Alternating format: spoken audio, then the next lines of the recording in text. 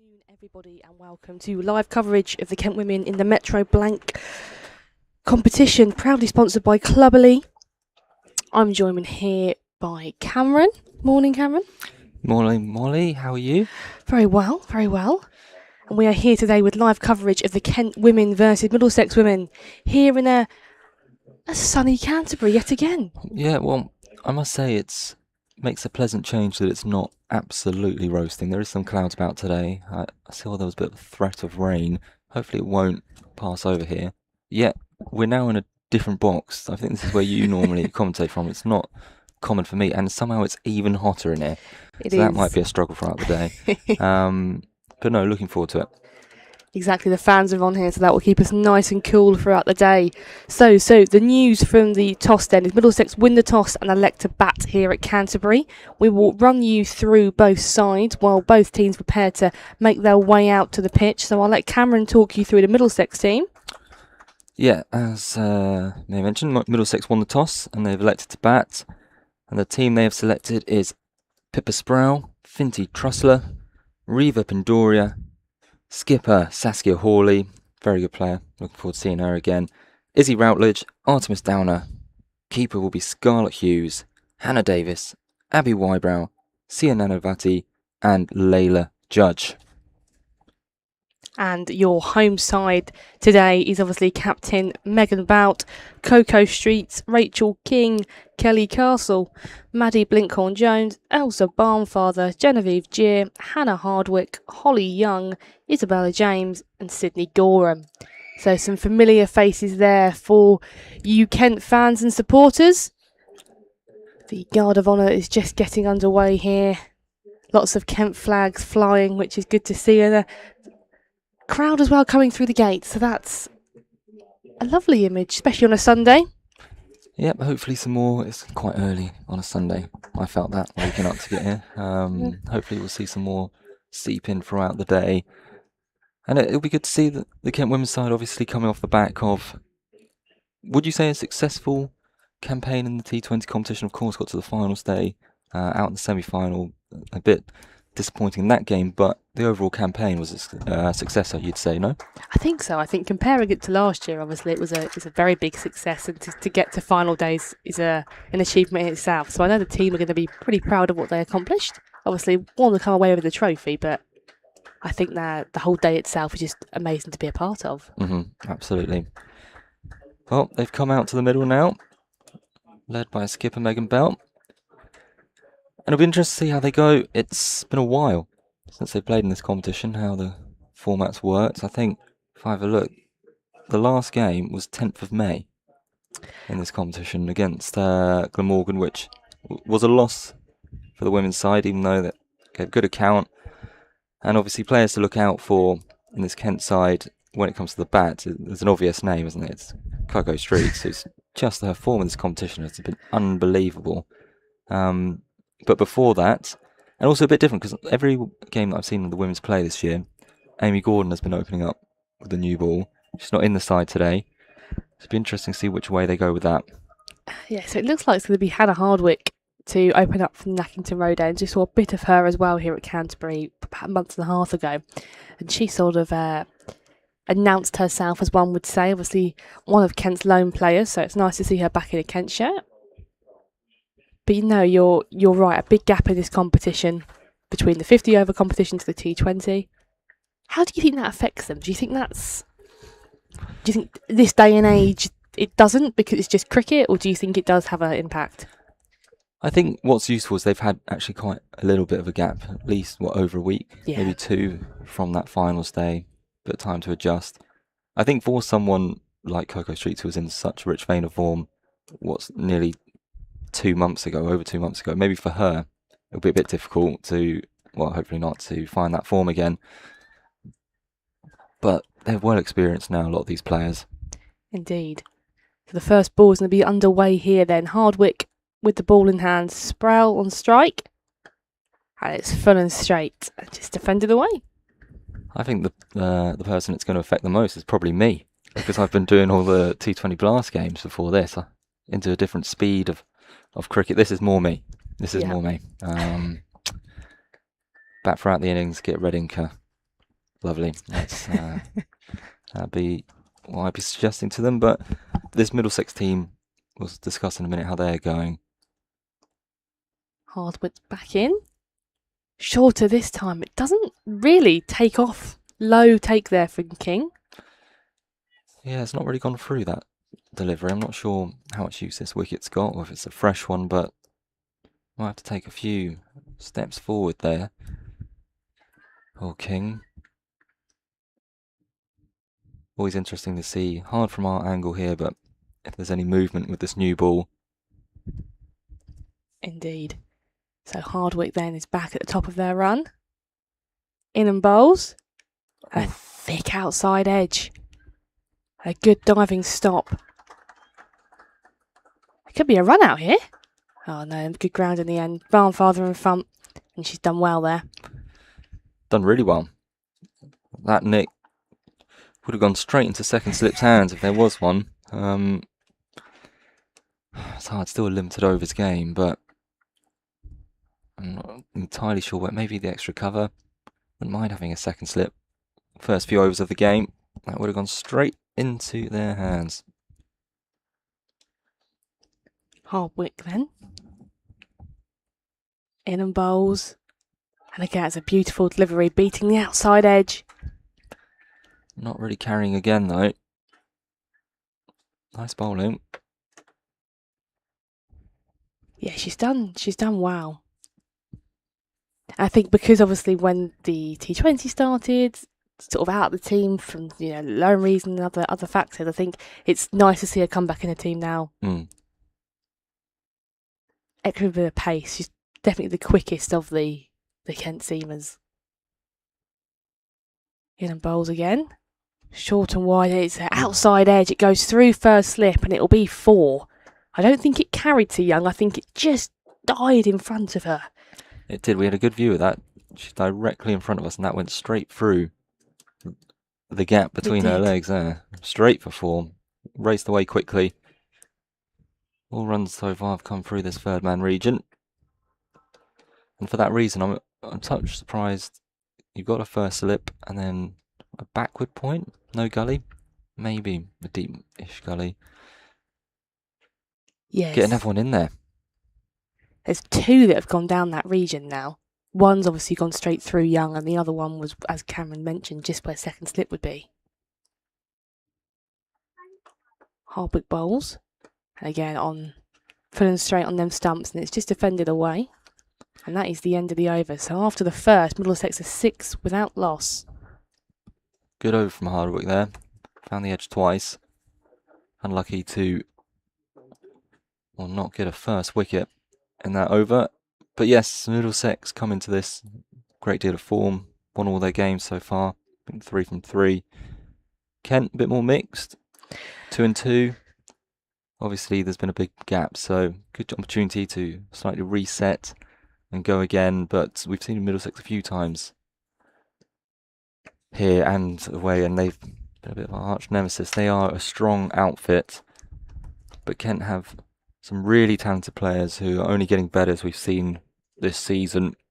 So you hope that this will be a really good contest.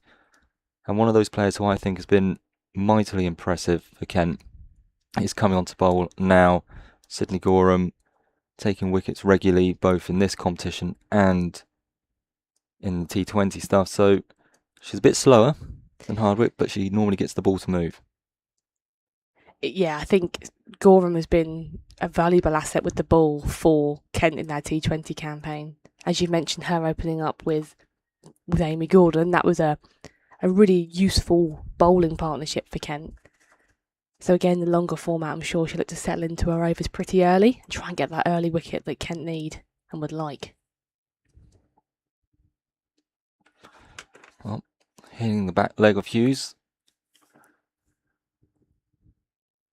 It's a Scarlett Hughes opening up with Pippas Brown. Hughes listed here as Middlesex's wicketkeeper when they come out to field. Left-hander. So bowler's going to have to deal with a change of angle. Gorham in. Touch on the pads. Scamper through for a single. leg bite. Hughes not quite off the mark. They have to change that on the scoreboard. There's so much batting depth with Middlesex. You mentioned earlier their skipper, who is just so valuable with the bat, and I've seen her hit plenty of runs. You've probably seen it firsthand. Yes. So I think there is an element that Kent will know that. And the Middlesex do bat quite deep, so it's having to be disciplined in your power play, get them early wickets, but by no means is the job done until, all them wickets are taken from Middlesex. Sproul on strike for her first delivery that faced Gorham. Again, just ease the way backward of point for an easy single. Interesting that with King up to the stumps, there's no one now at slip for Gorham, and there's no one really catching behind square. That was an easy single taken.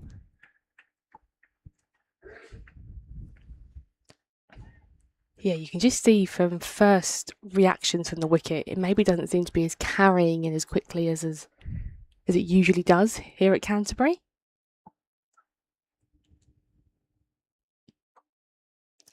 That's a good ball. Yeah, pretty full that time, dug out by Hughes. Well, I assume the wickets all round, even at professional level here at Kent, would have somewhat suffered a little bit with the weather we've had over the last couple months. Most of the wickets that I've seen have been a bit stoppy because of how hot they've been and conducive to a bit of spin, which we'll probably see a bit later. Yeah, Kent have a very good spin attack, as we've mentioned previously. Driven, quick single taken to mid-on, and they will get through. Kelly Castle not quite picking that one up cleanly.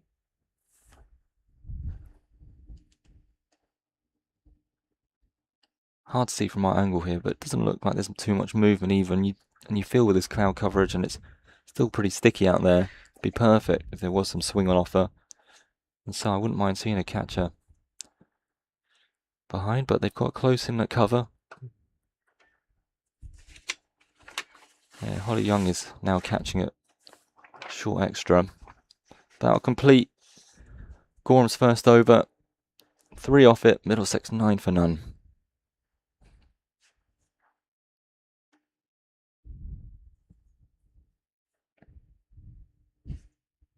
And that is the end of that over then. So it's good over from Gorham, only the 3 from it.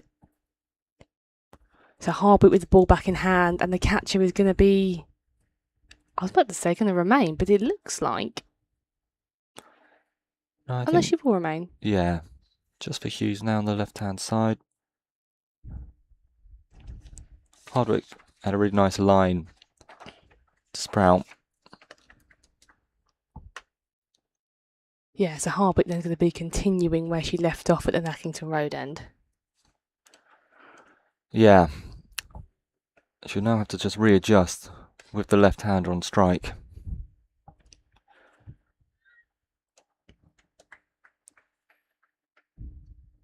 Not always the easiest, especially some of the bowlers that I play with.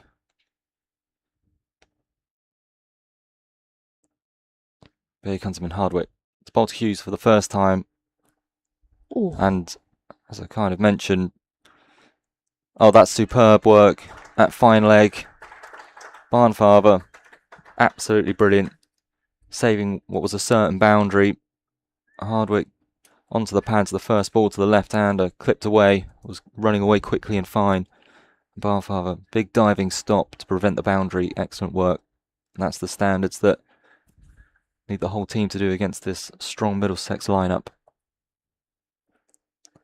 And that's what we've seen Middlesex do so well. It's just they build their innings, they wait for their opportunity. Harbutt again then. Again, just worked into the leg side, vacant square leg, as Hughes takes a single. Barnfather's been pretty busy already at the start of this game. 2 diving stops she's had to make, or they're chasing around that one.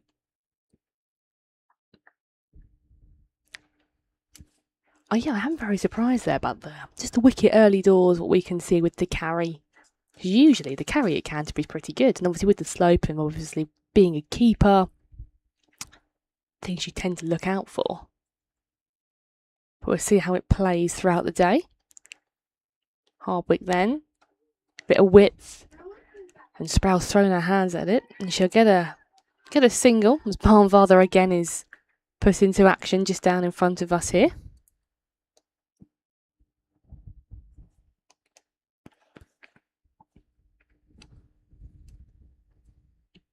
I normally put the mocks on when I try and suggest anything behind the microphone, but every runoff of Hardwick has gone behind square. It has. So I kind of wonder if maybe one of those covers out, that extra cover, get them out of gully or so on. Oh. And again, that's a big drive that Hughes has gone for, a diving take from Rachel King. Because yeah, Hardwick is steaming in here. Some good pace on show.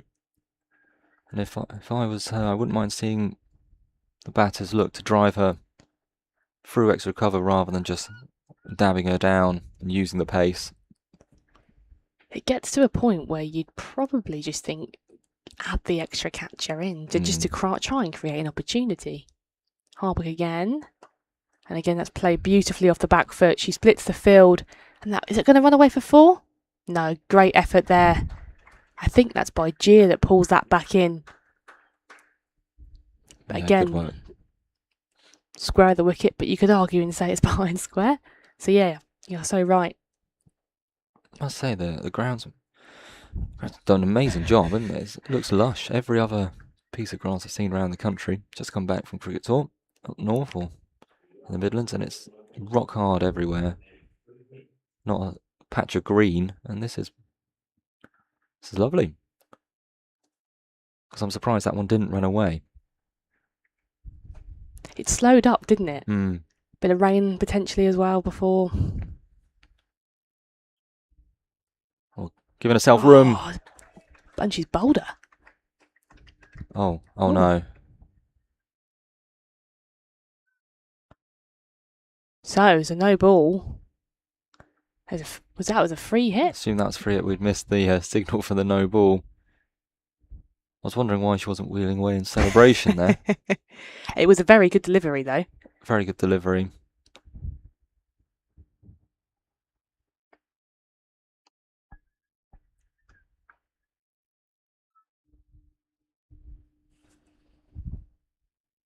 Yeah, Kent have had struggles with overstepping no balls. So Hardwick then finishes up her over. And again, has a play and a miss there by Hughes. Trying to work her behind square. And it hasn't really run away to where she wanted it to be. So, end of the over. Middlesex are 16 without loss then. 3 overs into the game. So it's pretty even as it stands. Yeah, Middlesex haven't raced away with it, but they're just looking to see themselves into this innings. Of course, many overs remaining. They'll be pretty content with this start. Just really the one opportunity created with the nick that went flying past first slip. Hardwick's first over. You feel out the two of these opening bowlers, Gorham is a bit more the container. Hopefully build up some pressure. Produce a loose shot. She's in for a second. Right on the money.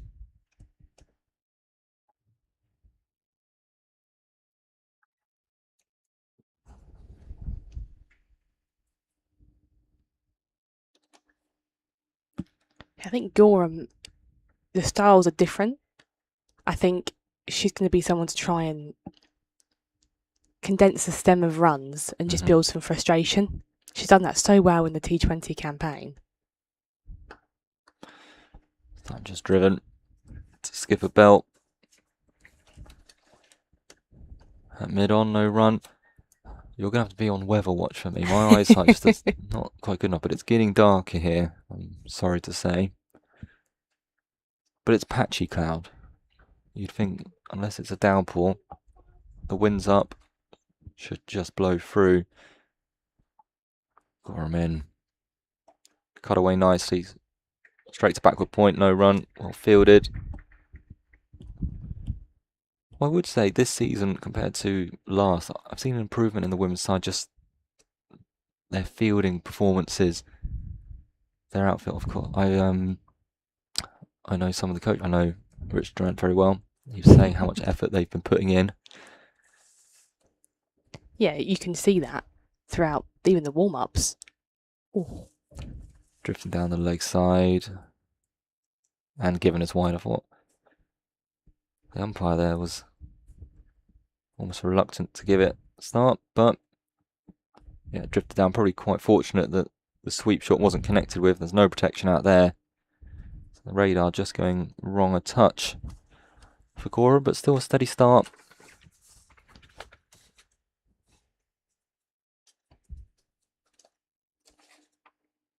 To Gorham then.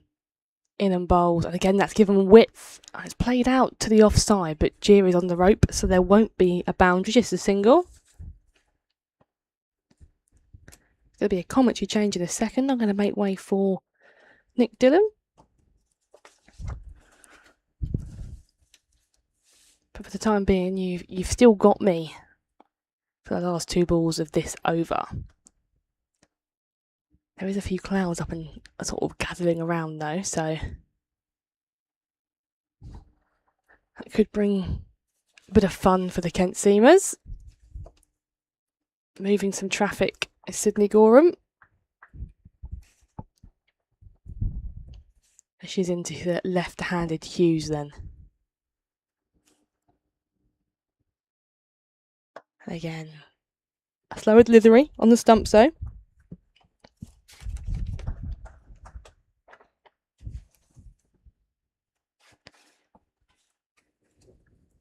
Good over from Kent so far.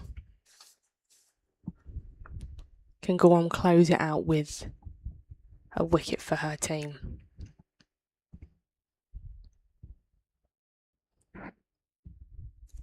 She's in to Hughes and bowls. Again, full and straight, just dropped into the onside for no run. That's the end of the over. 18 for no loss then after 4. It's going to be Hardwick to continue from the Nackington Road end. Yeah, steady from Gorham again. Just that wide off that over. As I say, she's really the container here.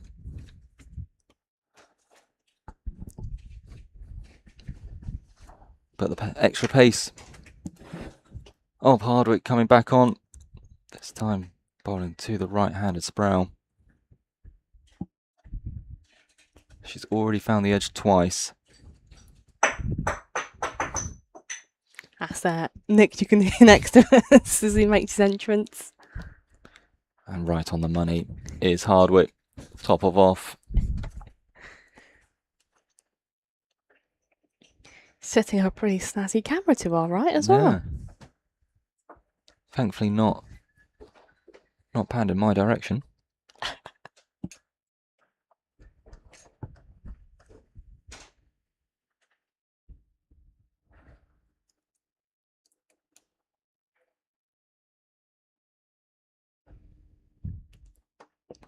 Again, it's good stuff this from Hardwick. Bowling a heavy length. At what time do you think Kent would go to their spin attack? Obviously, at this stage, there's no desperate need to do it. The 2 seamers are bowling really well, but they have, from first glance out there, 3 spinners that are very experienced that you've already seen this year perform with the ball. I wouldn't be surprised that they make an entrance near the end of the power play, 8th, 9th over. See if they can tempt any of the Middlesex batters into a bit of a false shot while the field is still up. Because one thing you'd say about our spin attack, they're very economical, they're very tight. Yeah. They're not going to give away too many loose deliveries, so you don't need to worry too much about being within the power play. Although 2 openers have started really well here. Maybe if they're going well, you just keep them going for a touch longer. Hold it back in. Has found that edge. I think that one was guided rather than a full shot, keeping Barnfather busy. as she has been for a while. I do like the idea of just bringing in a second catcher there. Again, that's, even though I think that one was played, but that's still mightily close to first slip. Even if it is just for the right-handed Sproul. Mm. I think, Hughes has played more conventionally square of the wicket rather than sort of behind square. Yeah. See what skipper Megan Belt will do then. Oh, Chinese cut. As I say that. Yeah, Chinese cut. Almost taking it out, leg stump. Will run away once again to Barfather, the most busy player out on the ground. I wouldn't mind seeing, when Hughes, the left-hander, is on strike, with Hardwick's extra pace, perhaps Belt, who's at mid-wicket, coming to maybe a square leg or so, because again, most of these runs are coming behind square.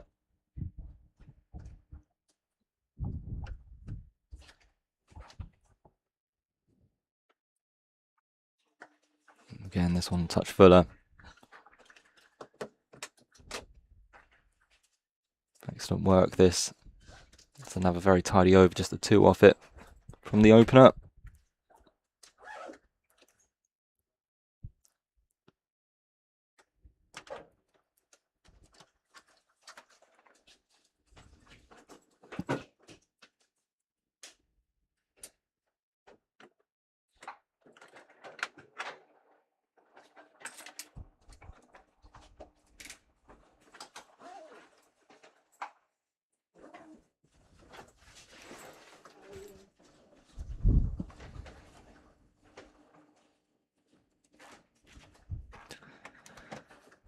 Gorham to continue from the pavilion end.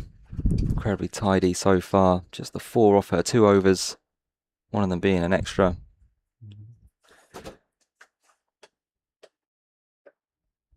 And we welcome Nick to the commentary box. How are we? I'm very well. How are you? Yeah, it's quick single taken. Chance here. For a run out, they've appealed. They're saying that Sproul got back. I'm good. I'm just saying it's an overcast day, not very warm yet. I'm hotter in here than I was when we were out. Yeah. In the peak of the summer with 30+ degrees. It's almost a little greenhouse in here. It is a greenhouse, isn't it? Glass windows all around. But it's been a good start. Yeah. So far. Well, both sides probably take it, you'd say. Yeah, absolutely. Nice and even. And there's a little bit in that wicket for, we saw it on Friday for the men's game, it's the same wicket. Right, okay. And a little bit in it for both teams. So if we judge the men's game, looking at around 250, 260, I think would be par. Yeah. So on that basis, Middlesex are probably quite happy with the start they've made. Not wanting to lose too many. This first spell. Oh, Gorham. Hands on heads there all around. Peacher delivery. Just missing. Off stump. Beautifully bowled. She's been impressive all throughout the season, hasn't she, Gorham? Yeah. The consistency, I think, has been the best part about Sid's game this summer. You can always turn to her if you need a nice tight over and potentially a wicket. It's usually quite a golden arm as well towards the back end of an innings as well. Yes, there's a few games that I've covered she's come for just maybe the last over and it's kept it tight. Again, good bit of work. And so for those of you who may not know too much about you, Nick, what's your role here at Kent? Oh, let's try and keep it that way, to be honest.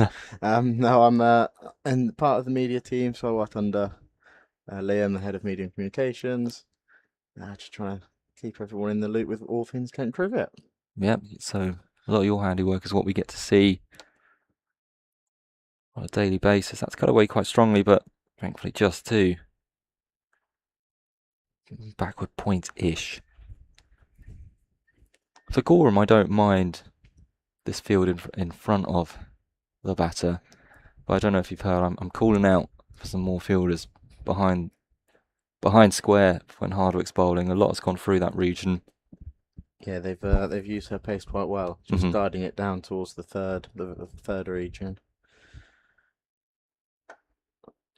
Oh, everything's gone on there. Bat's been dropped and non-strikers in. Nice looking shot. Fielded by Gorham. But yeah, you're right. For Sid, especially at the minute where you've got the deep third and then no one in the fine leg region, I think it's just a testament to how much you can trust her bowling. She's not going to throw one down the lead side that can just be flicked away for four. So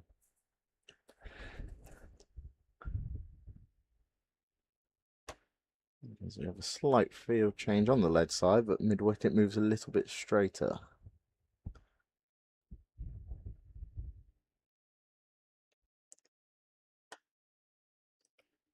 Driven nicely, but straight to cover. Again, a really super set there. Just the one off it. Middlesex are 21 for none after 6.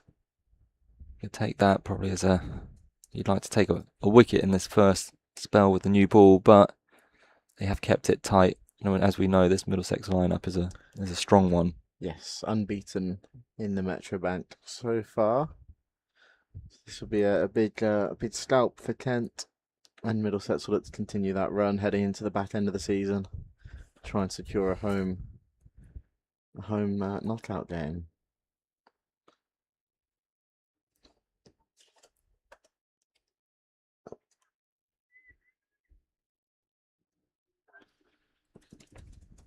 Although for the women, you're looking at their fixture list in the Metro One Day Cup, and it's still pretty spread out.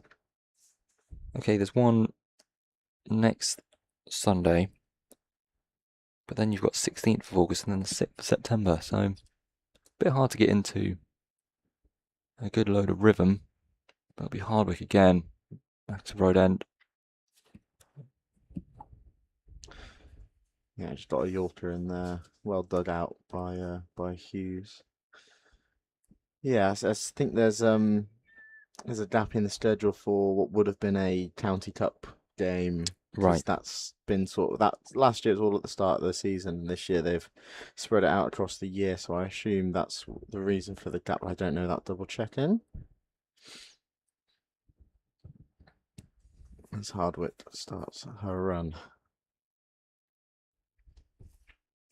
And balls down the lead side. Rachel King gets a good hand to it to limit the damage, and they'll just take a single on top of the wide. Yeah, good hand there. You fancy that would have raced away.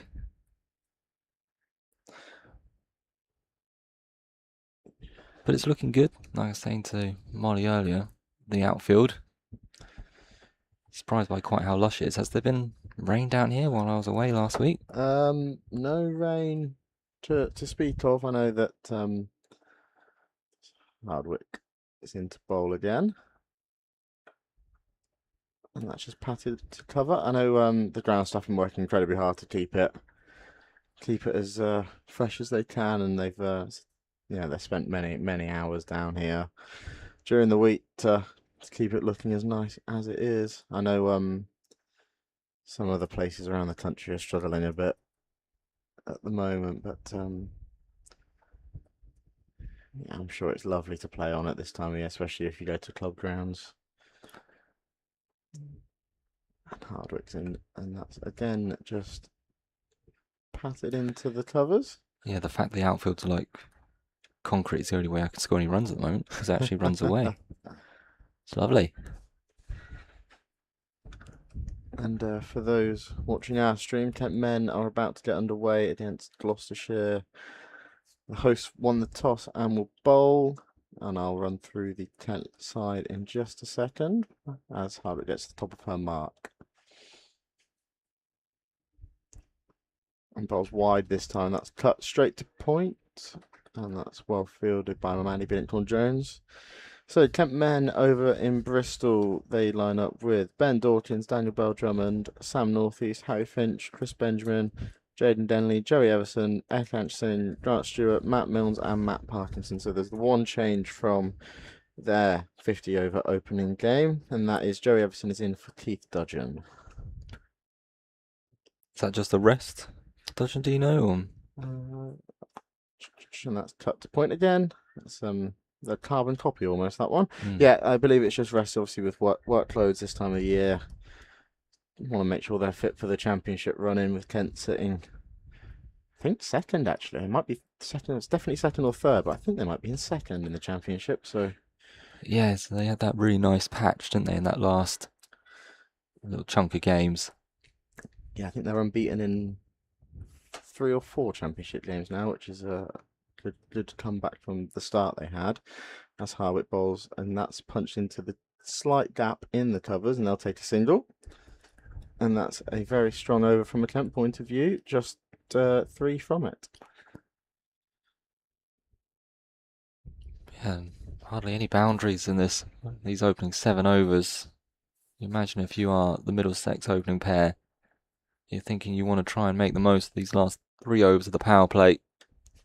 Might be in for some chances if you're a Kent fielder and bowler as well. You have to be aware of the situation. They're probably going to look to go a bit harder.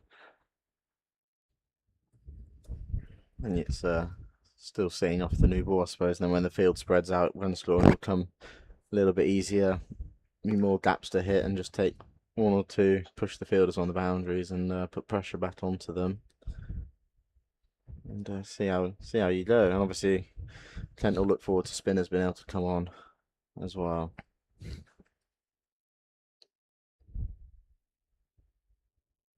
Well, that one is nicely timed away. On cue, there's a boundary. Nice square cut. Hit past that point. Even though there is 2 fielders, one at, looks like deep extra cover, and one at a wideish third man.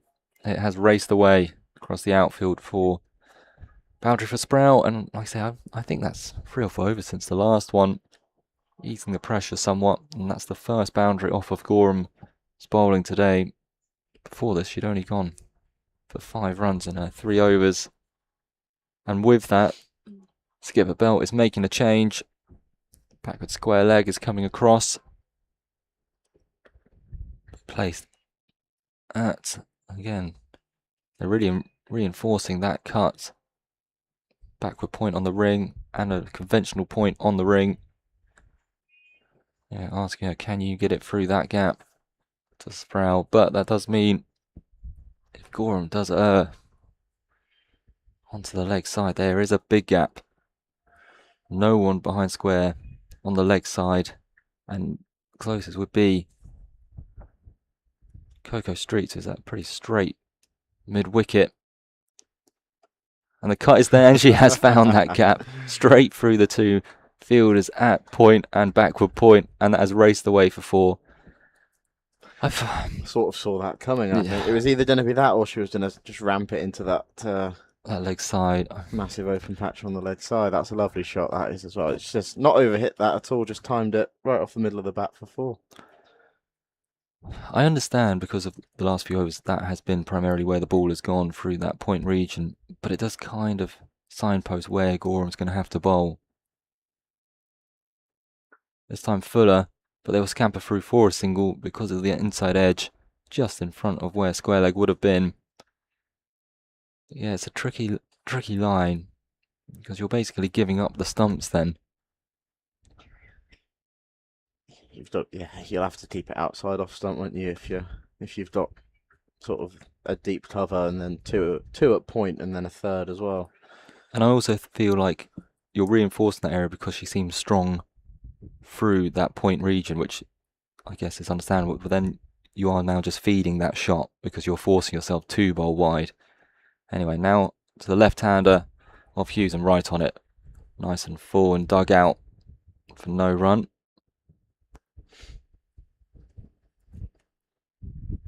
If you're Middlesex here, what would you like after this power play? Around 50, 55 for none, you'll be pretty content? To be fair, I think you'll take anything for none. I think in the power play, the thing, in my opinion, is just getting through it without losing a wicket, or even 2 or 3 in a dream world for Kent, obviously. Again, nice line, not a lot of pace for Hughes to work with there. I like it. So that's your school of thought. Set up the innings.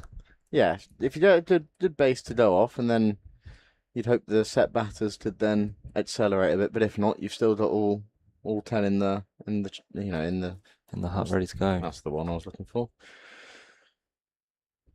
Yeah, I think if they're in and around the 45 to 50, it'll be a very good power play for Middlesex. Driven, fielded by the stumps. Best fielder on the pitch. And no run. It's the non-striker. Batter your heart's always in your mouth when that happens. Praying they don't get a touch and praying that you've not come out too far at your crease. Although it's not really an issue for a lot of players at my club because they never back up. Can't be out then, though, can you? Can't be out, and to be fair, I'm one of them. Normally leaning on my bat by the time the bowlers come in. But it looks like they are going to continue with Hardwick, so it seems like for this power play, we're just going to see seam, which is understandable. They both bowled nicely. It was only those really 2 consecutive boundaries from that Gorham over where it looked like Middlesex had got any kind of momentum, but still just the one catcher in for Hardwick. But now she has a wideish fine leg, and still Barnfather at third man. That's a much straighter delivery than we've seen so far, and a bit of football from Megan Belt. She's clearly been inspired by the World Cup. I'm not sure with that if she's going to get into the Lioness's side, mind you. I don't know. She got a pretty clean hit on it. It was she wasn't very accurate, but in terms of connection and power, it's definitely something there. So Hardwick will stay over the wicket. Same field, I believe. To bowl to Hughes, and I think that might have caught her on the back pad. Yeah, back pad, just a bit high. To me, it looks like she stood just outside lead stump as well, so I don't think there was any, obviously no appeal, so there's definitely no shout in there, but it's always reassuring as a bowler to see the ball getting onto the pads.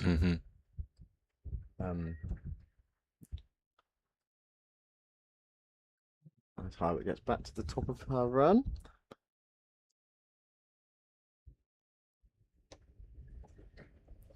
Slight change now. Megan Belt's moving to square leg. I'd imagine this will stay just as straight as the first 2 have and properly see if she can play off her pads.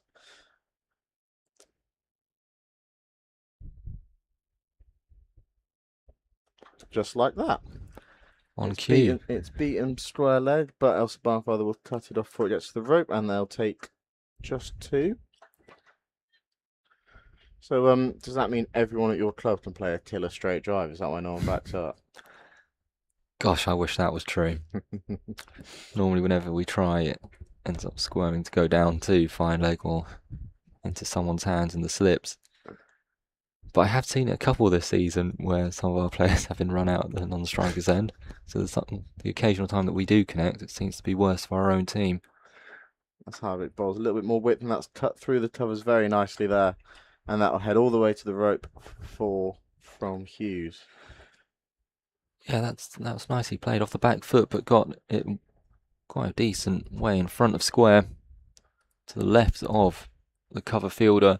Last 2 deliveries here from Hardwick have been perhaps too much on the short side. Hughes seems pretty comfortable there. They both do, actually. Looks like we'll have a bit of tinkering. No, they look like they might have moved slip out of the cordon, but she backed herself, I think, to try and find the edge. This one might be a little bit fuller in reply. And it was about straight to Megan Belt square leg for quite well fielded in the end, actually. I think it might have taken a bad bounce off one of the other wickets on the square there, so. And she's just moved herself now to that square leg position. She was at mid-wicket, and I think that's the correct place, especially for Hughes. It has all been off her legs, just tucking it behind square. And it's a different slip fielder now. Coco Streets there, it was quite young for a time. I wonder why that change has come about. Oh, And now it does tap to that mid-wicket area. To where Classic. mid-wicket would be. Middlesex have played the field really well, actually. They've typical stuff, things that happen in club cricket as well, isn't it? You move your field and the ball goes straight there. So Yes. they've obviously usually in club cricket that's accidental, but this they mean it this time certainly, and they keep rotating the strike very nicely. Oh, absolutely. It is normally accidental. So Gorham will finish off the power play.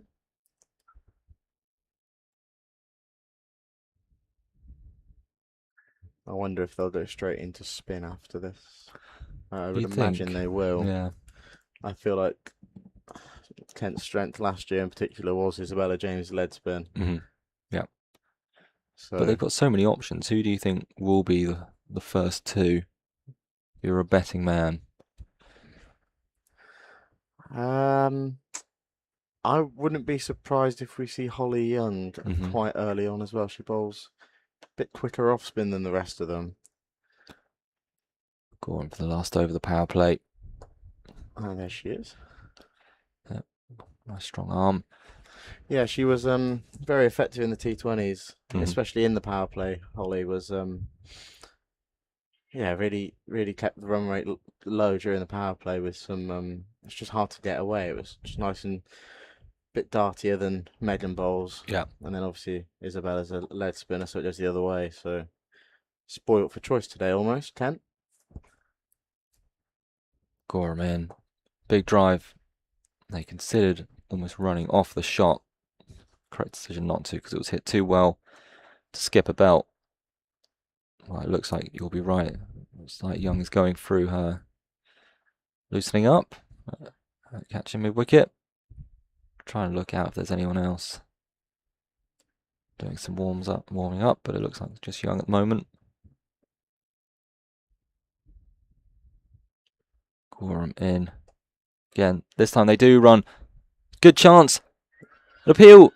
Given. Great bit of work from Young. And great bit of work from King behind the stumps. And that will be the end of Sproul. That was just the pressure being built up by Gorham. 3 dots in a row. They ran. Oh, look, Hughes going over, you imagine, to apologise. She has just dabbed it into the leg side and ran. And a great work. Great throw from Holly Young. And that brings about Middlesex's first dismissal and Kent's first wicket, and a big one there. Sproul on 21 was looking dangerous and looking set. Excellent bit of work. Yeah, you may be asked questions about whether they needed to take that single, but you can't take away from Holly Young there at mid-wicket. The move very quickly to her left, turn and throw. Gave Rachel King a little bit of work to do, but Kent will be more than happy with that, getting the first wicket just at the end of the power play. You feel as though if that wasn't the last over the power play and there'd been 3 dots, they would not have taken that single. Feel the pressure of just Hughes feeling needed to get a bit of a wriggle on with the field in. Ultimately brought on the demise of her partner. It's a big wicket that. Sproul can hang around and can build an innings. That brings it to the crease. Reva Pindoria.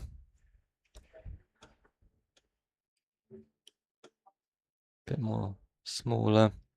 Batter, you imagine. I'm trying to recall, because I did watch Middlesex in the Blast here. She played in that. Well, not in the T20 comp.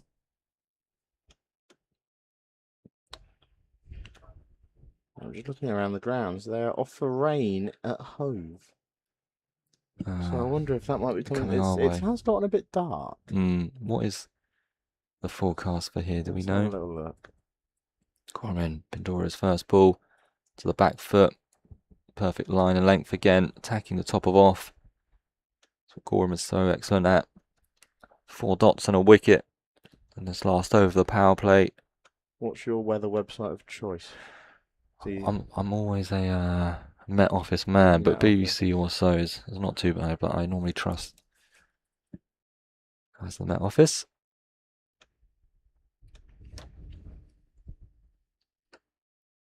They will scamper through for a single Pintora off the mark. It's always a nice feeling. Says we've got 50% chance of rain in the next hour, so watch this space. Yeah. No doubt the grounds crew will have their radars that are probably a little bit more accurate. Yes, when we start to see them mobilising, that's when we worry. Yes, indeed. We've been so lucky though this summer when it comes to Oh, it's been lovely. lack of rain. But yeah, it's certainly a bit darker. You think pretty conducive bowling for some swing. And this time they don't run. Hughes middling that one to Barnfather at mid-on. And after her previous exploits, decides I'm not going to risk it. But that's the end of the Middlesex power play. They end at 42 for 1. Really big key wicket.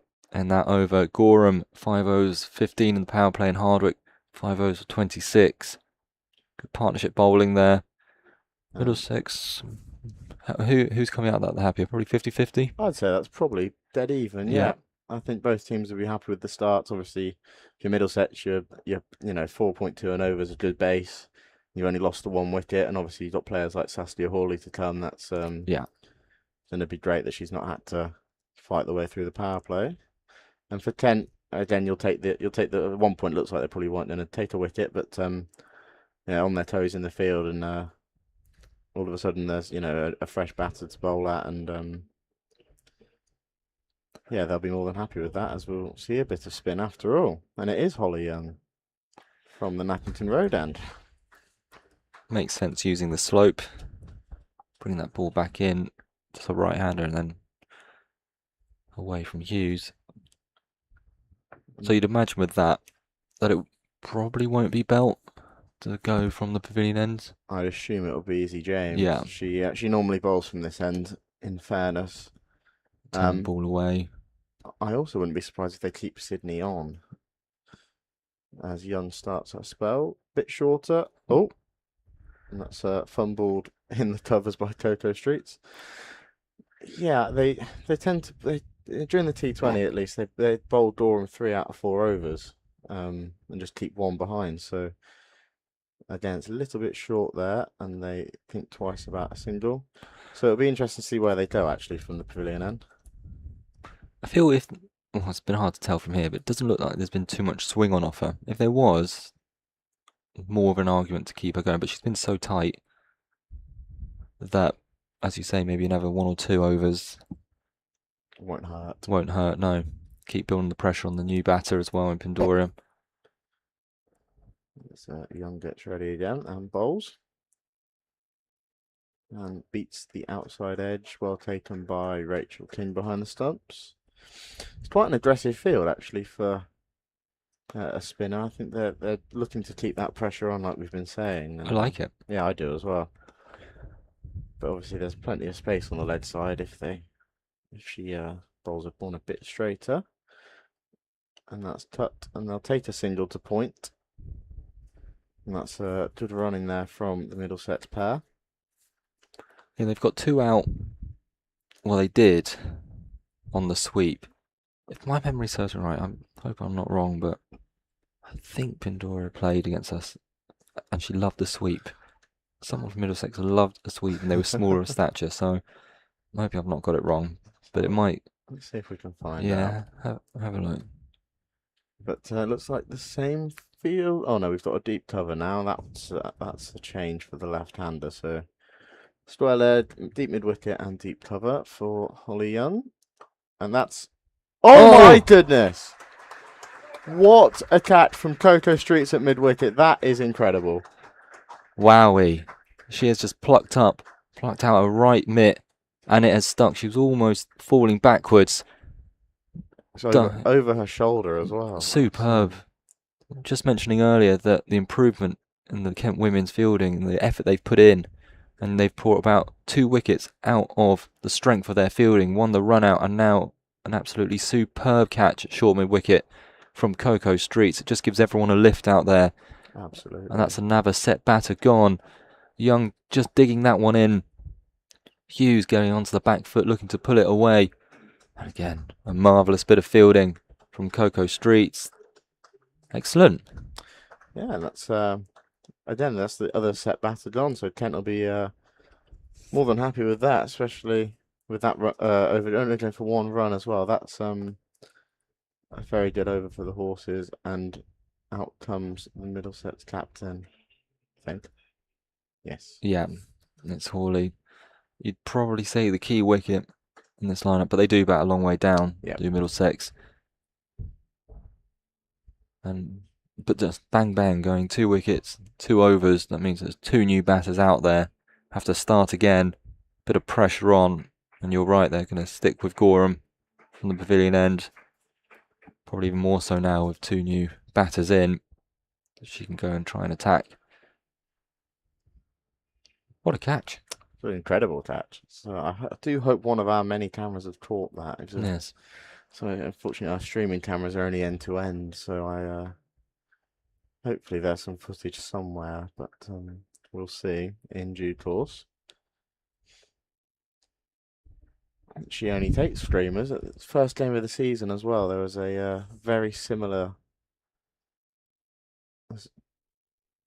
That's driven to cover. She took a slightly similar catch, one-handed, full stretch diving that time though. Mm-hmm. Against Leicestershire, I think it was Derbyshire, one of the two. So safe pair of hands, Coco Streets. Yep. Would you say across the season so far she's been the standout player? Probably. I think it's At least with the bat. absolutely with the bat. Gorham in. Just I think she's pretty fortunate to get away with that one because there, as we said before, there is absolutely no one behind square on the leg side, and Dora's gone for that sweep. Still a wide, but I think better that than actually being a bit straighter. Being easier for Pandora to connect with that. That would have been 4. yeah, I think in terms from a Kent point of view, especially compared to last year, every single player they've stepped up a level, and it's been really, really good to see. Mm-hmm. Oh, Nick. Oh, And there is a slip in place now. It's just gone to the left of Hardwick there. Getting hands on head. Big booming drive. Attempted by Pandora. Big outside edge. Interesting to see where Hardwick is standing. Is she more of like a 1.5? No, second maybe. that's it's probably more second than any. Just to her left. Difficult. It came very quickly. Yeah. Pandora's gone at that hard. It's the first real chance that Gorham has actually produced off her own bowling. Would have been nice for that to have stuck. Another edge this time, a bit more guided. Will be just the one.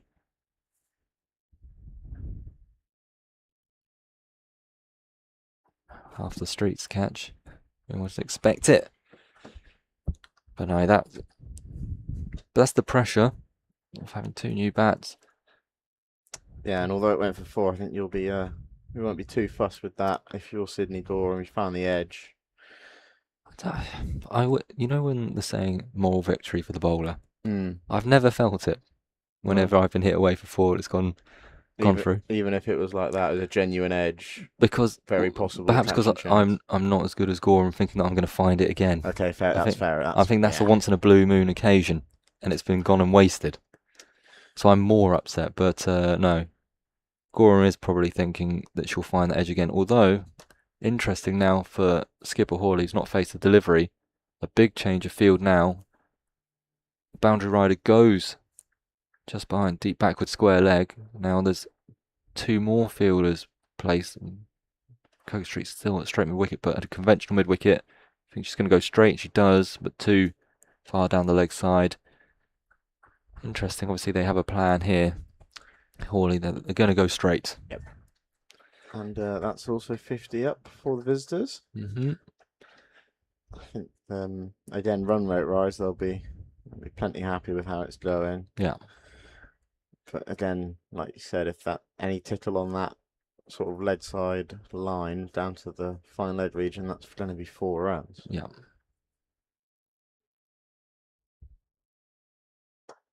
Well, there we are. 2 Coco Streets, one of the mid wickets. Yeah, that's the with this field, that's the line it's got to be. It can't be any further down the lead side, or No, else I've got no doubt that Hawley will put that away for four. but interesting to have the boundary rider deep backward square leg. Suggests that she's going to go and try and be very full.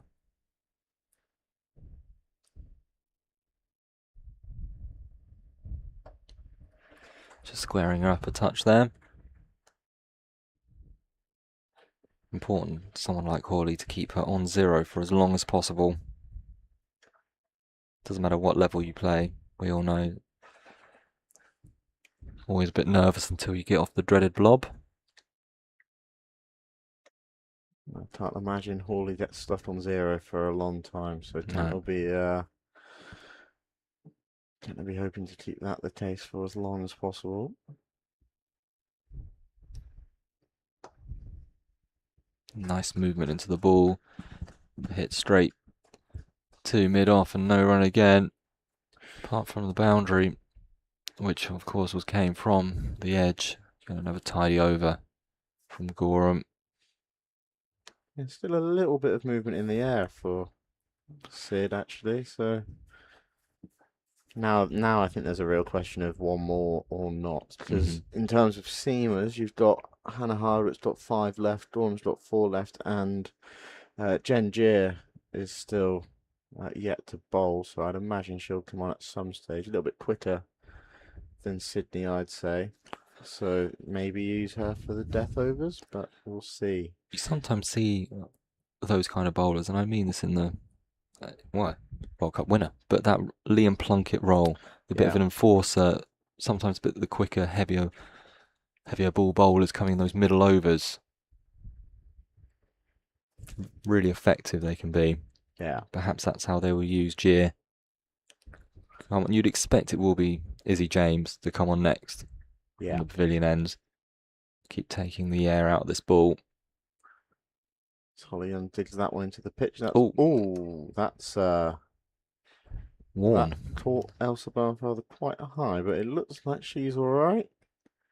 It's just jumped off some. It must have hit something on one of the other wickets, but there isn't a cut one between her and that was straight. Well, luckily she's all right. As the Young bowls again, wide on the offside. This one that's cut away very, very nicely for 4. Too short and wide. It's a bit of a freebie, that, isn't it, really? Yeah, with no boundary rider as well, which I don't mind.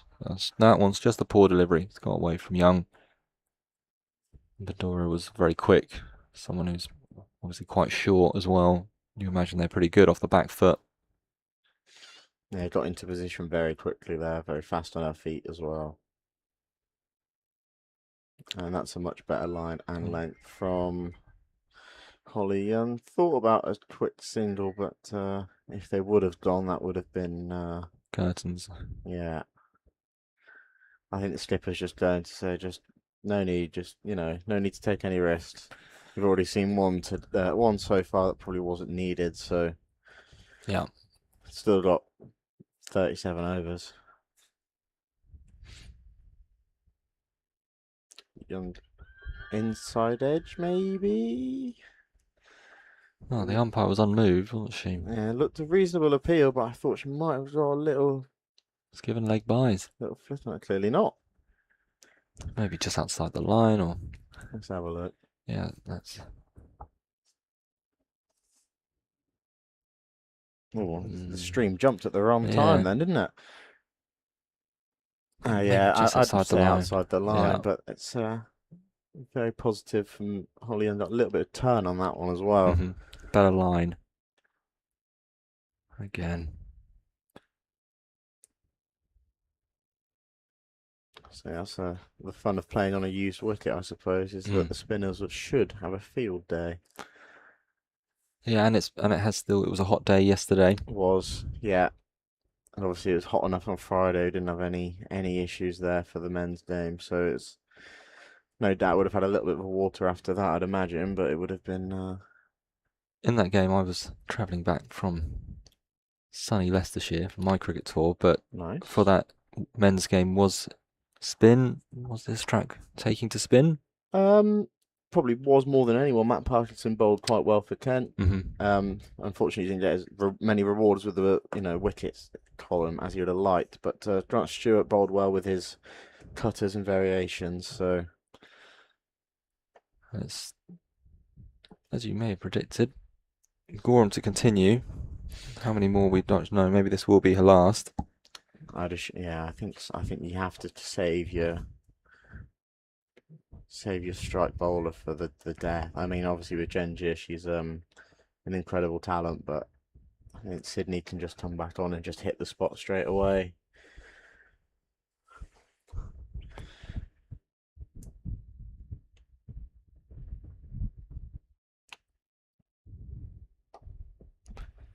Straight at that time from Gorham. He said cricket tour to Leicestershire. How did that go? Obviously, Well, what you can say on a live broadcast. Yes. Mixed. It was a pretty eventful one day. 2 of the tourists in separate instances got rushed off to hospital. Oh. So yeah, a bit eventful, and people putting their bodies on the line a bit too much. A few wins. Going back in. Oh, almost getting through that gap there. Yeah, we play some strong sides up in Leicestershire. Some of the Prem champions up there, and very nice. Thankfully they go a bit easier on us. But it's always fun because in our tour, it's not just our club. We get members of other local clubs around us, and they join us. And we had 4 members who've travelled over India to come on the tour. They've come a few times. That's cool. So it was really nice. But the highlight of my tour was, of course, organising the laser tag day. Terrible, but loved it. Gorham back in, driven off the back foot. Bit of a misfield. Don't run off a misfield. But again, really lovely and tight. Bowling this from Sydney Gorham. But what I would say is, which I guess is to be expected, but even more so in the Midlands, the grounds are rock hard. Yeah. So that's home for me, so I'm used to that. Oh, whereabouts is home? It's just outside of Stratford-on-Avon, so Okay, a little bit further south than Leicestershire, but we've had our many trips up north of Coventry into Leicestershire to play a few teams around there. It's always some really nice places, as well as being really good wickets usually. So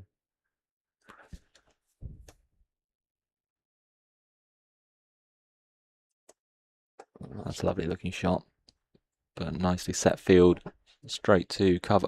Misfield. That is a real shame. Thrown in to the keeper. Bit of a joggle with the ball.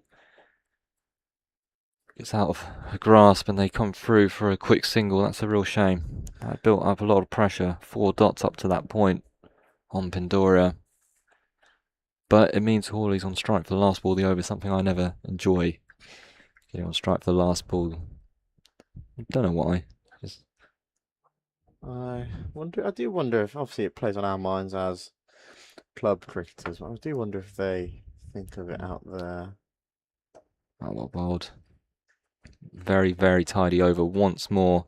Just the one coming from it. 14 overs done. Middlesex 56 for 2. BSR saying about good wickets and classic club cricket style. We turn up to one of our games this week and they apologised to us, saying they misjudged the sprinkler on the pitch we were using. So half of the wicket, or maybe 2/3 of it, they'd left it on for too long, and it was basically like mud. You could stick your finger through it. And then the other third was like day 4 in Mumbai. Cracks, everything. It was incredible. I did very well that day to get myself down the order. I kept sliding down when I saw the ball spitting up and down. Young back in, bowling well. Although I did don the keeping gloves for the first time, which was a mistake on that kind of a wicket. Suppose at least you weren't bowling. Well, it looked a bit of fun to bowl on it, to be honest. Doing all sorts. Ragging it square.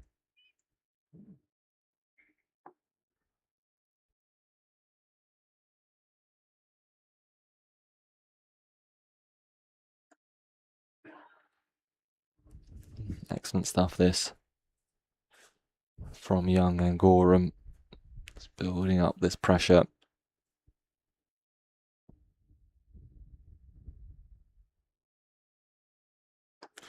He says that. And the pressure is released. Another short one this time. Pandora rocks back. Hits it to the left of short mid-wicket. It's quite an easy boundary for her. Yeah, there seems to just be one boundary ball and over at the moment. If you're Kent, but Holly Young in particular, there's, three, on the money deliveries, and there's just the one that's a little bit shorter, and Pandora twice now has made Kent pay.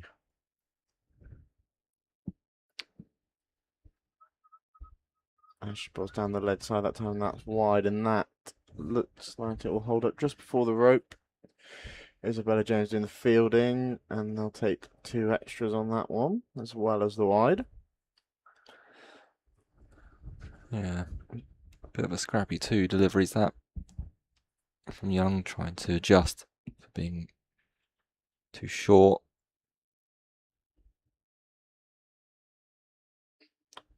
And that's a bit fuller that time. That was pulled away from outside off stump to Megan Bell at mid-on.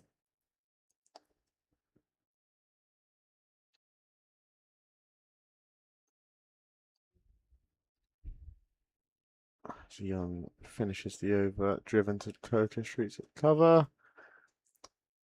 And for the first time, I would say in a little while, that is Middlesex is over with 7 runs from it, I believe. Yeah. So, the boundary and the wides. Yeah, just keeping an eye on the run rate on the bid screen. It was creeping down to 3.5-ish until then. It's back up to above 4 now, so we'll have a change at the pavilion end, and it is Genevieve Gier to come on. So Seema for Seema. Well, maybe the idea with it still being overcast like it is, to make use of the ball while it's still pretty hard and new. See if Gier can get any movement out of it.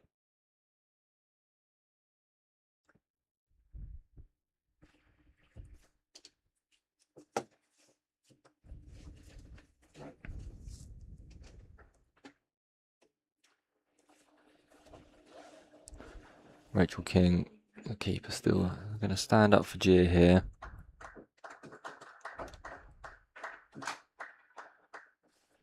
A change of field compared to when Gorham was bowling. There is now a fine leg out on the boundary.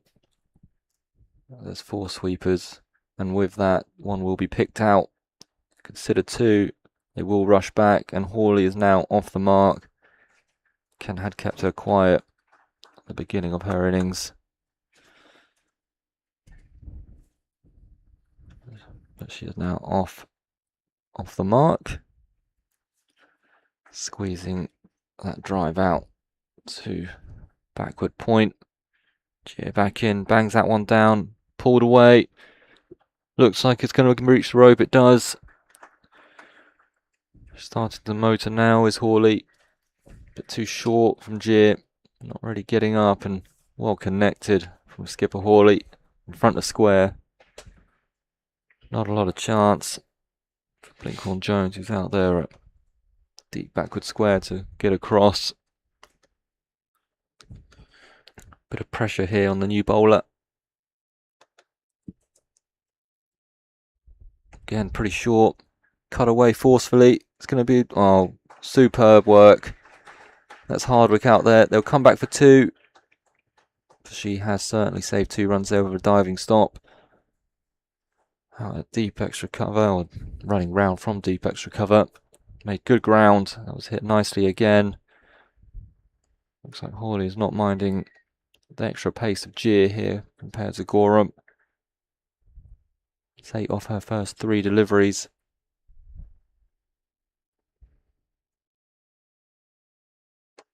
That's the line and the length. That's where she needs to be. Yeah, the first couple just a few looseners, I'd imagine, from Jen Gier. And with a player like Saskia Hawley at the crease, you'll be made to pay. Again, short, but this time will just be the one to Hardwick.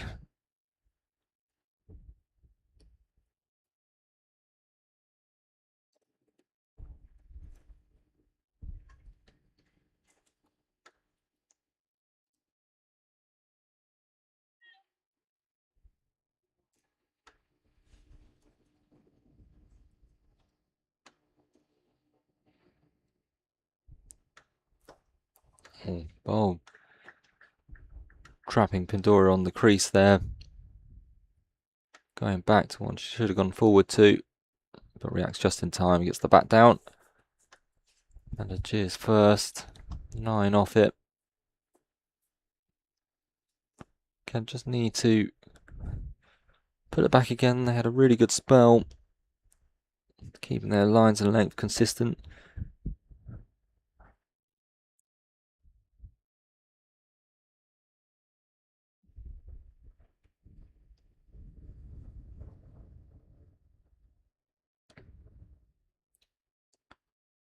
Yeah, I still think the game is probably 50-50, so I still don't think either team will be too upset about how it's going, with Holly Young continuing from the far side. A bit shorter, and that's cut to cover.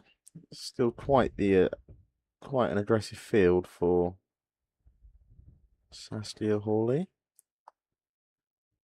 I do wonder if we'll see a reverse sweep soon. There's no one down in that region. She steps across that one and she puts it into the lead side.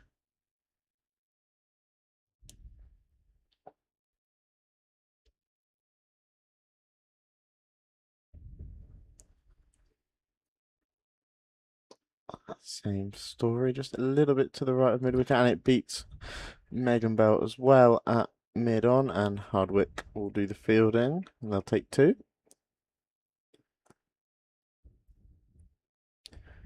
This is really responsible stuff for Middlesex, not taking any risks that they don't need to take at the moment, and just keeping that strike moving, taking a half shout there, inside edge, I believe. Yeah, just taking 2 or 3 here and there, and all of a sudden you've got 4 or 5 off the over, and you're more than happy. Yeah, it's well, at the moment they can rely on one boundary ball and over that they can just wait on, and There it is. yeah, That was looked a little bit more flighted that time from Holly Young, and it just sat up nicely for Saskia Hall, and she found the gap between mid-wicket and mid-on.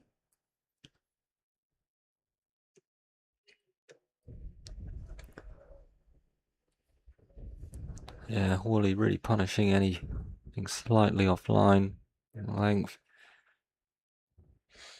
And despite a slow start, she's caught back up and out of run a ball again. Yeah.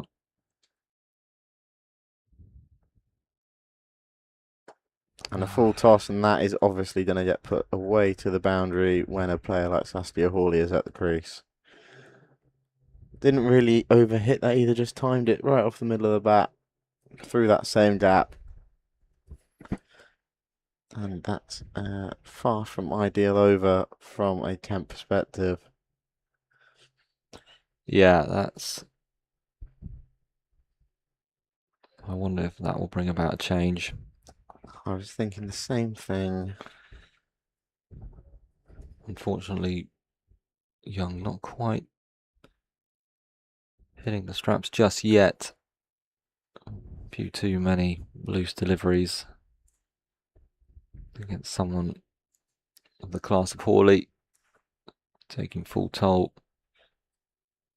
But Jeer for a second over from the pavilion end. Again, she will want a quieter over compared to her first, but this time she's now bowling to Pandora, who drives nicely. Again, work needing to be done by Hardwick, and they will come back for 2.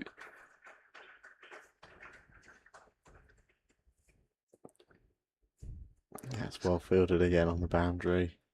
Certainly looking a lot more comfortable for the Middlesex pair. Yeah, they've just played themselves in quite nicely, and they're just waiting for the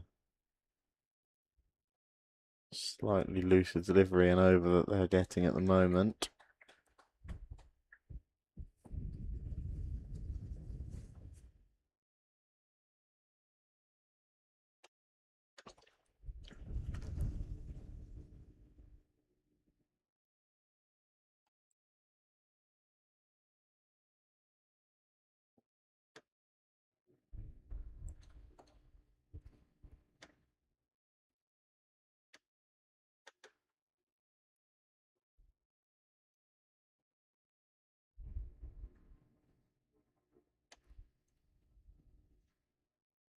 They've gone back for that double point experiment they had earlier. Yeah.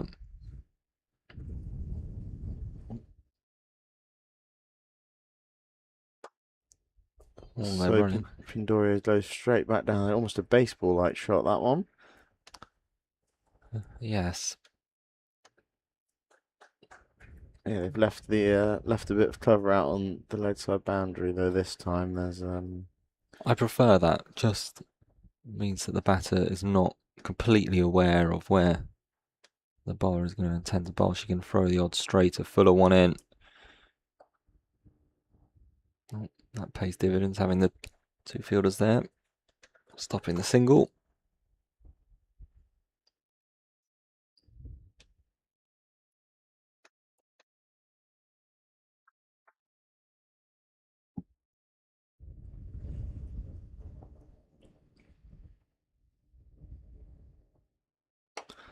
Oh, beautiful.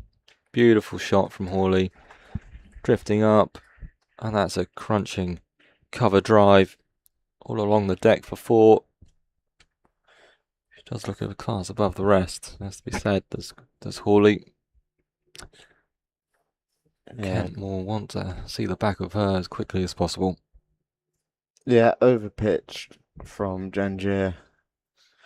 And there's quite a nice gap between cover and mid-off there, with both of them on the range, so wasn't going to miss out.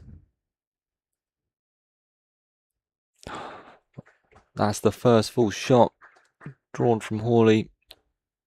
Did it go between the inside edge and the pad? And through to Rachel King.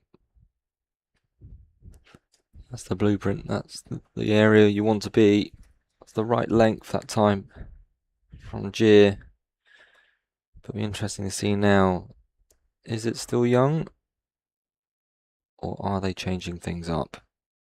There's a lot of discussion Yeah. between almost 4 of them over there. It's either going to be Holly Young or Megan Belt, I think. Well, And it is Holly Young. Yeah, sticking with her after what's been 2 tricky overs. So what have we got here that's different? Deep cover. Yeah. And then the same on the lead side, I think. But there's some intense warming up going on by Isabella. There was. She stopped now. By Isabella James. So that's a outside edge. But Middlesex won't mind. It's just gonna. Oh, right in front of us. Held up before the rope. And that's been a very big chase for Isabella James from short fine leg all the way down to the vacant 3rd boundary.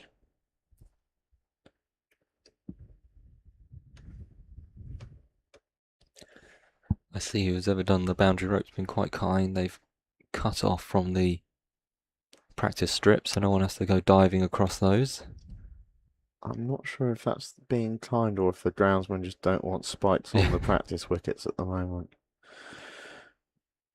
And that's a much better delivery from Holly Young. Just to the top of the stumps.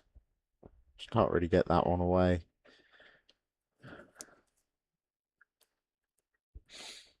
Yeah, there's quite a big boundary down towards the pavilion and the Oriole Cafe. That's where that ball will be heading. Oh, straight to the sweeper though. And they'll take a single. And that is a 50 partnership. Yeah, coming off just 45 balls. Not quite what you want from a Kent perspective when you've got 2 quick wickets in succession. you want to keep then that next pair as quiet as possible and under pressure. Hasn't quite worked out that way.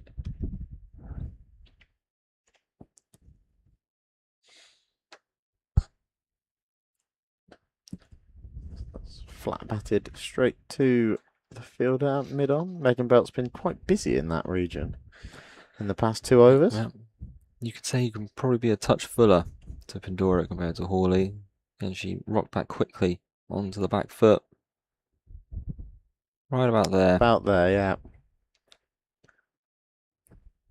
Interesting to know if that came just solely off the pad or a bit of inside edge there. And if it had popped up, King had got to it. Wait for the stream to catch up. Sun is back out now as well. So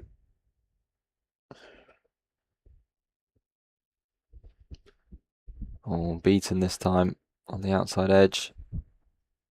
That's a better over. Marley Young, the 3 off it was from a thick outside edge. So yes, not too bad. However, you may point out that Hawley only faced 1 delivery, or a couple of deliveries in that over. well, she will be facing the first deliveries of Isabella James's spell. I think this is the right decision, to be honest. She's had a couple overs, none for 16. I think Wasn't really getting the line and length right. And also they were using her pace quite effectively. So good to go to the ever reliable Izzy James from the pavilion end. Especially with 2 right-handers in, hopefully turning it away from them. Oh, we're now going to have the first time of a long on.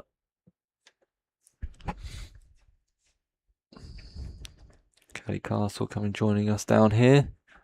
In fact, there's 3 sweepers on the leg side. 1 on the sweep, 1 more at a cow, and just as mentioned, Kelly Castle here down below us. Pretty short for her first delivery. Work to do for the sweeper out there. Who does it not well at deep cover. Yeah, bit of a loose one. But for Pandora, we are going to see a change. Castle going up to mid-on, asking the question if she wants to try and loft it over those pair there. Oh, is that another outside edge? Or did it just go through? No, it's a leg by. But that's the right area. Right on the money after her first ball. If it is as dry and as conducive for spin as we think, Izzy James is going to enjoy this wicket. Oh, again. Full shot, outside, leaning edge from Hawley. Yeah, a mixture of a used wicket, a hard wicket, and the slope. I think is probably a leg spinner's dream here.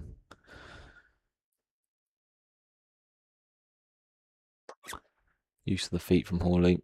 Touch fuller anyway, getting to it on the full. Using that for 1 down to Castle.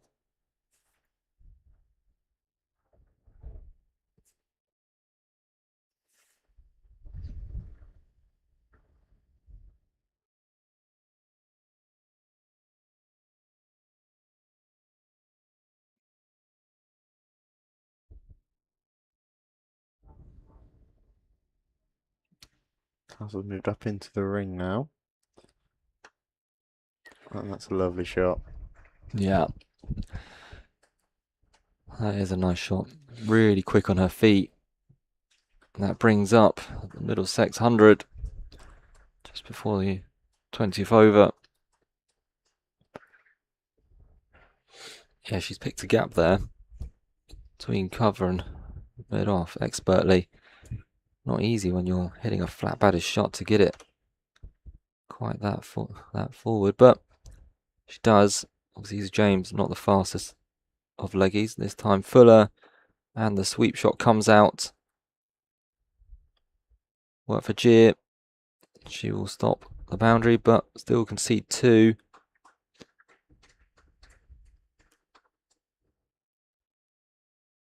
Nine coming off that Izzy James first, ace or her bowling, but a leg bye as well. Still, Kent just struggling to keep this run rate under control. As you're saying, at one point it was 3.5. It's now gone over 5. Yeah, Middlesex since that second wicket have really settled down quite nicely, and this pair are looking dangerous. We'll quickly head to a little score update from the men's game over in Bristol. Kent men are struggling a little bit after being put in there. 35 for 2 from 13. So they're only going at just over 2.5 and over. Northeast not out on 19. Harry Finch on 5 of 13 deliveries. Okay, so the 2 openers. 2 openers gone. I think Bell Drummond went quite early. Oh, a change of bowling actually. Skipper Pay Bell. more attention. As that's driven out to long on. Scorecard. So Ben Dorton's made 9 at the top of the order off 34. So he found it quite tricky, and Bell Drummond 1 off 3. So it's been a strong start for the Gloucestershire bowlers. As that's cut to Treasure Street's tower, but a slight fumble means they'll get through without any rush at all.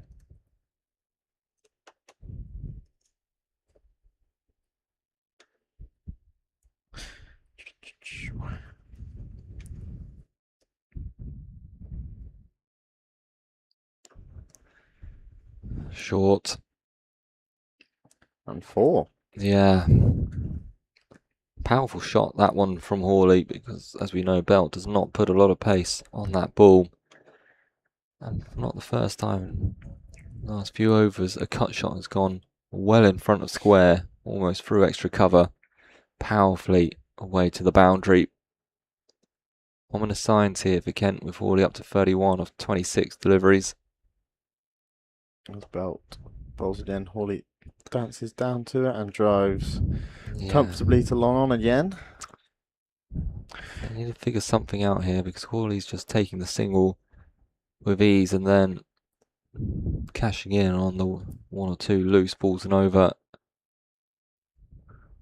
And she goes for a slot sweep, and that will land safe, and Hardwick will do the fielding on the 1 bounce, and they'll take 2. Yeah, I was just thinking before that, do they go to Saskatchewan and go hit it over them, just like Pindori's just done there, bring the long on up and say, if you want runs, you've got to go over the top. But if it's going to be that short, it'll be easy pickings for Middlesex. I kind of think yes about your question about Hawley, because at this point it is too easy for her to rotate the strike, and she's still getting that 4 ball anyway. So yeah, and everything's been controlled and along the floor. We haven't seen a sort of a big hit for 6 yet. No. From obviously Pindori's tried 2 or 3 times now, and Hawley just hasn't really had to be fair. I think especially against Izzy James here, I'd be tempted to keep both mid on and mid off up, turning the ball away. Ask the question if they want to try and use their feet or to go straight with that ball turning away from them. And if they do, fair play. Got a first slip here for Izzy James. I don't remember if she was there in the last over. No, she wasn't, and I don't mind it. I think that'll probably be just for Pindora, though. I don't know, I think you can keep it for both, yeah. I was wrong. Right, it's again, it's the same sort of thing. You've got to stay semi-aggressive. You've got to still try and take the wickets, but you don't want to leak too many runs. And once again, use of the feet from Hawley. Then you get down to Castle just for 1. I wonder if you did have that fielder up, if she still continues using her feet and this time tries to be a bit more aggressive, or if that just option, she decides to put that one away for now and you just bog her down a tiny bit. Obviously for that delivery just there, that's probably a single in. It was nice and straight, almost clipped the outside of the stumps. But yeah, it'll be interesting to see if Kent go more aggressive, maybe after the drinks break, just to try and get some pressure back on. As that's a bit loose. It's going to be a chase here for Cocoa Streets. Ball's not run away. Just be the 2. Off the bat as well. So I might have been led bys, but Yes, I. 2 more onto the total. If you're Pandora, you take it. Absolutely.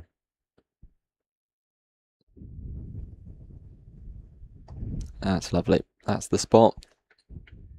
And respected by Pandora, but that's unfortunately where Kent have got to, where the attacking ball is just easily defended because all the rest has been easy enough to tick away the singles or the boundary. There's no pressure on this Middlesex pair, although then almost snuck through.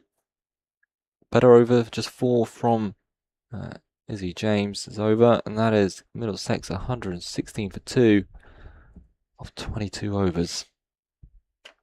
I'll quickly race around the rest of the Metro Bank Women's League 2 matches. Everyone's in a very similar position, funnily enough. Worcestershire 118 for 1 against Derbyshire on 24th over. Blorden 115 for 2 after 23. Obviously here 116 for 2 after 22. And Northants 113 for 3 after 24.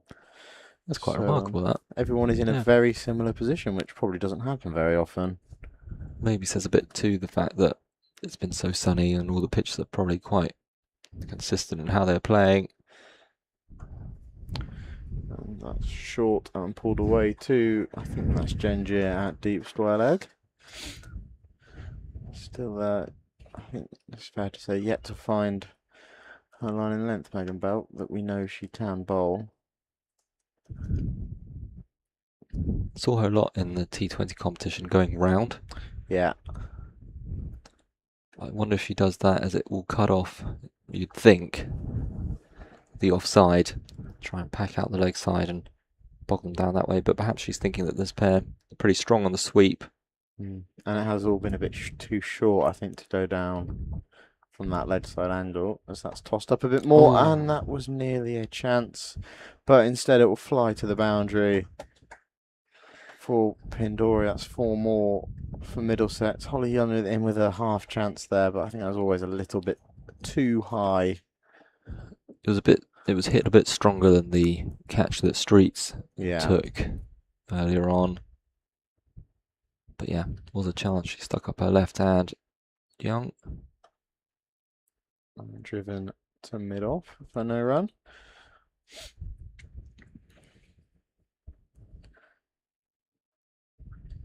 Yeah, it'd be interesting to see what that's swept past mid-wicket to long on for 1. Interesting to see what Megan and the leadership team can come up with to try and break this partnership. Yeah. Before you might say it's too late. So obviously, as they say in one-day cricket, you double your score after 30 overs, and if these 2 are going nicely, then it could be a big total. Yeah, as that's patted back from Hawley. Then using her feet, so I think we know what the intent might be here. Get to the pitch the ball, eliminate any turn, and then keep working it around the field. Hawley seems content to use her feet quite a lot, whereas it looks like Pandora stays within the crease, but goes down to sweep or cut if it's a bit shorter. However, it does look like Pandora's flicked a switch as well. It's most in the last couple of overs have been aggressive shots. It's been her intent. I wonder here, with the field being up mid on, mid off, there might be a temptation for her to go straight. Not off that line. Beating the outside edge, looking for a cut. But too close to her. It's probably the first short one she's missed out on, actually. That's a full toss, and it's just almost off the back of the bat, almost just round the corner. And with no one down there, that's a long chase again for Cocoa Streets, and they'll take 2. You feel as though if a wicket is going to come, probably be from James's end right now. She's the one that's producing a few false shots, getting the ball to grip a touch. One left. I haven't seen many of those in this innings. I do love a leave. Especially, I feel like it's better off a spinner when you've played for the turn. Obviously, if the top spinner gets you, that's not ideal. No, but you made it look pretty stupid. Again, that's nice. yeah, she's found a line and length here, and again, sensible stuff from the Middlesex batters, just not taking any risks whatsoever.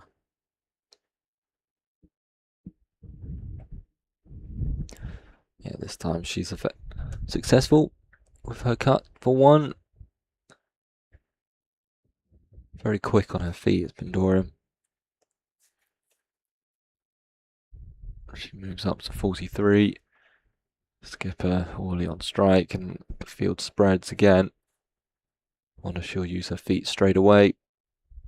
And she does.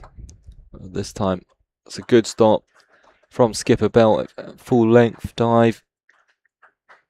Saving the boundary, hit nicely from Hawley. Just the one. Over again goes for 4 from Izzy James. No boundary off it, which I guess, from a Kent perspective, is a bit of a win. Yeah, absolutely. And yeah, this is where I'd quite like to see. It's the last one before drinks as well. Maybe just a little bit more of aggression from Megan Belt and back herself to keep it tight and force the Middlesex batters to store the runs themselves and not give them any freebies, if that makes sense. So yeah, I agree. It doesn't look like it'll happen, but I do wonder if the mindset will just be get through this over, get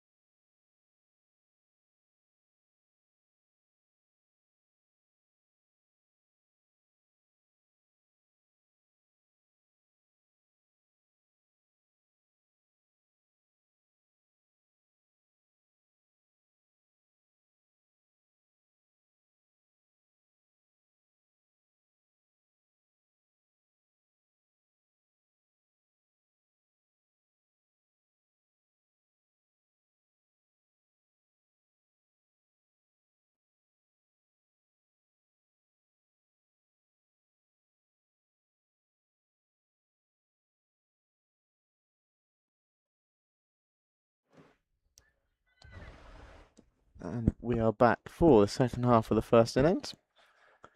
Yeah, Izzy James to continue, and straight away, pretty much every single ball that Hawley has faced James, she's used her feet to trying to negate that spin as quickly as possible. I wonder if she can tempt her in perhaps a bit of a pull back that line, get one to grip away. Hopefully get past the bat. Great stumping opportunity, but now Pandora on strike. Done that a few times where she's just rocked onto the back foot and eased it through the covers for single. She is creeping up to what would be a really well-made 50. Yeah, and we had a little rumour of a bit of rain incoming, but the clouds have opened up and the sun is back out. So I don't know what the weather app was saying there. That's pretty actually remarkable. Just in that 5-minute break, it looked like we were going to get a blanket cloud over us, and it's going away south of the Nacton Road end, and blue sky is appearing, which is good news. Izzy James very short. That is not her best delivery, and not the best bit of fielding. Holly Young at cover, it's gone straight through her, and that will be the boundary that takes Pandora to her 51 of 60 balls. A mightily impressive innings, seeing as this pair were under pressure after those 2 quick wickets. And Hawley's been the one that really has caught the eye, but actually Pandora has gone about her work just as well. Has capitalised on any of the poor bowling and has had good intent throughout. And that is a half century directly after she gets on the sweep. I think will just be the one. Yes, good work from Jeer.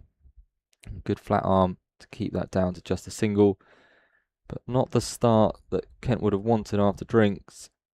Izzy James has been a bit too short, that one too full, and poor bit of fielding. From Holly Young, who's had a bit of a tricky first 25 overs, but I think she will bounce back. Oh, she has never. Oh, goodness me. It's commentator's title, if I heard it. Straight through. Straight through Holly Young once more, second time in the over. And that will race away to the boundary. And that's the 100 partnership up with that 90 balls. It's very impressive, isn't it? It's been a very, very impressive partnership, this, from Middlesex. They were, I wouldn't say in a spot of bother, but it was, Kent was starting to get just on top of the game after 15 or so overs. And then, since then, these two have really motored, and it's been really nice batting to watch as well. It has been, and you would say it seems a pretty docile track. Not too much pace, and it hasn't looked like there's been too much spin on offer. So hopefully that will remain when Kent batters come out. But they do desperately need to break this partnership. You mentioned earlier about if we're going by the Kent's game, the men's game, around that 260 mark. It'll look like it will go racing past that at this point. Yeah, absolutely. The only way they're going to keep it down is with poles and getting them quickly. It's a lovely bit of bowling, to be fair. Lovely bit of flight, drawing Pandora into the drive.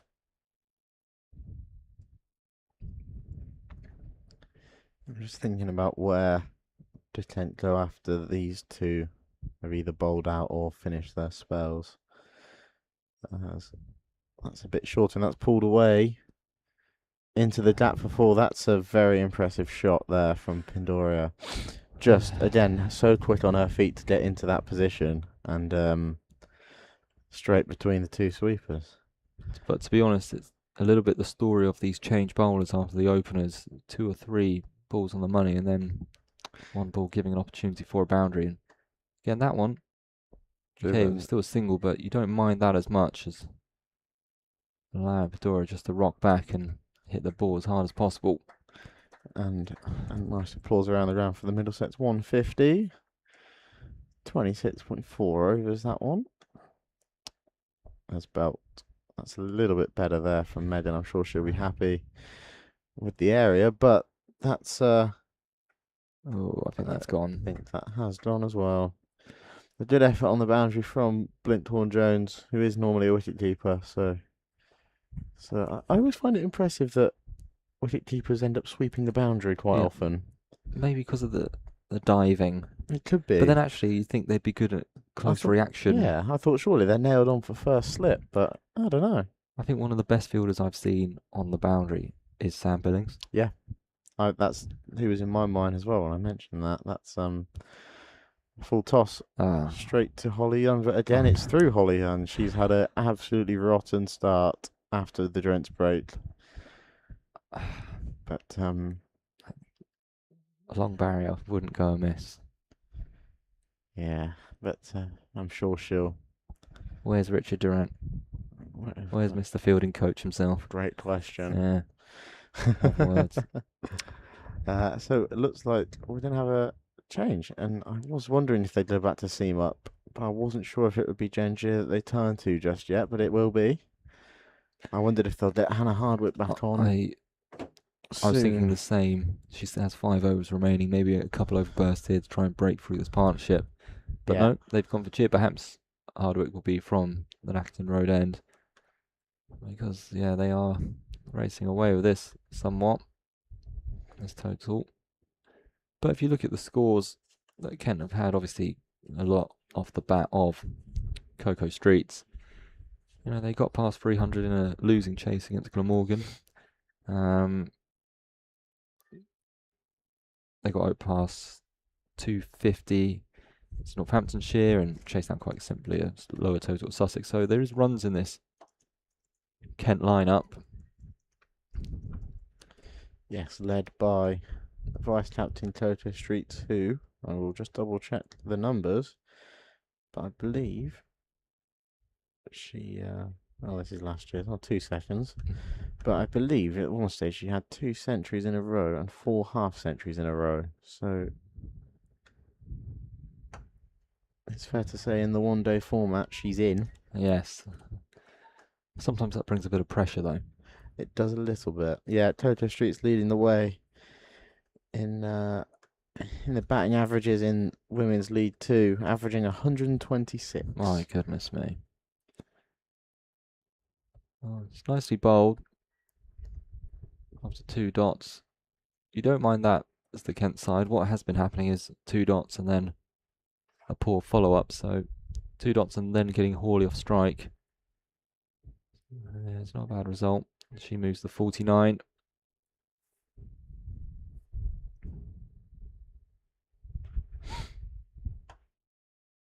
That drive not connecting quite as well from Pandoria. You must say, I don't know how much we're allowed to mention the other comp that's going on at the moment, but considering that there is a number going on, this Middlesex side is pretty strong throughout. I know they've lost a few players. Oh, big shot. Caught on the full slog sweep. Just the one good bit of fielding out there. Is that Izzy James? Is that Izzy James? I think that's Cocoa Streets on the out there. boundary. Who's already shown she's a safe pair of hands, keeping that to 1. But I think it shows with that shot the mindset of this pair. They're now set. They can look to be aggressive. And on 49, Saskia Hawley awaits the delivery from Genevieve Gier. And that's just nudged into the lead side for a very impressive half century from the Middlesex captain. Yeah, just the 42 balls, striking at almost 120 with 7 fours in that innings so far. She has looked a class above the rest. And you can understand the hype around her. But to be frank, it's been... Well, both these batters have been helped a touch on their way to this with some not tremendous fielding since the drinks break. I'm sure when they had their think tank meeting, again, women's side, the horses, they probably were hoping for a better reaction. But actually, look, we do know something. It looks like it is going to be Hardwick to come on. from the Nackton Road end. I think this is correct from Belt. This pair look pretty comfortable against the spin. So turning to the opener Hardwick, who's certainly been the quickest on show today. She went wicketless in her first spell, 5 for 26 during the power play, but she did find the edge a couple times. So now she has boundary riders at deep cover, third man, fine leg, and deep square. And that's patted back right off the middle of the bat from Saskia Hawley. Yeah, I don't hate the decision to go back to seam up. Just to, like you said, just try and break this partnership one way or another. Obviously, Hawley, I don't think saw any pace. Maybe a couple of overs from Gengier at that, but hasn't been troubled by the spinners yet thus far. As that's bang on the money again from Hannah Hardwick. That's where you want to be. Sometimes I feel when you have spin from both ends, you can get used to the pace. Yeah. So suddenly just, especially with Hardwick, who is pretty considerably quicker, just rushing Hawley. This is the first time she's looked, a little bit rushed there. And she starts again at the top of her mark. And short wide and cut quite nicely to Blinkhorn Jones on the boundary. He'll get it in, but not quick enough, as that's very good running again from the Middlesex pair. How do they decide who he's going to keep? Couldn't tell you, mate. To be completely honest, I got to the ground expecting Blinkhorn Jones to keep, right? But obviously Rachel Ting from Surrey is an incredible keeper and has kept at that top level before. Perhaps it comes down to who's the best outfielder. That's probably the case. I mean, you looked at. I'll just wait for Hannah Hardwick to bowl the fourth ball of this over. More in at the pads that time. That's nudged to deep square. You looked at the men's side. Obviously, Sam Billings is an exceptional keeper, but he'll and fielder, sorry, but he'll definitely keep as captain. But then Harry Finch and Chris Benjamin, both equally good fielders. And then obviously in the other formats, you'll look at Chris Benjamin keeps probably because Harry Finch has that edge in the outfield. Yeah. So I assume that's the deal breakers. These two in this side are both exceptional wicket keepers as well. So it'll be interesting to find out the exact thought process, though. That's how it bowls short and wide, and that's dabbed down to deep third. Elsa Barnfather will do the fielding. I do love a dab. Yeah, my favourite shot, funnily enough. This is a shame that you can only do it when there's a seamer on. Yeah. One of my favourite players of all time, Kane Williamson. Just, even though you know it's coming, they just can't stop it. Although in this instance, there is no one there to protect. Dropping the single. But I think at this point, Kent are quite pleased for singles. Left alone by Hawley. It looked like she wanted to try and replicate the dab or go through, but no, backed out of it. And for the first time in a while, I'd say that's probably Kent's over. Just 4 from it. Yeah. 5.5 the run rate at the moment. Cannot be eager, just a few overs of calm. As you mentioned, we're approaching that 30 over mark, where it's normally a pretty good bet to, especially with wickets in hand, you can double the total. And if that was to be the case, it will be an almighty total here. How are the Kent men getting on? They're not really getting on too well. 21 overs gone, 60 for 3. Okay. So they're hovering around, what was that? Still 2.5-ish an over? Who's the out batter? I'll just wait for Janjir to. That's the slower ball, that one. Yeah. Harry Finch bowled by Daz Ahmed for 8 runs. Okay. They're going at 2.8 and over at the moment. Kent men. Sam Northeast 35 not out. They're off 58, so he's going all right. And the man in as that's driven to the sweeper for one. The man in red hot form, Chris Benjamin, is now at the crease. So Yeah, he's had a tremendous year, hasn't he? watch this space. But looking around, it's quite bleak for Glamorgan men at Radlett. 66 for 7 off 18. Oof. Toby Rowland Jones for the fourfer. Bold. Sorry, no, I read that wrong. He's got 3, and Sharma, who's also in incredible form at the moment, has got the fourfer. Yeah, he bowled particularly well here in that last blast game, didn't he? Yeah. If I'm not mistaken, he got a few in there. One day club opener as well. So, yeah, that's far from ideal.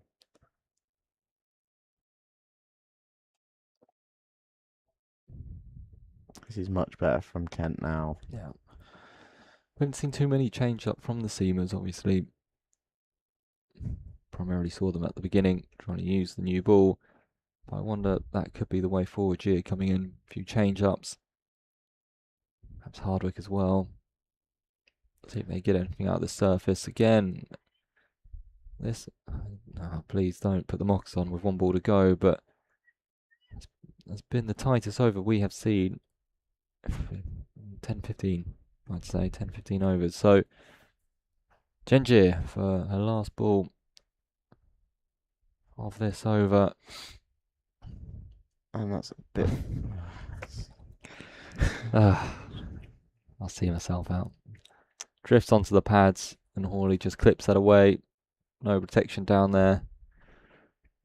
Somewhat ruins what was a very tight over from Gier. With that boundary, the 5 off it. Middlesex 165 for 2 at the 30 over mark. So by my maths, they are looking around that 330, which you'd think would be a tall order.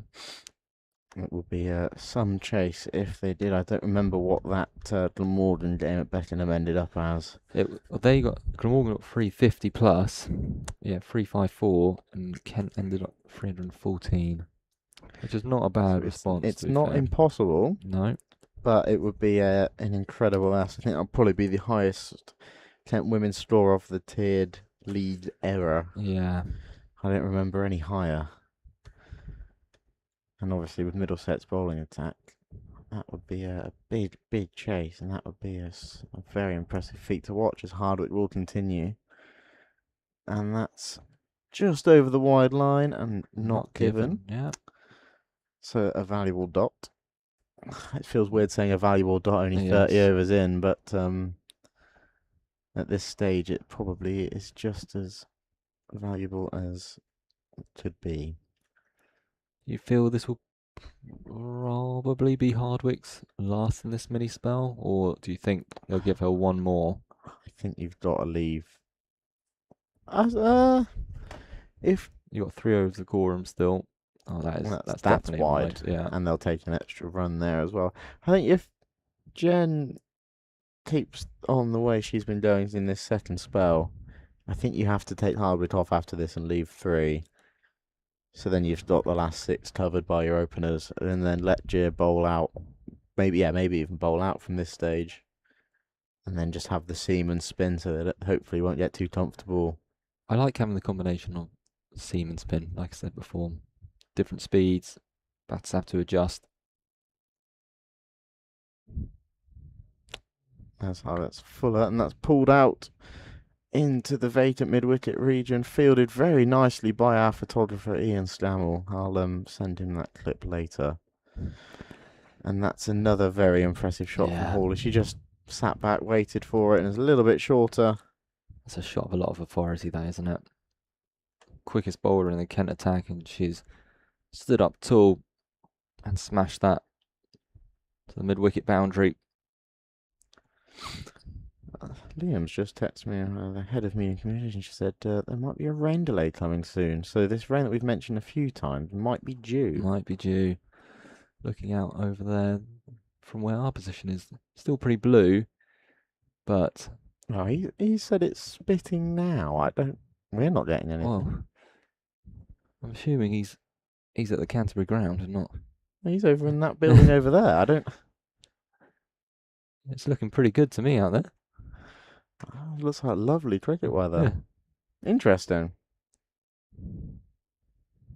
There's just Nicely blocked bowled. into the covers, well fielded Coco Streets again.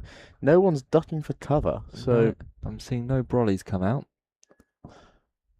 strange. Maybe he's seeing things. Defo raining here. Wow, that is odd. That is odd.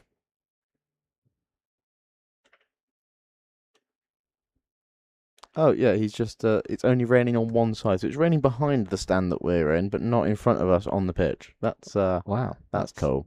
Yeah. And to finish the over, cut to Maddie Blinkhorn-Jones coming in off the boundary. And that is over. No, I can't count. We had the wide, didn't we? Yeah. Yeah, apologies.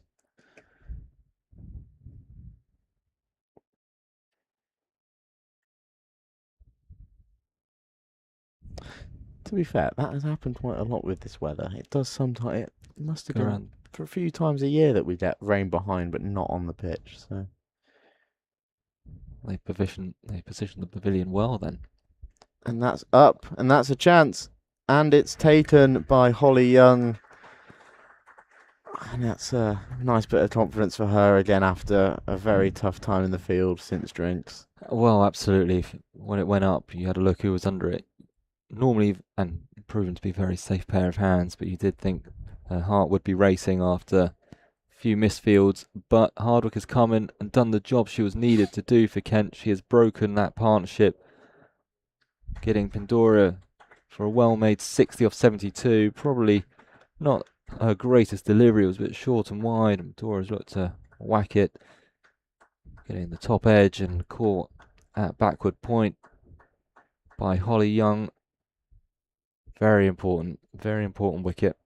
And with that, actually that raises another question. With her getting that wicket, do you keep her, or do you think you've done your job, you've broken that partnership, now keep her in your back pocket for the latter stages? I think you do exactly that, and you take her off and save the 3 overs. Mm-hmm.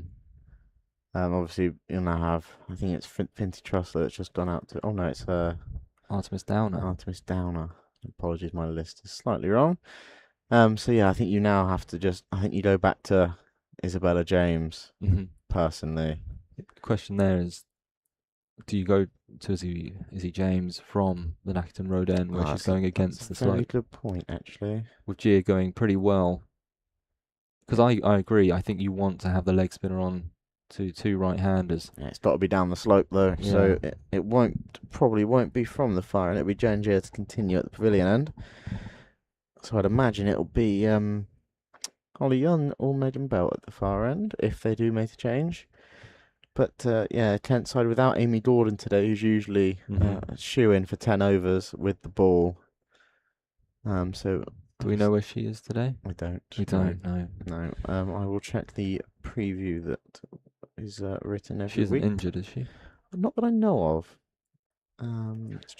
2 seconds. We'll see what we've got information-wise. Because that is a real strength for no Kent, that word. opening pair. And that's driven nicely through the covers, and that's Hannah Hardwick again, who also has been incredibly busy on that boundary. Oh, don't think I've ever seen that before. There's a chance. Wrong end. Oh, she's no, given it. What have we just witnessed? Is that Saskia Hawley? That's as well? Hawley. That is a big, big wicket for Kent. That I'm not really sure where we start with that. I think I'll need to get the replay up first. So it goes to Hannah Hardwick on the boundary for a simple single. She throws it in, and it hits the bowler's end stumps on the full, on the top of the stumps. Almost takes out mid-wicket. Almost takes out Jen Gia as well, who stood waiting to receive the ball. Yeah, great bit of fielding. Launches in. Off of... And Sydney Gorham then chucks it to the... Oh, she thought it was... Saskia Hawley thought that was going to the bowler's end. She slowed up a little bit. Wow. That is a massive, massive wicket for Kent. That is... Can't believe it. A slight lapse in concentration there from the Middlesex captain, and all of a sudden, is it game on again? Well, the old adage of one brings two has worked for the second time for Kent today, where wickets falling consecutive overs. That's 2 run-outs as well for Kent, and that one was, extraordinary. And to think that it's brought about the demise of the in-form Hawley, who was just looking untroubled as soon as she got into bat today. Yeah, she It was going to take something freakish to get her out, and we certainly saw that. yeah, a little bit of hesitation. It looked like she wasn't. She was thought the ball would go to the other end, where Yeah. there was an absolute nailed-on run out. That's why I said run end. I thought you've. Oh wow, that's interesting cricket. I don't know if I've ever seen a ball hit the top No. of the stumps when thrown in. But Gier will then bowl and hit Trusler on the back leg, but it must have been down the leg side. No, I think it was outside edge. It was an outside edge. She's got off the mark straight away because you had two. Now you got 2 new batters who, well, up until that point, neither had faced the ball. It's exactly what you want from a Kent's perspective. I'm going to blame my angle there. I didn't. Yeah, it's. It was it hit Rachel King's leg, so I wasn't necessarily wrong. It was just So the does wrong that mean a person. chance? Are we saying that's a chance? If it was club cricket, I'd say that's a drop. Yes. But If it's our fine system, it's definitely a drop. absolutely. At my club,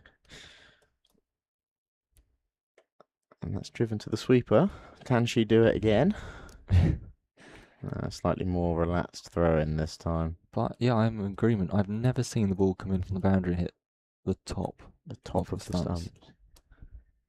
And then for Sydney Dorham to react quickly enough to stop it going for... It would have Well, been a nailed on boundary as Absolutely. well. Yeah, she reacted quickly, stopped the ball, and then enacted the run out. It was good work from King as well. It wasn't Wasn't directly over the stumps, the throw. I don't believe so. Should watch that back another time. I've seen this too many times now almost, but... I think it's worth another repeat. Gier in, short this time, but with the protection of Hardwick, and you're not going to take on her arm, are you? I definitely wouldn't now. Yeah, there's a little bit left for Rachel King to do there, actually. Yeah, done well. She pointed at the bowler's end as well as if to throw it. She wasn't expecting it herself, but... Out of the Quinton de Kock playbook, that is.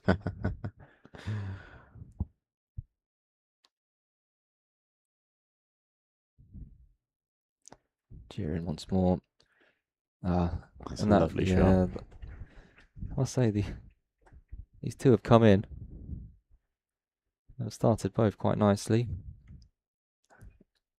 Kent have had that remarkable wicket and now have to capitalise on it by at least being tight and putting pressure on these 2 new batters. That was a lovely shot, mind you, from Downer. But here... It will be Hannah Hardwick, Yeah, I it will think, to be. carry on. So, going for the kill somewhat, wanting another wicket here. So now, do you just bowl her out? Do you leave 2 or even 1 over? You can't leave. Unless they fancy ending with Gorham and spin, which would be a bold move. Well, I assume Gier will probably come off after 1 more. If it was me, I would rather keep 2 of Hardwick's for the end. Yeah. Keep Gier on, or see how Gier is from the Nacton Road end. Switch around and be able to bring back Isabella James from the Pavilion end. Yeah, we've got...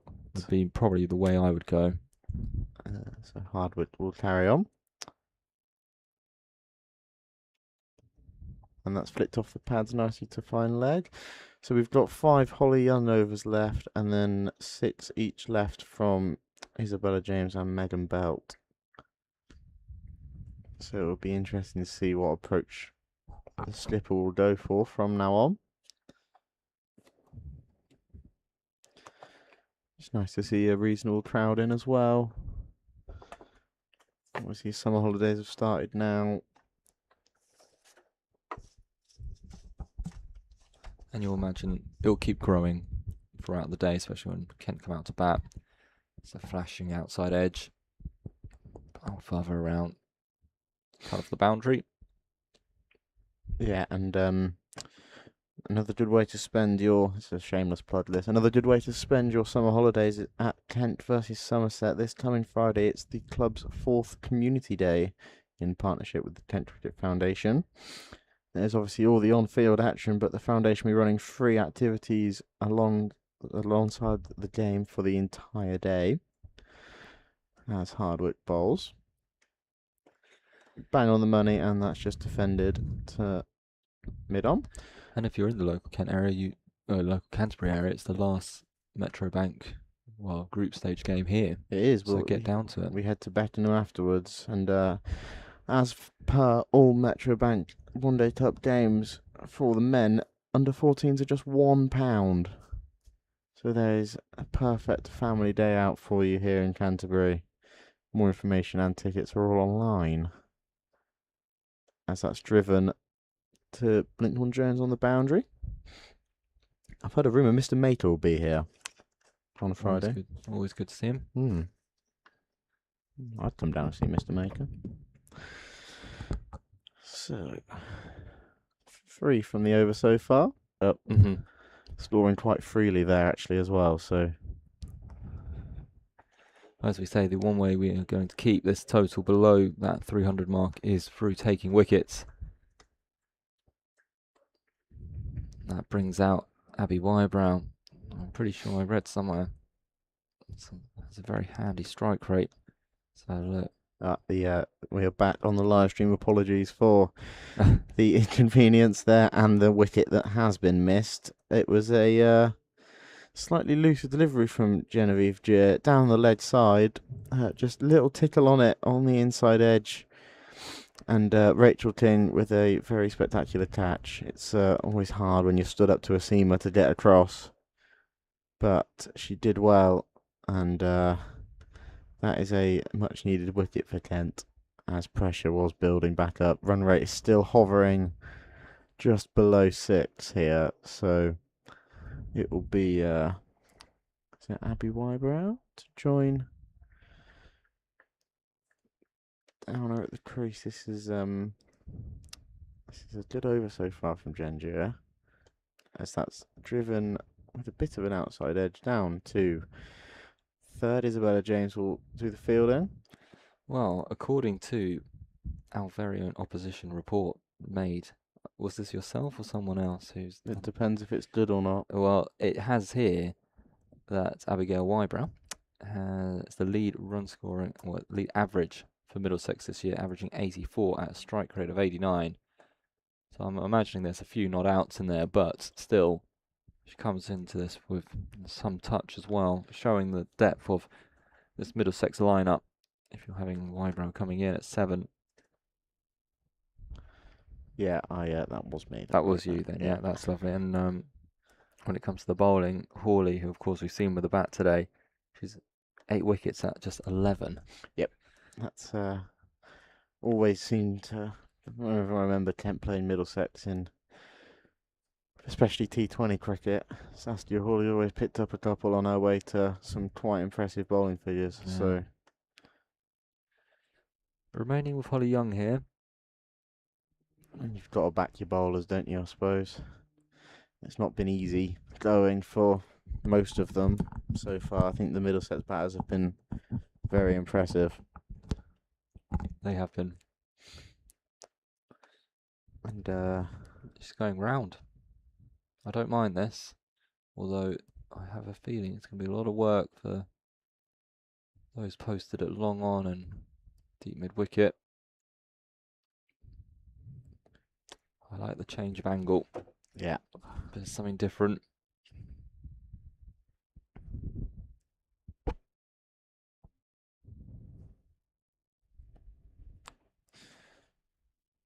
As that's tossed up on the pads, and it will be out to Hannah Hardwick at deep mid wicket.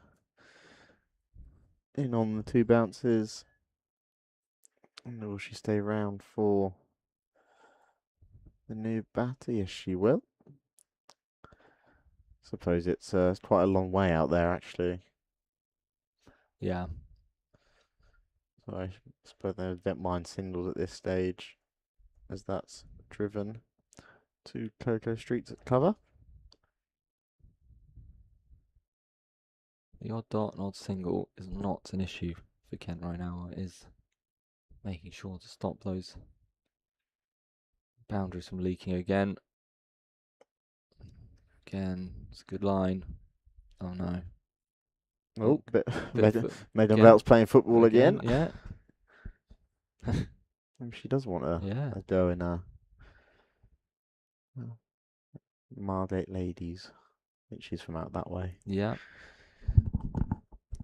But, so where were you playing yesterday? I was back home actually. Playing for a club back home. I was playing against Alton in Solihull.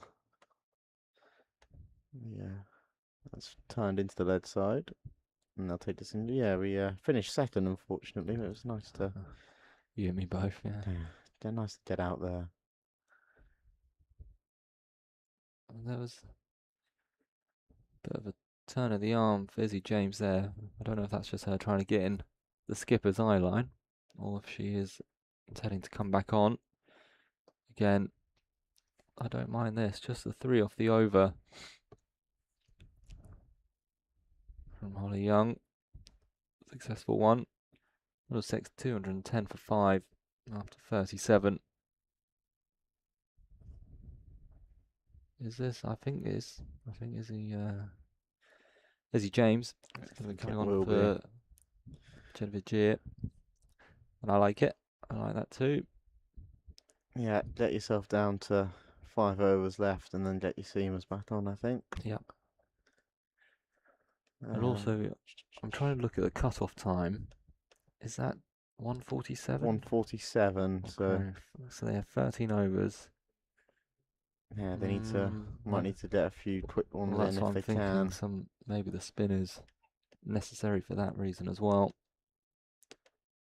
Over in Bristol, Sam Northeast, and that's dancing there. Sam Northeast has reached a very, very hard-earned 50, 79 deliveries in Bristol. It's 98 for 4 Kent men against Gloucestershire. Jaden Denley's joined him at the crease and is on 8.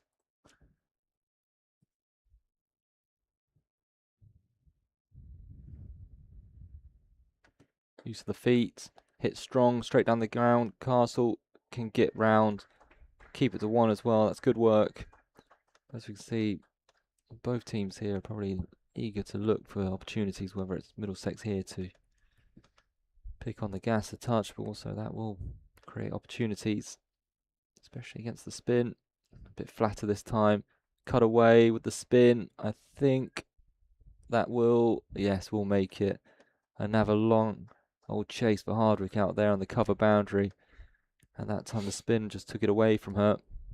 And unfortunately, that's what we've mentioned all along. It's just boundary ball opportunity given to the Middlesex batters.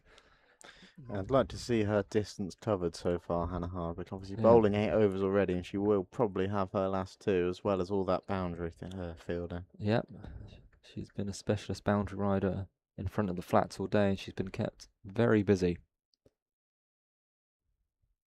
Izzy James, and this time a lot more flight. Oh, was that a stumping chance? Got past the drive of Wybrow. Just came out of the hands of King and cleaned up by short third. Again, nice bit of flight. Lovely bowling from Izzy James. Grip and turn. Question asked. The bails have been whipped off, but I don't believe Wybrow's foot left the ground at all. That's good cricket, that.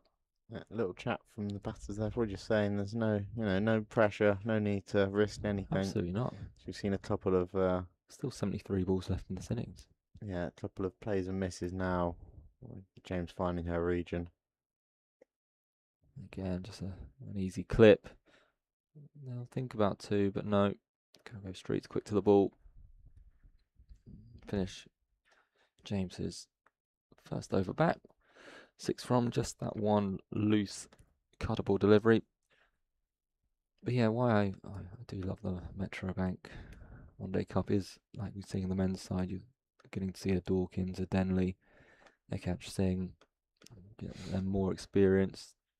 There's others in the waiting as well. Yeah, and it's always just a nice way to spend a day. I think it's a full day, obviously. Then Championship, it can be a bit long sometimes. You don't get a result at the end of it. It's Exactly. a full game of cricket, and See both sides. yeah. And Holly Young will continue. That's driven straight back Ah, to her, and there it is. There's the long barrow. Off her own bowling. Always the way.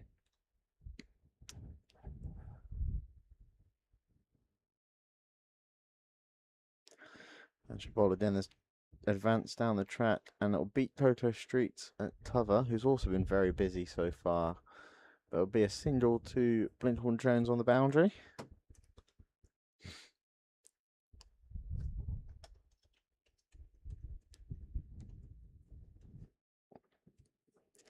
Down will face her first ball in a little while, as that's sort of half swept away. Standing up sweep out to Gengier for a single.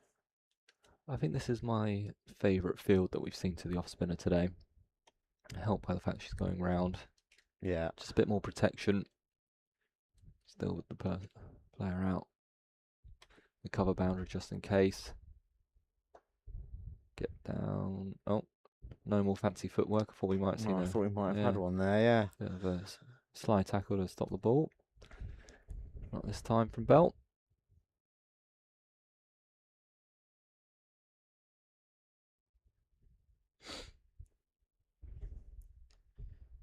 Bit shorter that time. An outside edge. Elsa Bartholomew will get some chasing here to get there. Oh, and it held up very nicely. And I tell you what, despite all the weather we've had, this outfield is not rapid. Well, that's my point exactly from earlier. Just I'm really shocked by how these balls are not racing away. Yeah. It looks very lush. Definitely nicer than what I played on yesterday. Me too. And that's driven straight upish, but That will straight go. enough, and that will be 4. That's a statement, I think, from Downer, who just releases pressure there. It's first boundary in the over. And it just puts the pressure back on the Kent bowlers there as well. Yeah. Been struggling to get many boundaryless overs connected of Kent. Oh, wow. You know, I mentioned Lorden were struggling in the men's Metro Bank One Day Cup. Well, they were 59 for 7, and they're 66 all out. Oh, goodness me. Noah Cornwell's come on, first change, 3.5 overs bowled, 3 wickets for 1 run. That's not a bad day out. Not at all. That must be a... Missy James. Looked like a bit of a googly there, coming over the top of it.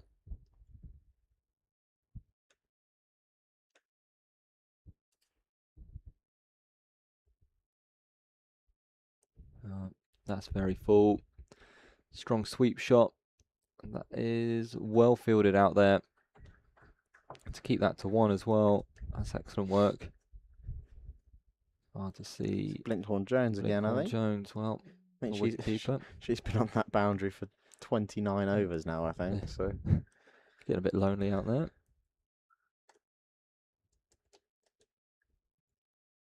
cut through cover. Even that, you could see though, that ball is gripping.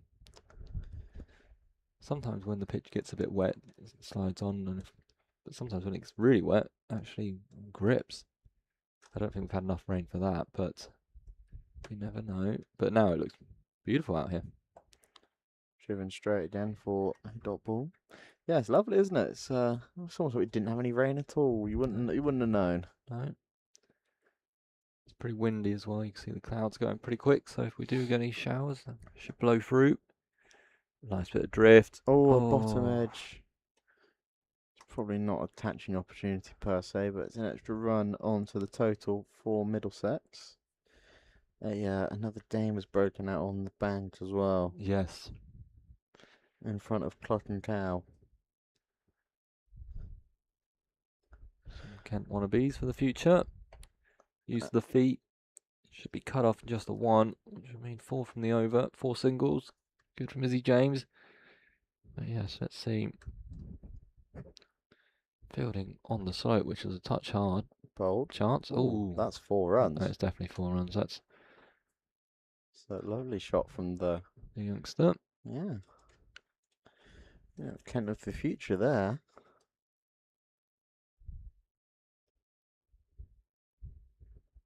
It's always some of my favourite times when coming down to watch Kent is playing the game around or running onto the pitch. Can they do that now?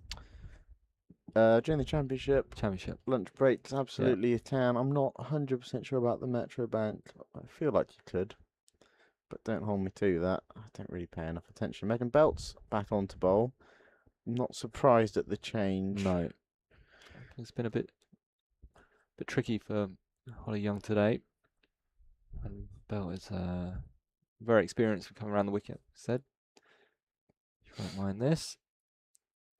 And it's pulled just to the left of Holly Young at mid-wicket, and it beats Hannah Hardwick again at mid-wicket. She is... well, she's putting in full effort, isn't she, every time? Yeah, she's covering some serious ground out there.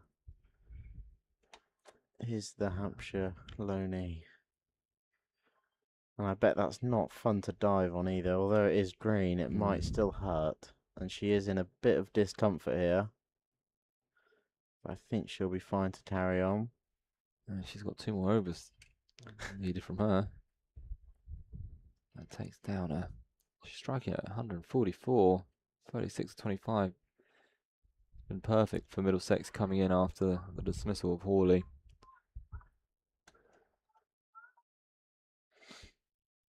Nice bit of flight again. This time, getting past Holly Young for 1.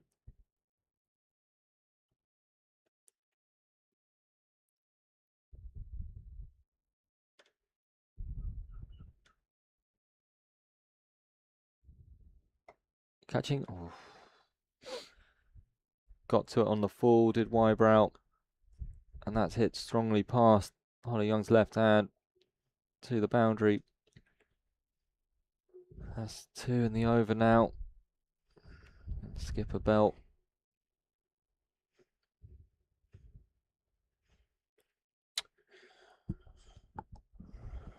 Yeah, although I don't mind the bowling change. Just Holly Young was struggling towards the end of that mini spell. This hasn't paid off for 10 thus far. No. And that's worked to mid-wicket, and Holly Young will do the fielding.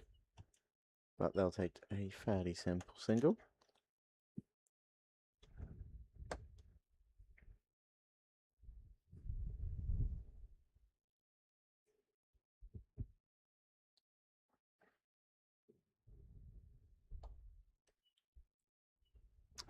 What, into the left side again, Hannah Hardwick. Much easier on that time for her to deal with. And again, as you mentioned earlier, we don't really mention this competition too much when it's the One Day Cup season. But there has been a cricket match in Manchester abandoned without a ball bowled due to rain. Oh. Oh. So at least you're still getting action in the Metro Bank comp. Yeah, that's down south. That's baffling with the weather down here. You wouldn't think it's raining anywhere today. No. But quick race around the grounds in the Metro Bank Women's League 2. Worcestershire 269 for 3. Glamorgan 224 for 8. They've Sussex have dragged that one back nicely, and Northamptonshire women 250 for 6 with 7 left. And that's short and cut away. Holly Young, very good work in the covers. Made up for a few ropier ones earlier.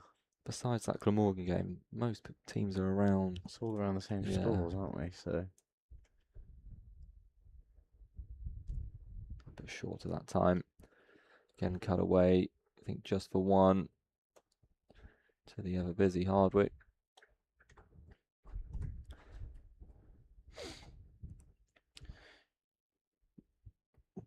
Yeah, Glamorgan were going the nicest out of the lot when we checked in earlier, and good comeback from Sussex. Driven, and it's going to go away for 4. Beats the left-hand side of Izzy James, and then the desperate dive from Belt to her right. It's a strong shot that from Wybrow, straight down the ground. Again, what I would say consider Kent's strength, which is their spin attack, I'd say is what struggled today. Yeah. Getting short this time will just be the one to Castle. Yeah, we've had the seamers have been quite impressive so thus far with so we haven't seen Sydney Gorham since the opening spell, but Hannah Harbour when she came back on and Jen Gier in her second spell in particular, all impressive. Drift. Big shot. Chance. Out to the deep. Oh. And it goes past. Streets out there for one bounce 4. Well, she stuck one arm out like she was going to go and pluck it out the Yeah. sky again. And that brings up 250 for Middlesex. 41.5 overs into this innings. Oh, Down has come out with great intent, hasn't she? Yeah, and this will be a very impressive innings and potentially a match-winning one at that later on. That's a better response. But again, that's 10 off the over with 2 boundaries in it. That's the second time in a row for Kent. Momentum in Middlesex's favour.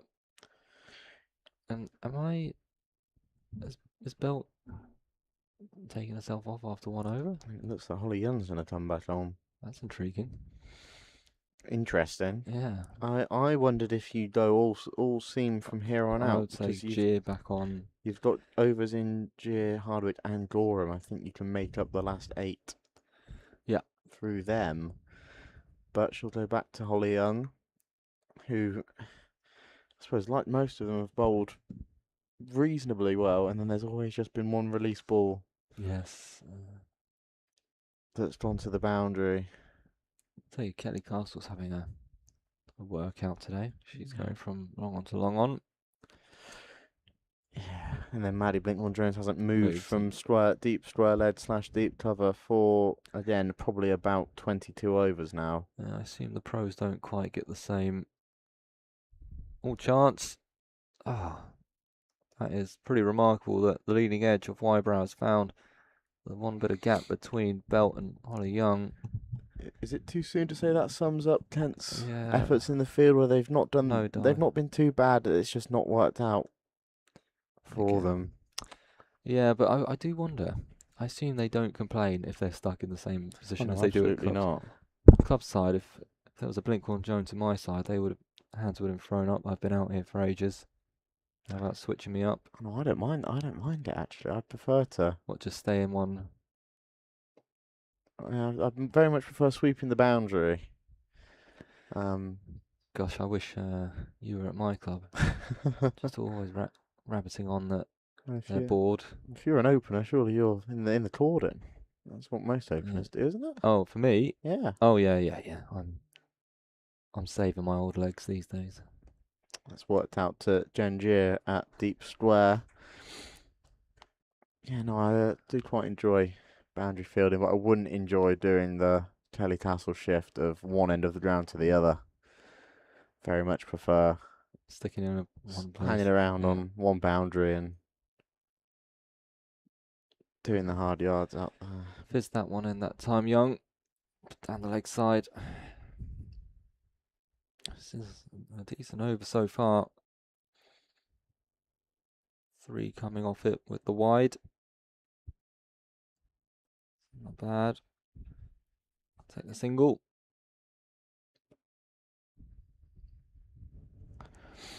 I've just had a word that the wicket that the stream cut out for is now on social media. So if you wanted to see what happened, head over to the Kent socials. That sounds like a bit of a plug, that, but no, it's yeah, apologies for missing it. It's technical errors we have sometimes here when it gets a bit hot. And that's a 50 partnership in 44 deliveries. Yeah, it's good work. But a decent over that from Young. As we say, boundaryless is a good over. Especially at this stage with just 7 overs remaining. Interesting what they go to here with 4 overs remaining from the pavilion end. We've got Sydney Gorham. Yes, that's interesting. So 3 She's from Gorham, 1 from Gia, do you think? It'll have to be. I'm surprised they haven't. Yeah, it'll have to be. So by that, you'd imagine that means Holly Young will be completing her spell from the Nacton Road end, and then the final 2 Anna from Hardwick. Anna Hardwick. That makes the most sense. Obviously, let's see how Sid gets on with a bit of an older ball. If he's still getting swing right the way through that first 7 over spell earlier on.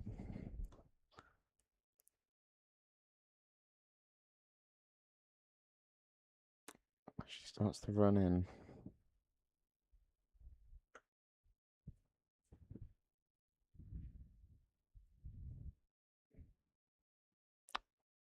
Driven to the very busy Hannah Hardwick, as we've mentioned.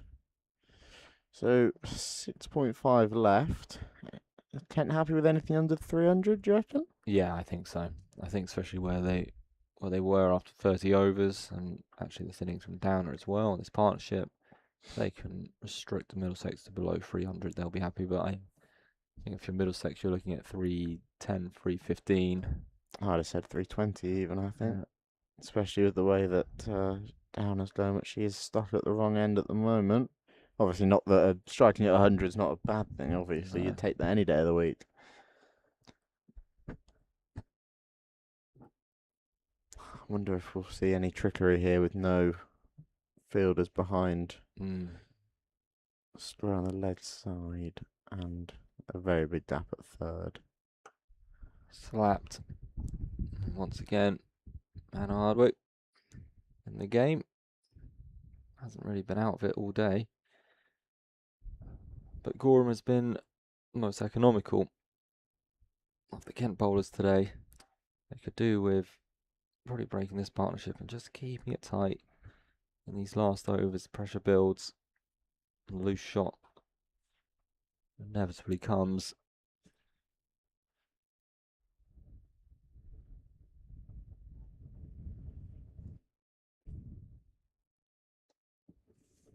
Oh, Blinkhorn Jones getting into the game.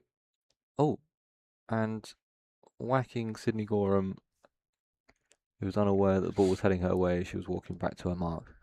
Yeah, every ball so far has come into the bowler's end from this over, I've noticed. I do wonder if that was the right option, Yeah. especially on that one from Blinkhorn Jones. Maybe she saw something we didn't. Gorham back in, nice and full. This one sliced away from Wybrow and found the gap again, out towards cover.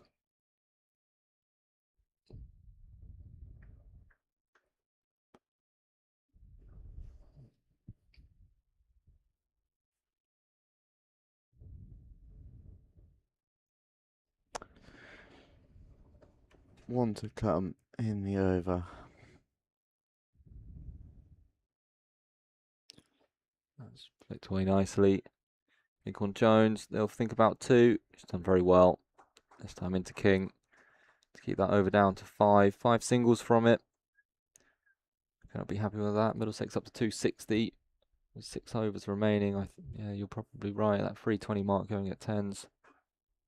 What they'll be eyeing up. So where a Kent going from here? Hannah Hardwick hasn't come in from the boundary just yet. So yeah, it will be Holly Young to finish up as we thought. You imagine this will be an over that this Middlesex pair will look to capitalise as much as possible. Yeah, I imagine with the 12th and 13th coming on with some drinks, the word, a bit of a message might be transported out to the pair in the middle. Probably just whack it. Yeah, have fun. Obviously for Downer, I think you want to get 250. Get to your 50 and then go. You don't want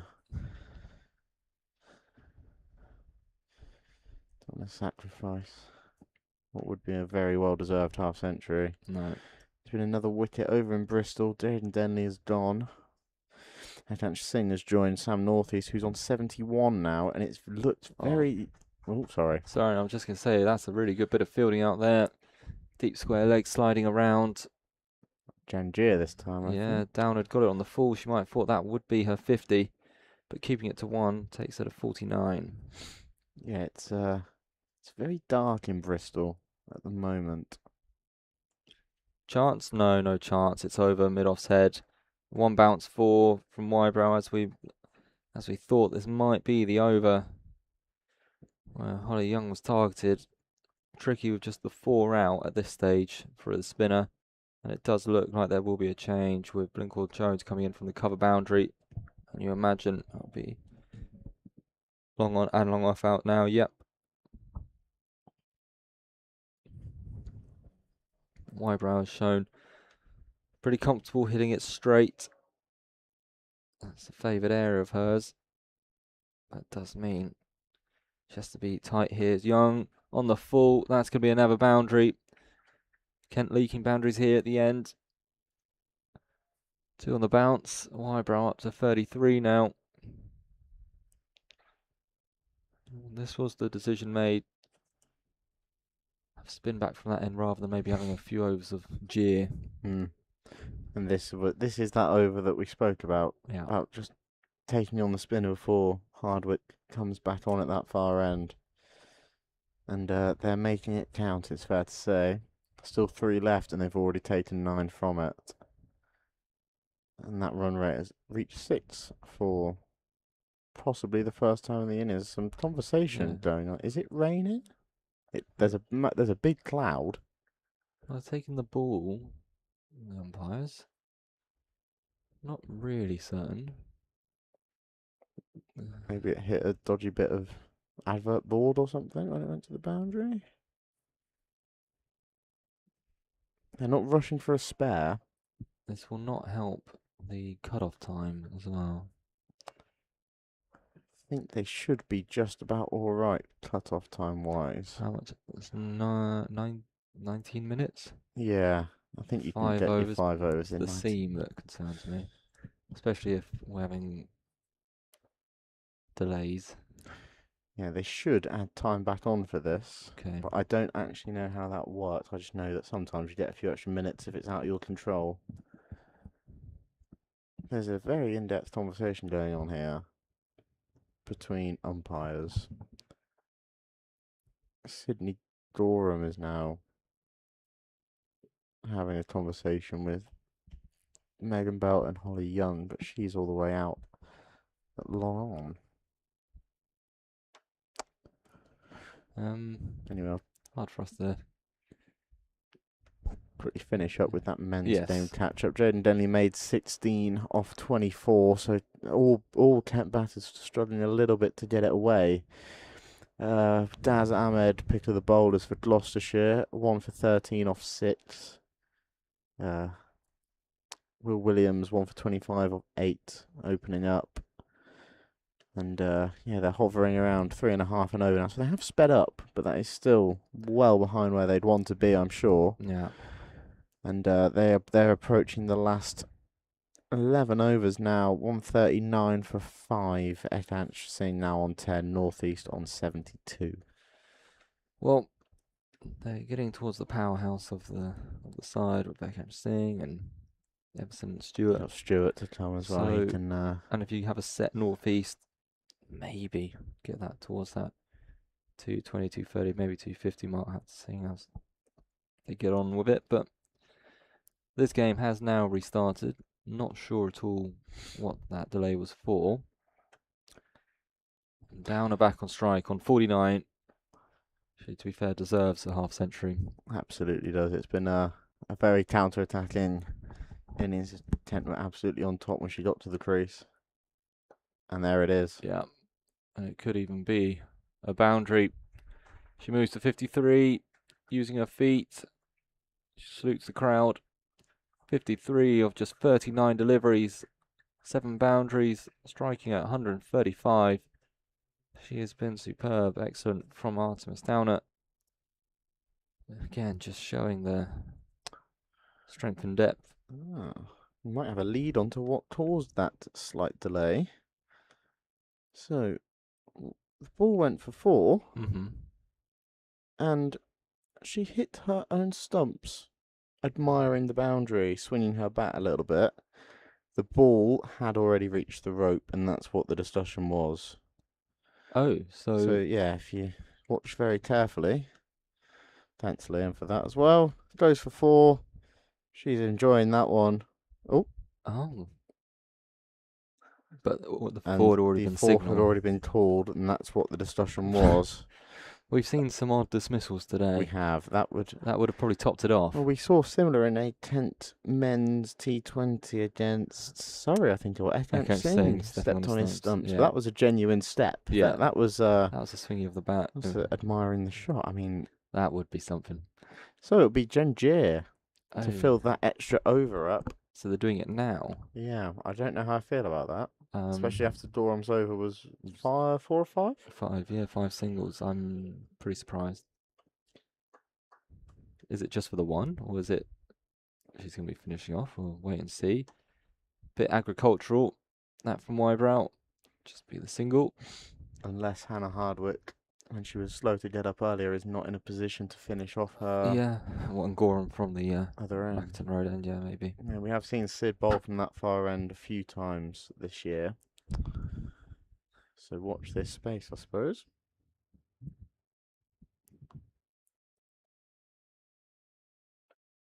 Well bowled from Gia on it. Yeah. Well, certainly the seamers so far have been the most impressive. You'd expect that's it. Seeing spin from Kent today. Gia back in. Driven. Fortunate to find point. You'd expect that might have run away if it had gone past. Yeah, and there was a slight shy at the stumps there from Elsa Barnfather. Wybrow did go quite the way down the wicket, but obviously she was always going to make it back in time, but just keeping on her toes. It's always good. And a little discussion there, probably saying, should we try and sneak a few in there? And there's your 1. That might look for 2 here, but Coco Streets is on that very quickly. I think that's the line. You have the 3 boundary riders on that leg side. Yeah. Tuck them up. And then obviously you then have your catching mid wicket where leading edge, miss hit is in the game as well. You can also take the pace off the ball as well. Yep, dug that one in. Just singles here. Oh, another one's hit the stumps. I'm not sure that was intentional though. No, that also didn't put anyone at risk like the last time that happened did. So. Well, that's a bit more normal. That's coming how, on the bounce. That's how it normally goes.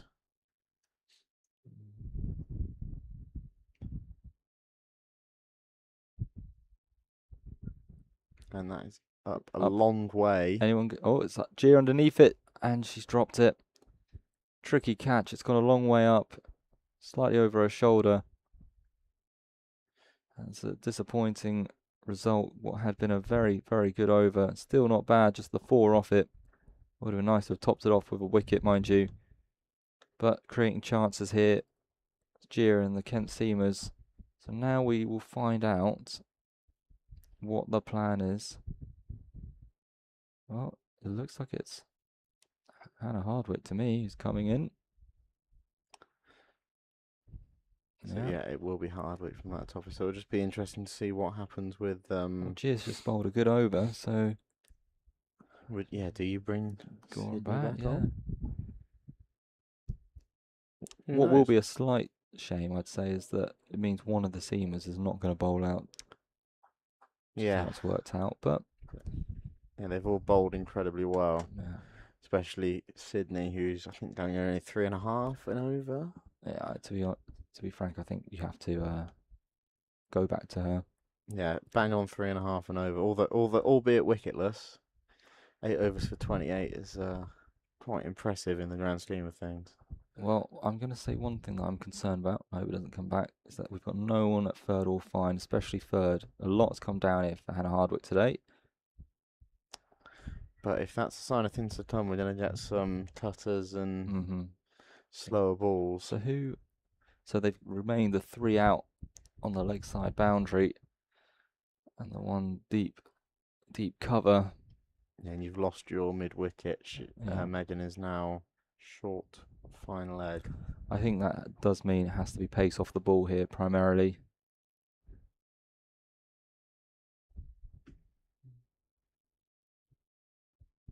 Slap straight and half stop there at mid off, saving 3.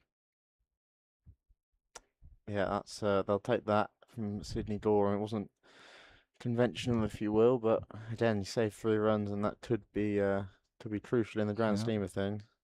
And they obviously can tell that Wybrow's strength is down the ground because that has again brought about a change. Blinkhorn-Jones in off the cover boundary. Sydney Gorham has just had a whack on the wrist that's gone out too. Long off. Short. Dug in and chipped towards Cal. Just be the one. Again, good start this. No, interesting. So now the field remains in place for both batters.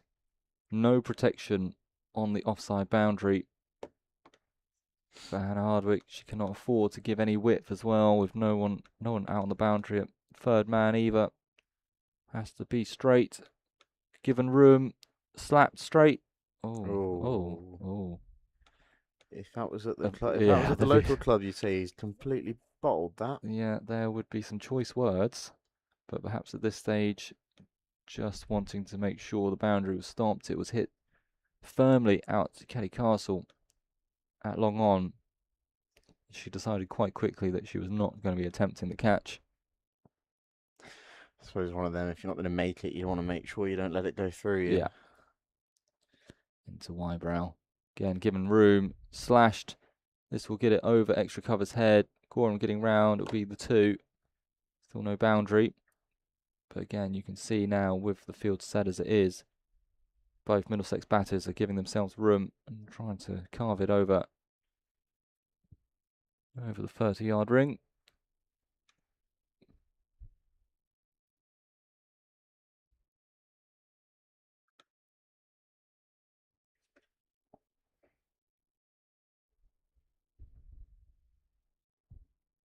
Hardwick again follows Wybrow really well. Did she give it a bat, or was it off the pad? Was bat, but good over from Hardwick. 6 off it again, no boundaries. 2 overs on the trot. Kent need Middlesex 284 for 5 with 3 overs to come. Now here we go. Who is it? I think it is going to be Gorham. Yeah, it should be. It's a shame for Jen, who's bowled really quite well. Although, going at 6s, it doesn't look great, does it? I think she pulled it back. It was her first few overs, which a bit expensive, but she's done well in her comeback spells. But yeah, Gorham, who has really led the attack today, will finish off from the pavilion end.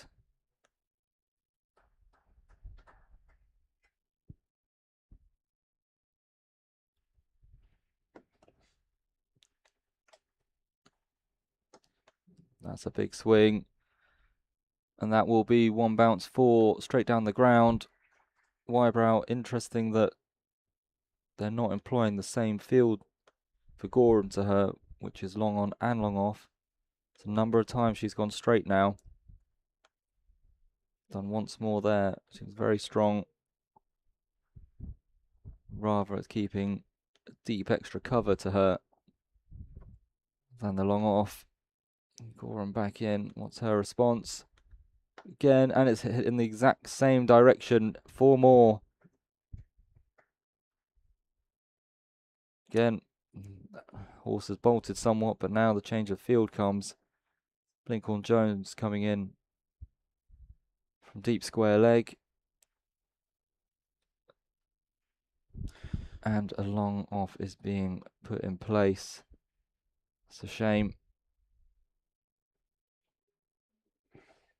Just a bit too full, and not at all surprised to see that change in field. No. Can she go again? 3 on the trot. She's giving herself room. An appeal. and given. She looked to access the gap at deep square leg after that field change. Didn't seem that pleased with the decision as wide out. It's going to affect her very good average before this game. She was 2 away from a half century. A very, very good 48 comes to an end. Gorham. Oh, caught kick. Yeah, caught behind. I'm not too. Doesn't. I can't tell from the replay, but again, the umpire gave it, and the decision is fine. She stepped across to give herself. Oh, I don't know. Give herself some room to try and access the now vacant lead side boundary. Can't tell from her walking off if she's. And well, very pleased with that. The scoreboard was given as Court King bowled Gorham, but I would say that might be more LBW. Yeah, that's what I thought it was given for, but we shall see. It's a wicket. Kent won't complain. Nope, and that brings out Izzy Routledge again. Another good batter. They keep coming for Middlesex, but important to get Highbrow. She was striking them nicely there. Get a new batter out here. Make them have to start. With only 15 balls remaining. Can Gorham keep picking up some poles towards the end? Off at the pads this time, no appeal.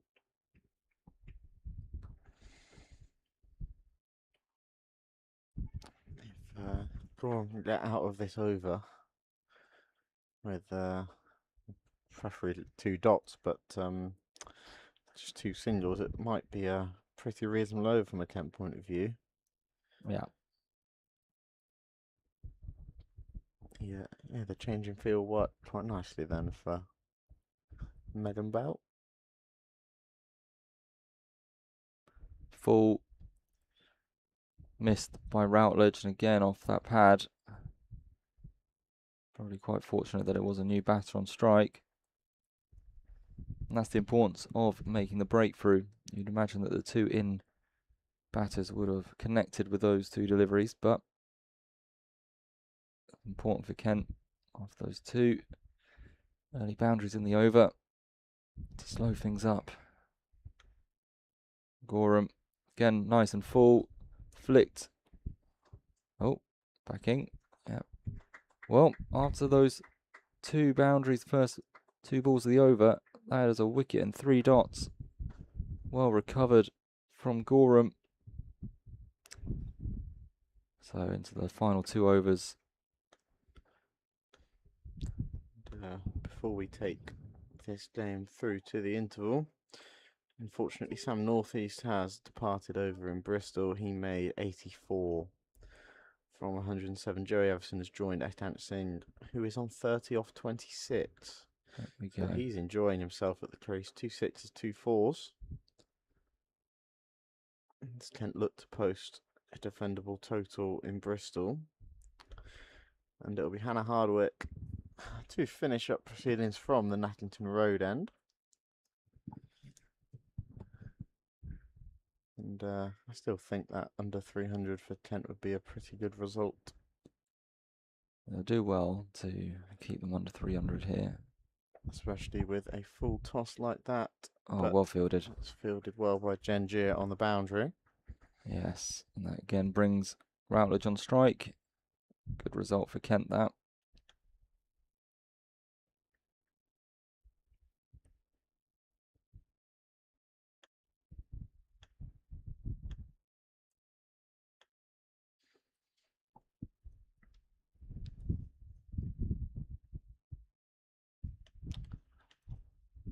And another full toss wide ball signalled.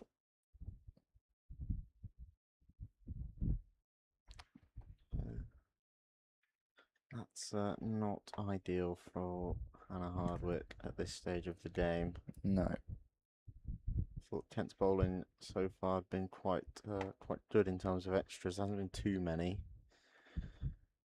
But she'll rectify that with this delivery. Short and wide, and it's pushed to point. Slight misfield from Elsa Barnfather, but they didn't go. So that won't affect proceedings.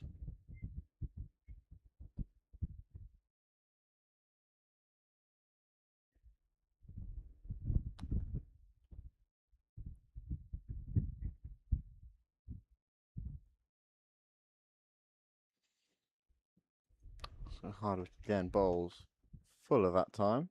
I think it was a slower ball as well. And Middlesex will take one Routledge off the mark. That goes to Kelly Castle at long on. And the dangerous Downer is back on strike. A boundary here would be very welcome from a Middlesex point of view.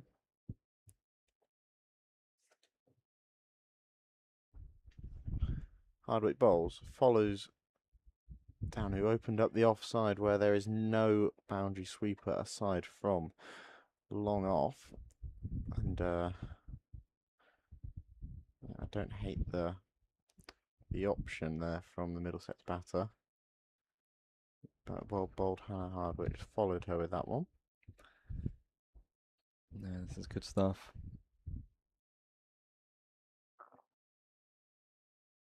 And Hardwick bowls again, open up the leg side this time. Sounded Almost a bit of a celebi appeal there. yeah. I mean, she got far enough over, but I think that might have caught her on the inside of the pad a little bit. Seems to be in a bit of pain. But now, do you reckon this is a free hit for a boundary, or do you take a single and try and keep yourself on strike for the next over? I think single. Yeah, I don't disagree.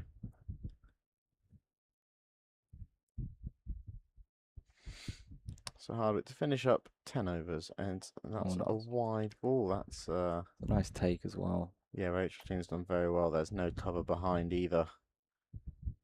And one eye on the cut-off time. It's jogged back to her mark. Don't think there'll be a problem unless this one's also a wide ball. But there's 2 minutes to spare. And that's short, dug into the pitch, pulled away, and it's reached Cocoa Streets on the one bounce. And they do have to motor through this little gap here, because as long as they start the over in time, it's fine, I'm pretty sure. Yeah. But they seem to be, well, they're into the last minute, but I think they'll be plenty fine. So it'll be Sydney Gorham to finish up. Hannah Hardwick finishing with 1 for 52 off the 10 overs. Yeah, she's bowled well.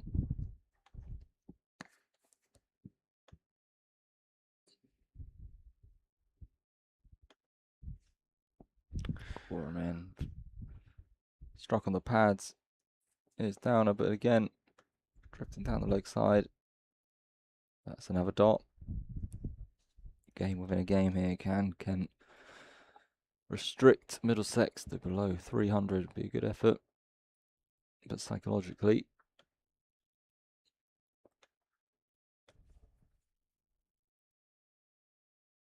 whereas Downer's thinking, can they get up to that 310 mark? Strikes it nicely to Castle. They'll want to get her back on strike. Won't be possible. Just the one. Oh, again, another dodgy throw in.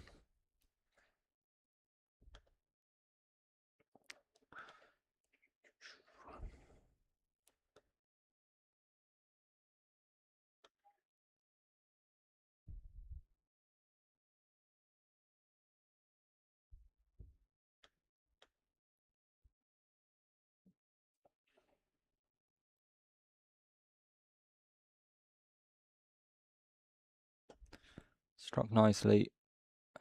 Out to Streets. Just the one. Yeah, again, I felt like she was caught in two minds a little bit whether or not to go for the catch. Go for the spectacular. Yeah. Probably the right call.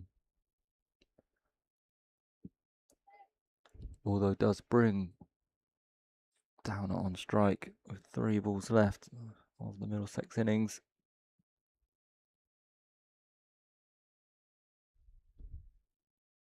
Slow ball. Hit into a gap. I think they will come back for 2 this time. Yeah, and that will bring up the Middlesex 300. It has been breached. Very well played.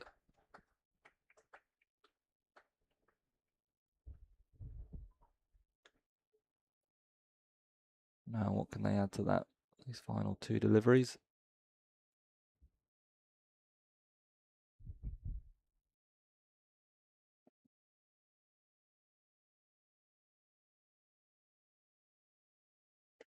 Struck again. This one with more power. Kelly Castle cannot get to it. Desperate dive, but in the gap. And that will be a boundary.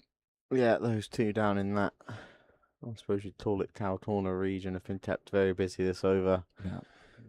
And that was well struck from Down, who moves on to 66 from 55 deliveries.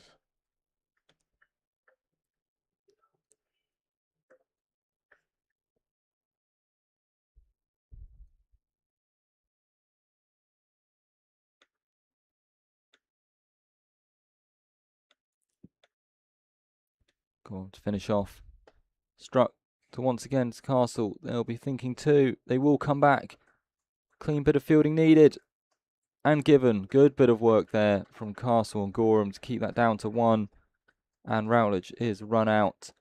But that ends a fine innings from Middlesex, finishing on 306 for 7, I do believe, after that. Or is it? Yes. Should be. Scoreboard will update momentarily. With Artemis Downer finishing not out, top scoring with 67. She's been excellent, striking over 120. Other notable efforts, Pippa Sproul opening up, getting run out, really kind of barbecued a little bit from her partner Scarlett Hughes, who got 15, where she was bowled by young Court Streets. Then came the big partnership between Reva Pandoria and Saskia Hawley, with Pandoria getting 60 and Hawley 63 and getting run out in what was an extraordinary fashion. Then, as I mentioned, Artemis Downer came in and finished 66 not out. Finty Trustler 13 15, while Gia caught King. And then another partnership, this time between Downer and Abby Wybrow. Abby Wybrow got given out, caught King, even though we're not sure if it was Court King or LBW, but for 48, very good partnership there. And of course, Izzy Routledge just getting run out at the end. And quickly, Hannah Hardwick bowling well, 10 overs, 1 for 52. Sydney Gorham, pick of the bowlers, you'd say, 10 overs, 1 for 45. Holly Young, a touch expensive, 10 overs, 1 for 69. Genevieve Gier, 8 overs, 1 for 47. Izzy James, 7 overs, 48. And the skipper, Megan Belt, having perhaps a bit of an off day, 5 overs, none for 42. So, how do you feel its place, Nick? Capable of chasing 307. Obviously, middle bowling attack is, probably one of the best in the league. And it looks like it'll be a big shift from the seamers based on that first. I don't really know where to put it, really. Well, if our batters, we know, more than capable, the likes of Coco Street, obviously, the form she's been in, she's able to replicate somewhat what she's been doing earlier on. We're in for a very good chase, and it's batting all the way down this Kent lineup. So, remember to everyone to join us for the Kent chase. When does it start? When is it due to start? 2 seconds. I always get confused with the. Believe it's 50. half hour. Half hour. At I've lost now. 25. 2:25. There we go. So join us back again, and if you are in an area, it's blue currently, get down to the ground. Women as they look to chase down. It's pretty improbable set by Middlesex. Join us back in around 25.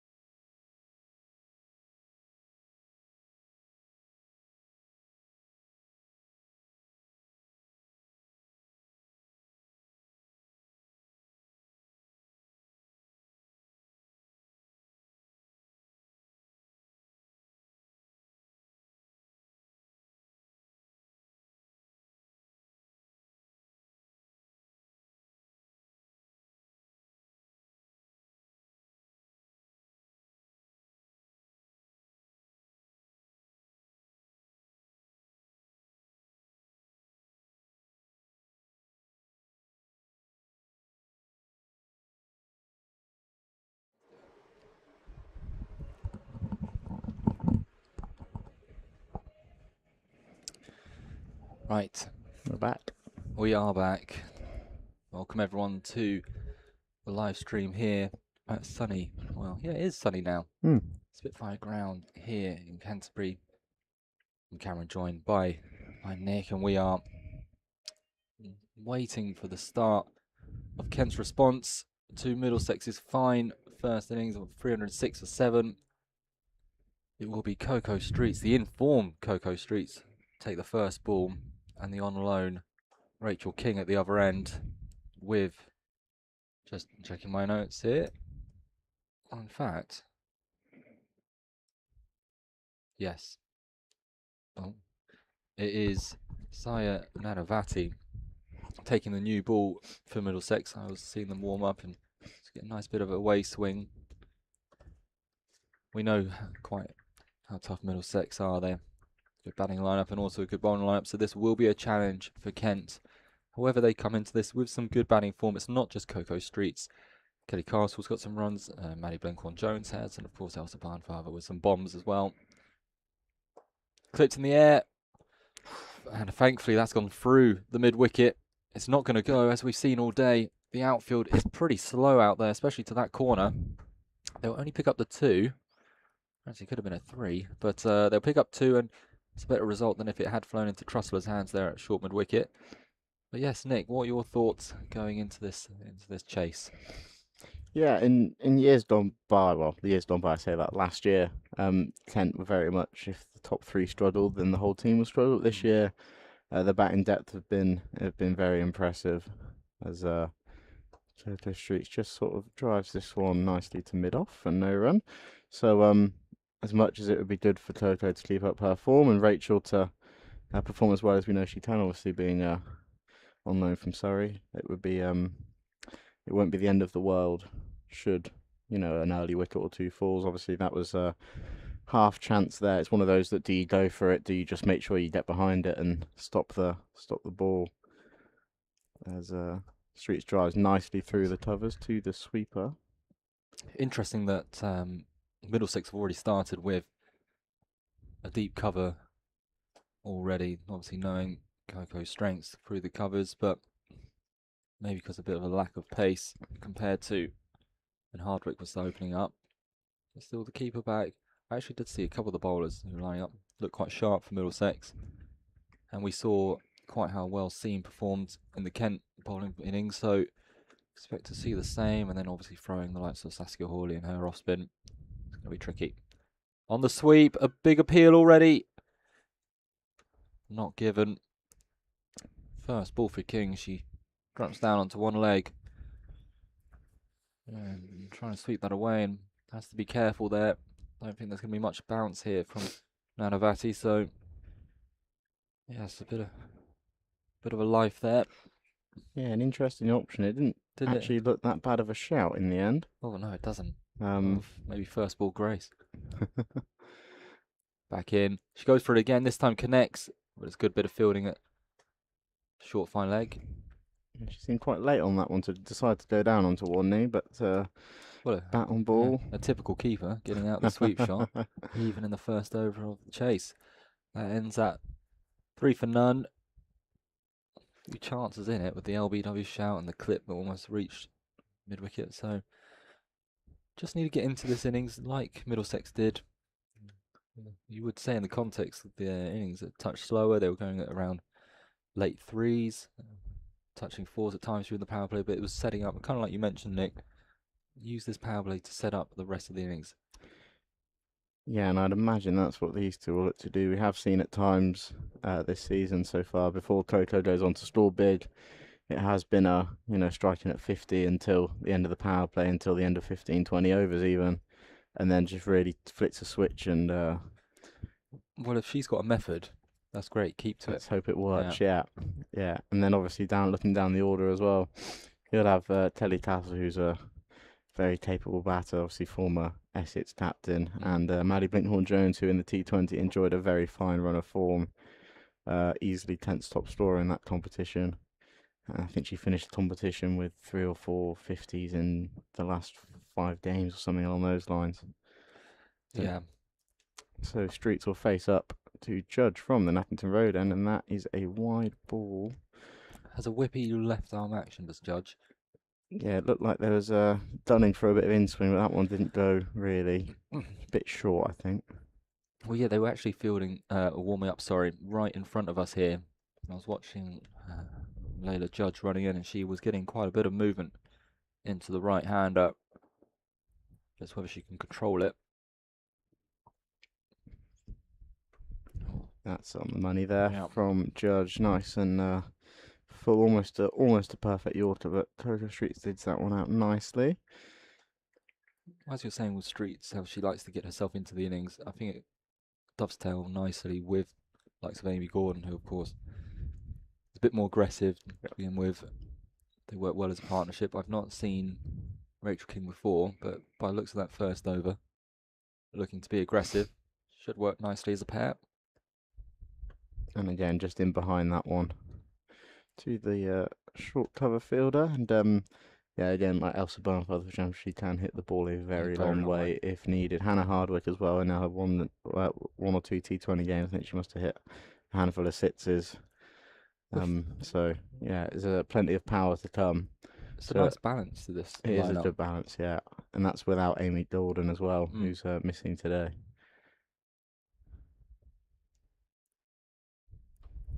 It's a nice looking shot. And it goes all the way through the covers for four. That's I think we call that vintage Coco Streets. That's where we've seen her so good this season so far, is on the front foot through the covers. It's a lovely square drive. Good confidence boost to that. Picked out the gap nicely there between cover and point. And yeah, it certainly seemed, if you want to get value across this outfield, to go square. When they've gone straight down the ground, seems to have held up. But yeah, hit it along the wicket. Funnily enough, does the trick. And that's driven again from Coco Streets, almost a carbon copy of the ball before, and that is back-to-back boundaries. So timed even better, I'd say. Probably was, yeah. And so much for digging in and getting a platform. 11 off 8 so far for Kent's top run scorer. Yeah, that's good. It's a good confidence boost. I think the likes of Judge, obviously, you got to be prepared for that one top ball, top delivery, swinging in. But she's also going to give you a bit of chance with her action. It's going to sling on, use that bit of pace. Now look, they've reinforced. You've got a cover point, extra cover, backward point. And a big outside edge from Coco Streets will be fielded down for a single. I have to say, I'm fascinated with both sides now, with their opening bowlers not deploying slip fielders or many behind the square. And we have seen balls, well, that one's probably a bit wider, but we've seen a number going through with the new ball down to third round, but neither side seems to employ that. Oh, is she? It's going to have to cross ends, I think, Streets, unless Judge is going round. Yeah, there she goes. Just took a minute then, didn't it? Yeah, we haven't really had a haven't had a slip. We had more slip fielding. King will put this through. That's a lovely shot from Rachel. That's all timing off the pads for four. That's a very, very strong over from a temp point of view, with 13, 14 from it, so including the wide. That's a super start. That's an incredible start. That's a very nice shot from Rachel King. But yeah, as you said, we haven't really had many slip fielders. We had more in the Kent innings from a spinner. Yes. When Isabella James was on, which is an interesting thing to see, especially you look at some other, looking at men's game, they might even start with 2 or 3, in a 50 over game. So looking at that wicket in Gloucestershire, I imagine they might be deploying a few slips early on to get a few breakthroughs. But also seeing that shot from King there, how nicely she played it, standing up tall and just clipping it away. I'd say to begin with, she doesn't need to be too funky. Getting down onto one leg, just use her natural timing.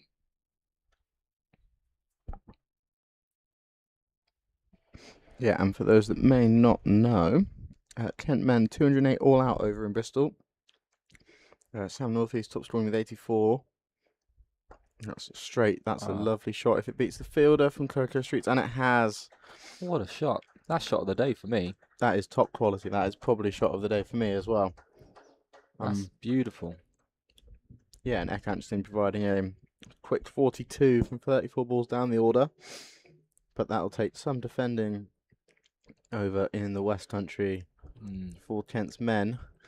Meanwhile, Kent's women have started this chase off very, very well.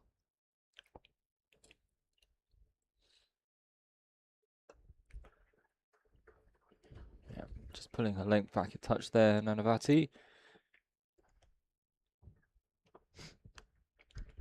I've just had word as well that a certain Joseph Denley has joined us for this women's game. He's over in the Woolly to our right with his family. So if it's a good enough way for Joe to spend the day, I think it's a good enough way for everyone else. All fixtures and ticket information on the website. It would be great to see you all down at the ground. And that's nicely played again. Although good bit of fielding at the backward point. Stop that one also from running away. Oh, me and Mr. Denley, we don't share much, to be quite fair, Rank. But but I also have been whacked on the leg playing this sport. Whacked yesterday, so I feel his pain. Got a big old lump. And that is where the similarities end, sadly. Back into Streets. Shorter this time. Nicely rocked into the back foot. Punching that out to the the cover boundary rider.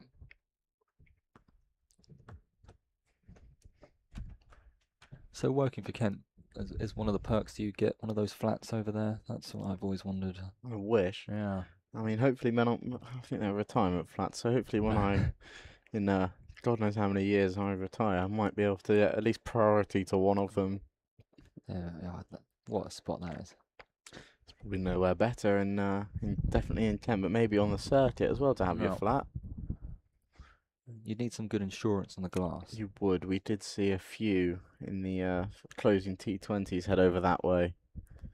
Even on Friday, we had a few venture into the gardens. So yeah, if you're on the bottom floor and you care about your gardening, probably yeah, mate, insurance isn't a bad shout. Well, let's finish off our over. Vati into King, solidly behind it. Good recovery after that.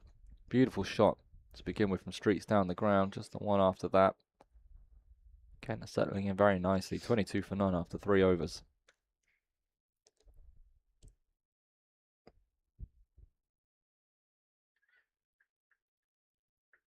Yeah, and we'll do a quick run around the rest of the grounds. Derbyshire 15 for 1 in their chase of 305. Sussex 62 for 1 in their chase of 239 against the unbeaten Glamorgan. I'm sure Middlesex will have one eye on that one here. And then Leicestershire 45 for 1 in chase of 312. So there's a lot going on, and there's a lot of potential big run chases here today. Yeah. And some of those results, should they go one way or another, will really open up this Metro Bank Women's League 2. I assume, is it the top 2 that go through? It's the top 2 that get home. Oh, and then is it best placed? And then I think it's 3rd and 4th get the away leg. And as it stands, Middlesex sit, I believe, 2nd. Unbeaten through 3 games. Glamorgan have played 4 and have won all of theirs. So they are top. Sussex sit 3rd. And then Northamptonshire 4th, Kent 5th, and Leicestershire 6th on the same points as Kent. So that's open. That's anyone's game. And then Worcestershire 4 points behind there as well. So there's a lot of big games on today, with a lot of potential for some changes in that table.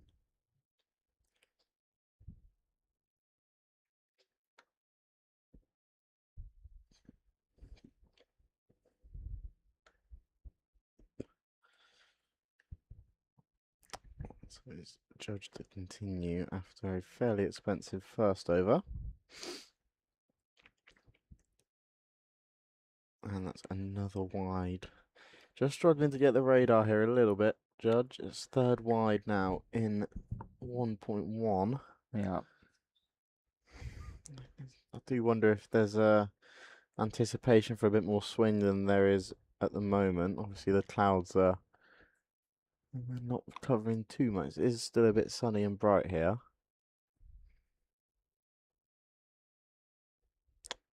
As she's in to bowl. And that's the better line and length that she's been aiming for.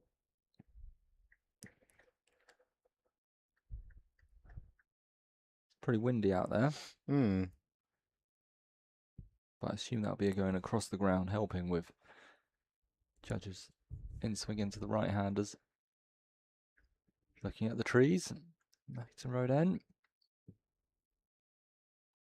It is a very picturesque ground, isn't it, this? It is lovely. With the old scoreboard and everything. And that's down on to Coca Street's pads. You'll probably think she may have missed out on that one, but a dot ball. They made a change in the field here. Now which was quite a square, fine leg, which on the boundaries come up too short. Well, more at the 45, and a field has been dropped out to deep cover to protect those Cocoa Street drives. But better this from Judge. Better line.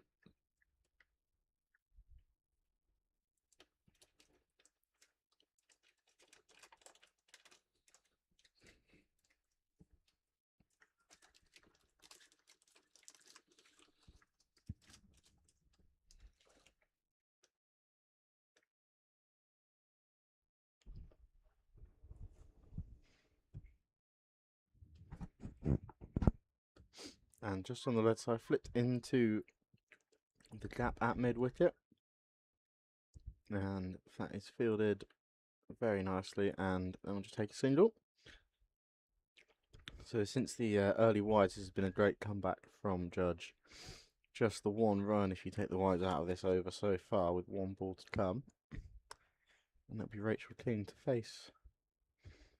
So ball, that fielder then comes back into the square leg region, fine leg drops, and there's no deep cover.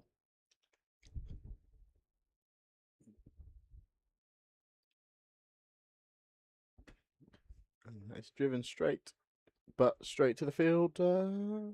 Yeah, a little slight misfield, but as you say, don't run on a misfield. And 25 without loss from 4. Kent are bang on the run rate as it stands. But I can't imagine that's playing on their minds too much at the moment. No, just about setting a platform.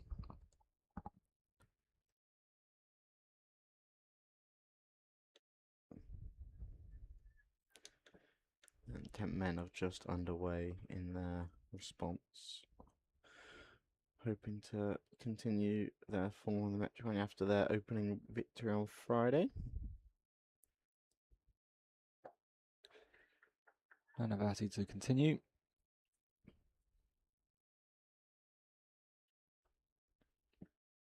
Yes, how did the men look in their victory? Yeah, good for it. Yeah, I wouldn't say they were too troubled. Obviously, chased it down fairly comfortably, and they bowled quite well, as that's off the back foot to that deep cover fielder that is now in place on both sides. Yeah, they thought they bowled really well. Obviously, Grant Stewart and Eckhartson both picked up 3 wickets apiece, and there was a few. It was a strange game. It was sort of in periods where Northants were on top and they'd have a partnership of maybe 70 odd, and then Kent would get 2 quick wickets, and all of a sudden it's game on, and it was a bit of a back and forth game, even when Kent were batting, the same sort of story. So they'll and that's an inside edge, but it beats the fielder at short fine. Saw Harry Finch batted well.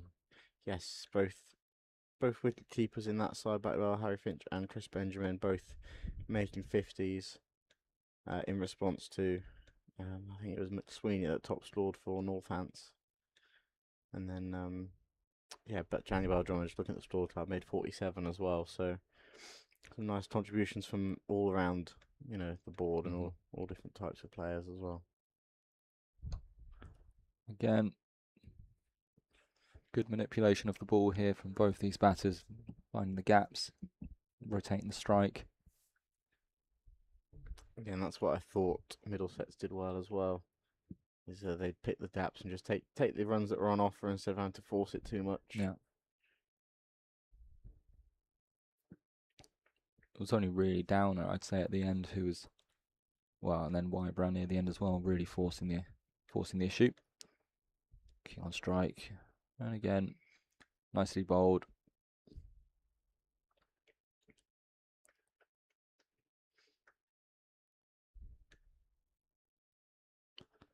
Well, we're ahead of Duckworth-Lewis. If that's anything to go by. Yeah, so there we go. By 10 as well, some breathing room as well. Yeah. I don't think we're going to get any rain though, but it's always good to sort of know, keep in the back of your mind, isn't it, I suppose? Yeah, I don't know what the rule is, what constitutes the game in the one, because obviously it's 5 overs in the 2020. It might be 20 overs, I think. Okay. That's quite a big jump up Yeah. from 5, but I don't think it's 10.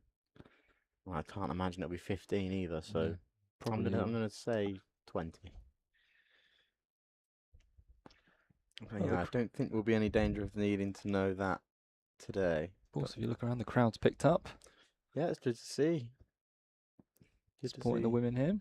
See, adult tickets only £6 for Kent women, and yeah, another day out just as fun as the men are. And that actually leads me on to Community Day next Friday.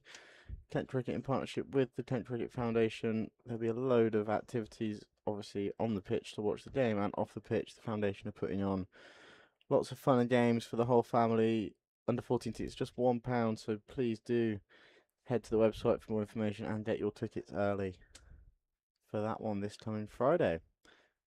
As that's hit Toto Street on the leg, but we might have had an inside edge. It wasn't a convincing appeal. When Judge gets it on the money, it's pretty handy stuff. Hooping in, nice and full. And there's a nice pace as well, actually. Yeah. It's definitely not slow.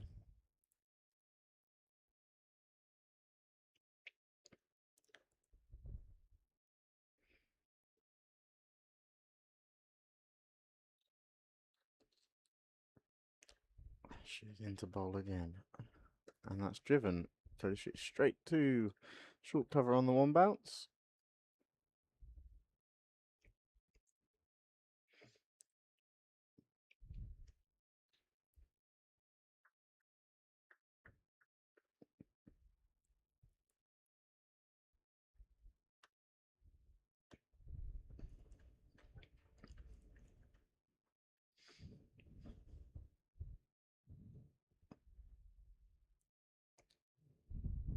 Big gap at mid-wicket.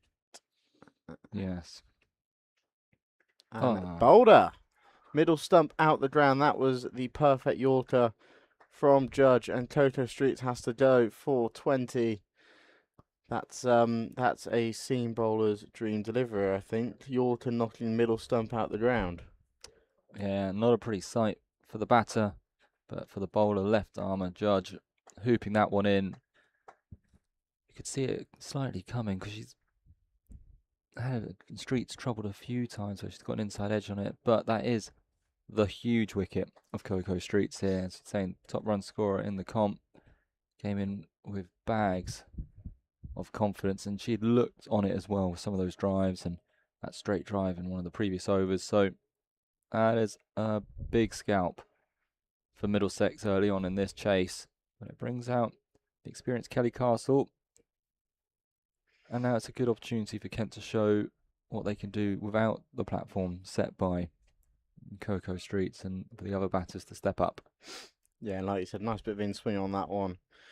Heading down, straight past off stump. It's come back in nicely and just snuck between bat and pad there. Couldn't get the bat down in time. And that is a big wicket for Middlesex to get early on. So Kelly Castle will join Rachel King in the middle.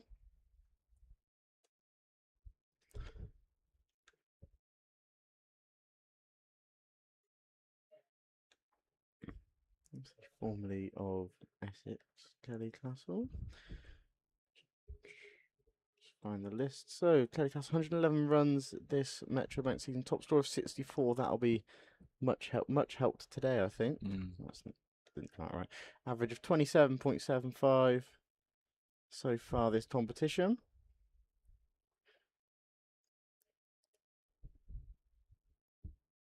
Bit of a delay in getting back on it. I think they're just trying to decide what field to go for, but they're going to keep the deep cover, I think. So yeah, same field as was for Cocoa Streets.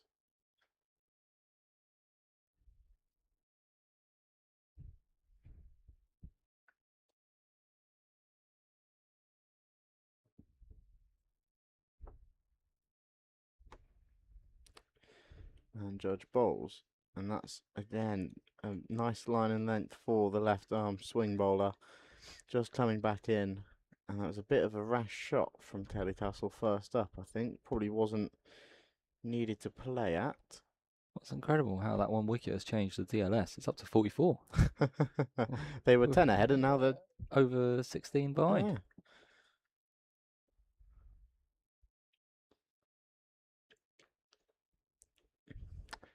And Judge is in again, down the ledge side, and that is good work from the wicketkeeper there. That was a rare. Some of the wides maybe weren't that bad, but that was the radar was off on that one. Yeah.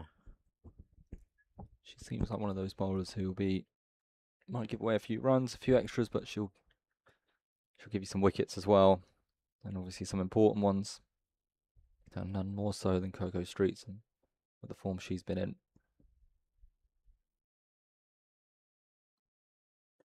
And that's back on the money from Judge. They don't set off straight away, but they do eventually, and they'll just take a single there. Fancy if they'd gone straight away, they could have considered two. Yeah, and that's one thing I thought Middlesex did quite well, was their decision making between the wickets. So aside from that one run out that hit the top of the stumps. And maybe that first run out where Scarlet Q's somewhat barbecued Pippa Sproul, but yes, absolutely, getting into gaps and running. You'll need every single one of them in this very large chase. So to finish up the 5th over, or 6th over rather, and that's turned into the leg side. I'll take a single. 31 for 3. Sorry, 30 for 3. 31 for 1 after 6.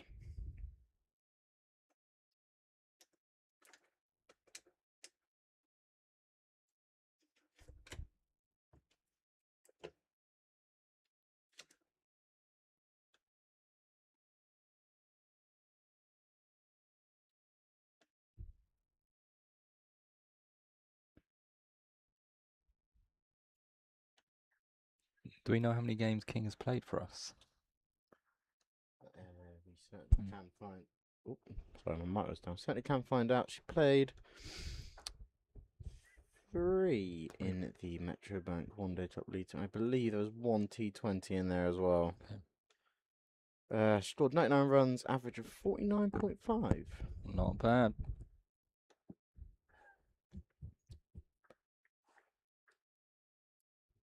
Let's have a little look, see in the T20 as well. Well, they're certainly dragging this back, Middlesex. It's Kent raced away 22 for none after 3 overs, and now we've been pegged back to 31 for 1. That's 6.2. It's been much better. A line from the Middlesex opening pair, and of course, getting that big breakthrough has calmed down proceedings. Navati back in. A nice looking drive.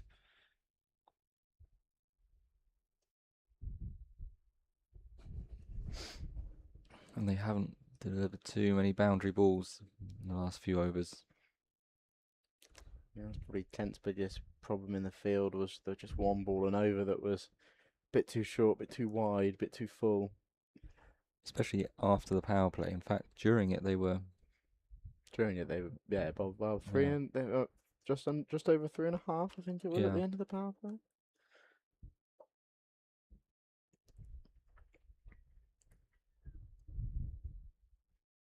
after that wicket. Middlesex are buzzing around, tossing the ball here and there everywhere between themselves.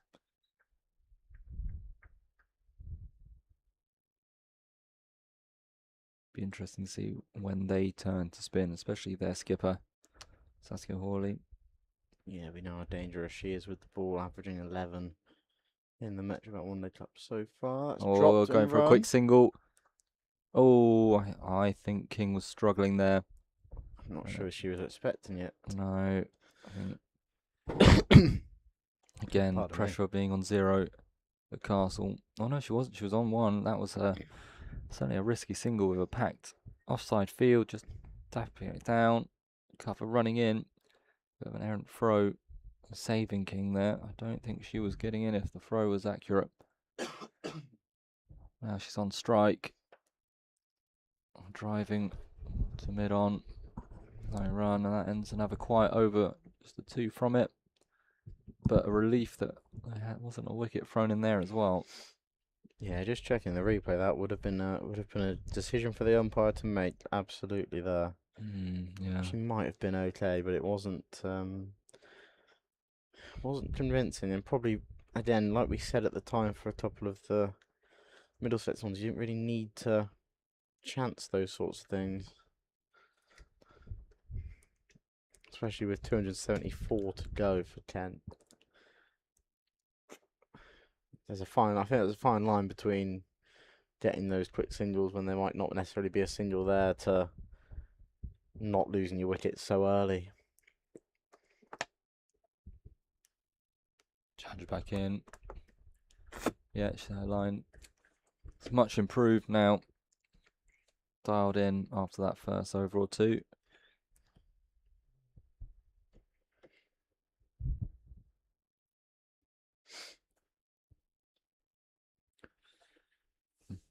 Yes, the role of the likes of King, Castle, Blinkhorn, Jones is to set this chase up to allow the power at the end.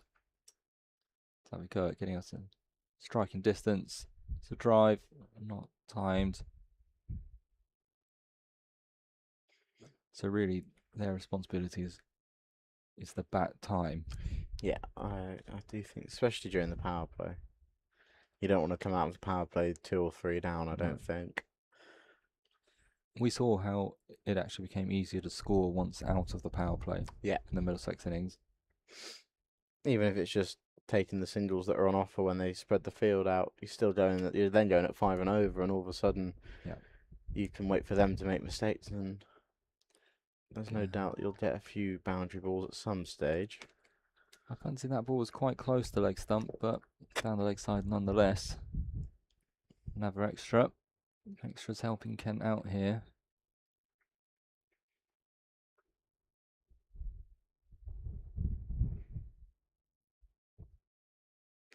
That wasn't far off, actually.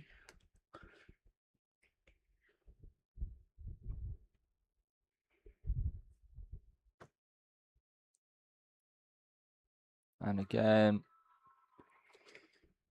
big appeal, not really from the bowler, but the field were interested in swinging Yorker and crashing into Kelly Castle's pads, but deemed to be going down the leg side. Yeah, that Yorker causing problems so far for Ken. Obviously, the wicket of Coco Street, and now that one there, just beating the bat of Kelly Castle, shows when she gets it right, it can be quite tricky to play.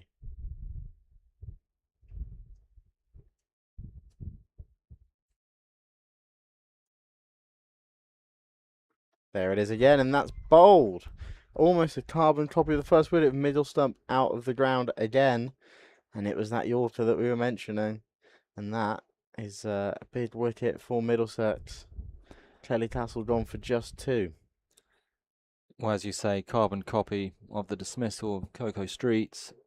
In swinging Yorker, middle stump out of the ground. Castle, for a short period, didn't look that comfortable against it. Didn't quite get up to speed at the game. And Judge has her second. I wonder if there's an argument with Judge here, if they can, to bat out of their crease, to try and negate that late in swing, which is trapping them at the moment. Try and get it onto the full, change her length maybe, because when she gets it right, it is very tricky for these Kent batters. But with that, out comes Blinkhorn Jones, who, as we saw, had quite a solitary time out on the boundary for a lot of Kent's bowling innings, but she's now out in the middle. She's come off, as you say, in our previous comp, T20, most informed bat, you'd say, well, up there. So she comes into this game with some good touch. Yeah, and with plenty of time to bat as well. 42 overs remaining in this one, so it'll be probably a rare opportunity for her to bat time, I imagine. And I don't remember any of the opening blot of Metrobank games, but I don't remember her needing to bat too long with so many runs to get. So this should be a nice opportunity for Maddie to spend some time out in the middle and hopefully score a few more runs to add to her T20 totals.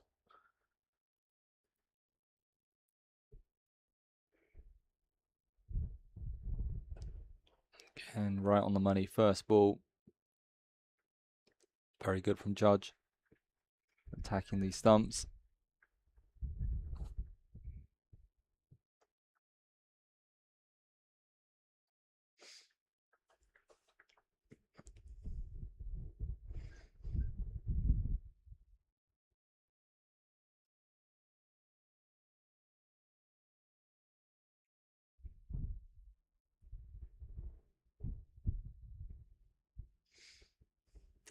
And she bowls again in swinging. That one's a little bit more down the lead side, so Maddie Blinknell Jones presents the full face and drives to mid on for no run. That's a very strong over from Judge. If you take the wide out, that would be a wicket maiden. So Middlesex very much on top here in Canterbury.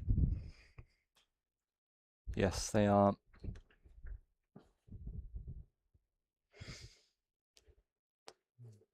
We knew this going into it. Middlesex, very professional outfit, both with bat and clearly with ball.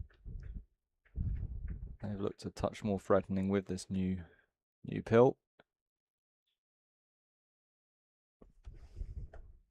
King, though, yeah, and the few times they have perhaps erred in length and the Kent batters have been able to get it away through that cover region, it's been stopped by that boundary rider, and Nanavati has not really drifted onto those pads to offer up the opportunity to hit out here. But as you said before, the importance is they have time and to set up this innings with a big partnership. Hit in the air and straight, and this one should run away for 4, and that will be Blinkhorn Jones's. Well, she's off the mark with a lovely boundary in the air for a moment, but timed nicely, and it runs away nice and straight. You feel better after a shot like that. Yeah, absolutely. I mean, for a second from our angle, it looked a little bit uppish and like it might have just drifted over to mid-off, but beat the fielder quite comfortably in the end and definitely out the middle of the bat. So I'm sure Maddie will be happy with that one and hopefully be able to kick on from that as she guides that to point for no run.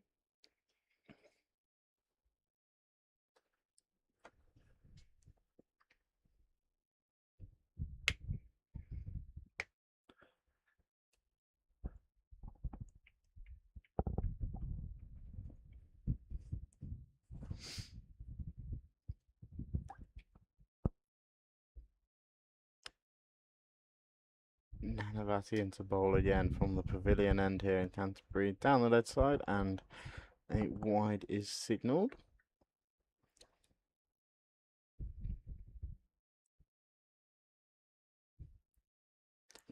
So it's 6 off the over now.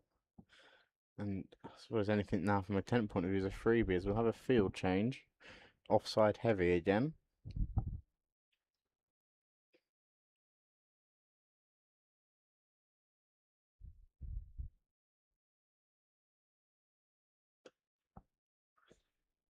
And it goes through that region for one again. Nice looking drive. Yeah, just got it on the top of the bounce there, Blinkhorn Jones. And found that gap to the sweeper fielder.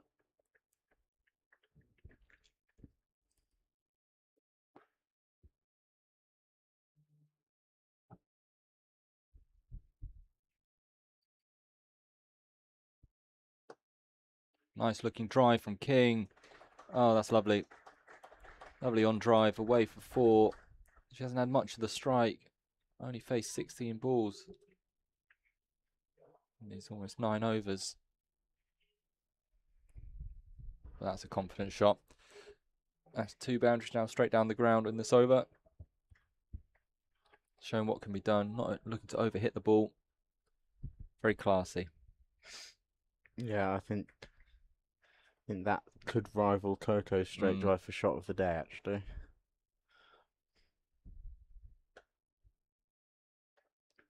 Seems like when she stands up tall, has a very strong base. She's a powerful batter. Yeah, made her Surrey debut last year in the T20 Blast. And played on finals day when I believe they won the whole thing. So she has a League One finals day champions medal to her name, so can obviously flick a switch, I'd imagine, if required. A good acquisition then. Well, on loan I know, but yeah, played a handful of times for Surrey this year as well. So a very capable player to have, and Kent are very lucky to have Rachel King's services. She performed very well for Sussex on loan last year as well in League Two. So again, probably not very often she'll come in, or she might not open very often in one-day cricket, and have the freedom to bat all 50 overs if she really wants. So.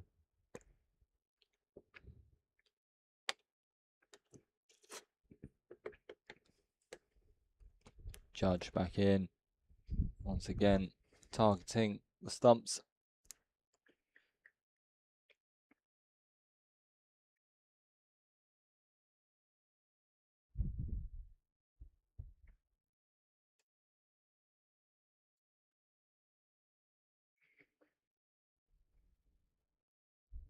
Hard to really tell from where we are here, but it looks like Blinkhorn Jones is at least on the crease line.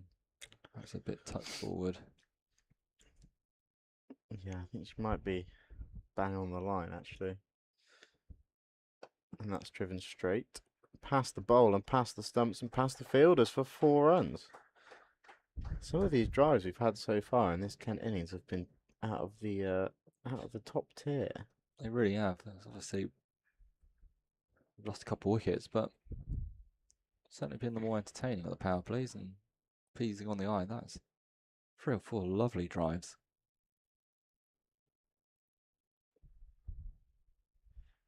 And to be fair, it's just been 2 very good deliveries which have brought about the 2 dismissals.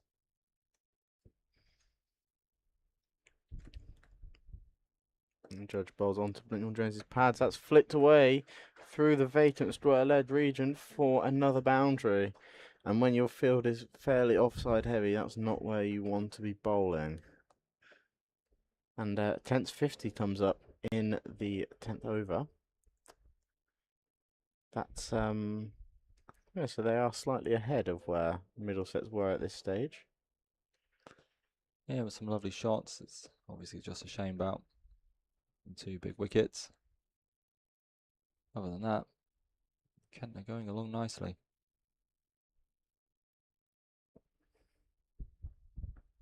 And there's that Yorker again. That's dug out by Blinkhorn Jones. And that leaves 2 left in this over.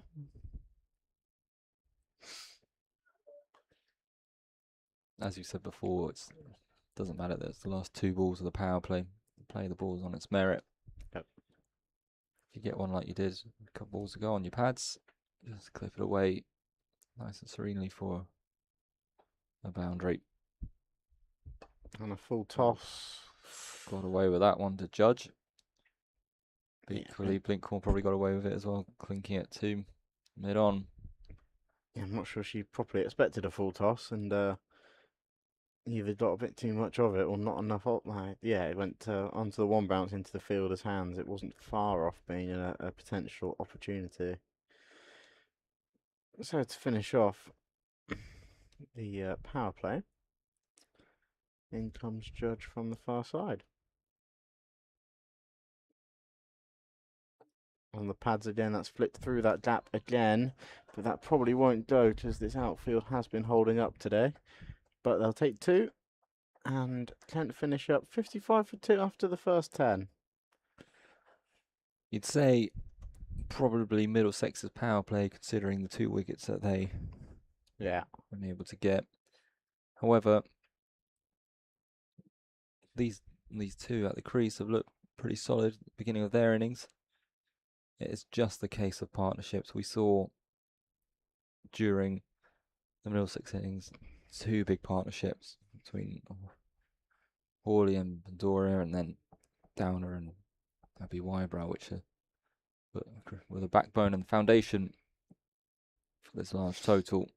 So we need something similar from this pair, because in fact I believe Middlesex lost their 2 wickets around this period as well, and they were around a similar point. Yeah, it was last over of the power play and then first over afterwards. So it's any minute now, and it will be a change of bowling. Looks like we'll have, I think, some spin on to bowl now. With the field being able to be spread out a bit more, we've got a deep square led, backwards square led, deep mid wicket, and the deep cover remains. And it'll be Davis to bowl to Rachel King.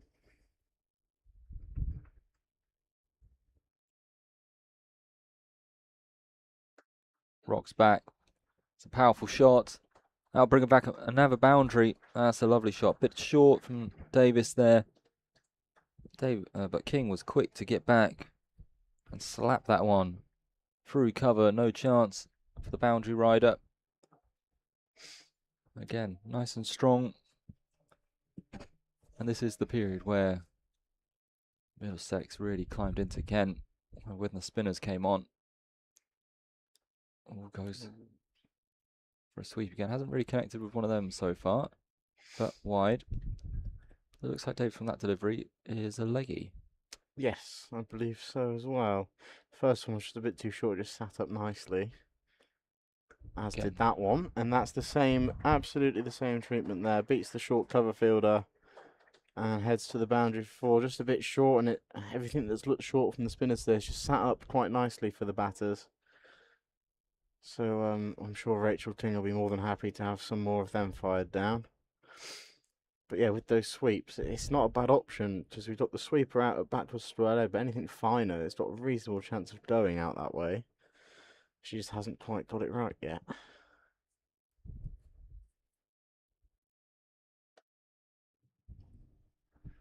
This time isn't punished to the same degree, pretty short again, but straight to the boundary rider for 1.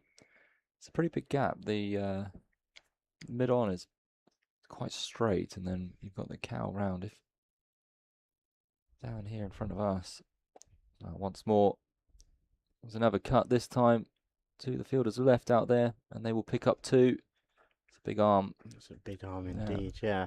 Maddie Blinkhorn-Jones is very quick between the wickets, so I think she'll be looking to keep Rachel King on her toes a little bit now with this running.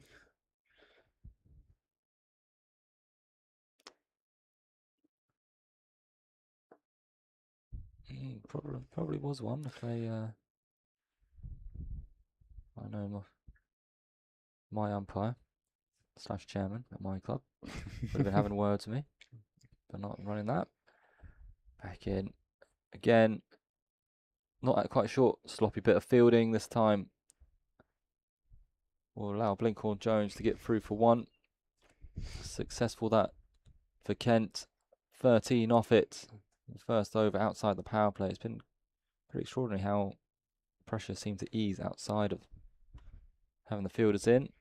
But I wonder if this is time that we will see the introduction of the skipper. It's definitely a change of bowling. I think it is. I can't quite see the number from here. You'd imagine so from that to road end. Spinning it in and with the slope. Is it? Just wait for the scoreboard to update as well.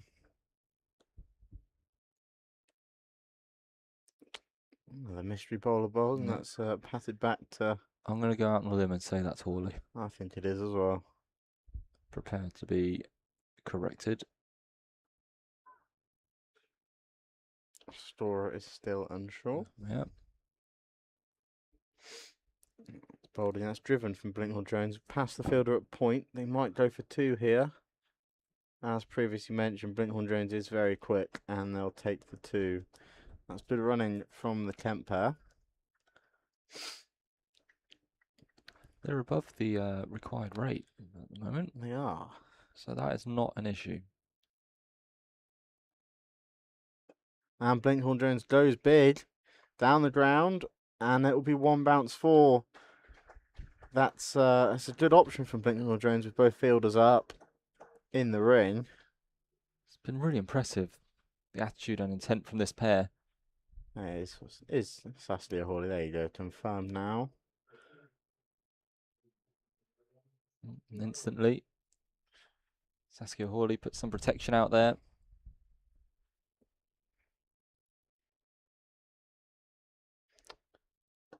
And that's along the floor, straight back to where that fielder was for a single. That's some very smart work from Blinkhorn Jones there. Something I'm surprised we didn't see more of Middlesex of until the death, is that going for a strong option down the ground. In the last 10 overs, they really picked it up down there, but and then that's punched into that deep cover gap again by Rachel King. So they're just keeping the strike moving very nicely now, our Kent. Yeah, excellent. Well, that DLS score was about 40 ahead at one point. Now it's just the 12, showing quite how well this pair has started together. Oh, that's nice. Little dab. Not getting that past the fielder. And that is the over bowled by the skipper, Saskia Hawley. 8 off it. 1076 for 2 from 12. They still require another 231 from 38 overs. And if you looked at the scoreboard, you'd think this is anyone's game still. 50-50, I'd probably say at the moment. One big partnership for Kent, I think, changes the complexion. But as we said, this is the period where Kent can really capitalise with the field spread, spinners on, wait for that 1 or 2 loose balls and over. Yeah, and just down in front of us, Finty Trust has just asked the skipper, do you want me to go back to long on, long off? And she said no, so I wonder if Kent will try and take that on. Well, for the 4th time, King has attempted a sweep. To be fair, this one quite wide down the leg side. Sure she'll connect eventually. Oh, she's crunched that straight to the fielder, mind you, so just the 1, but she's hitting the ball hard. And then that puts pressure on the leg spinner especially. And she knows a batter is coming at them. If you get too full, they sweep. If you get a bit too short, she's going to crunch you through that offside. Not a lot of margin for error. But yeah, Trussler out now. Blinkhorn Jones. Interesting, if you were to have a look at the pair, you'd imagine it would be King you'd be throwing the field out to. Yeah, and yeah, they've dropped down long on for Maddie Blinkhorn Jones after that one in the last over. So it's covering all bases from the Middlesex captain. Good from Davis. A bit flatter.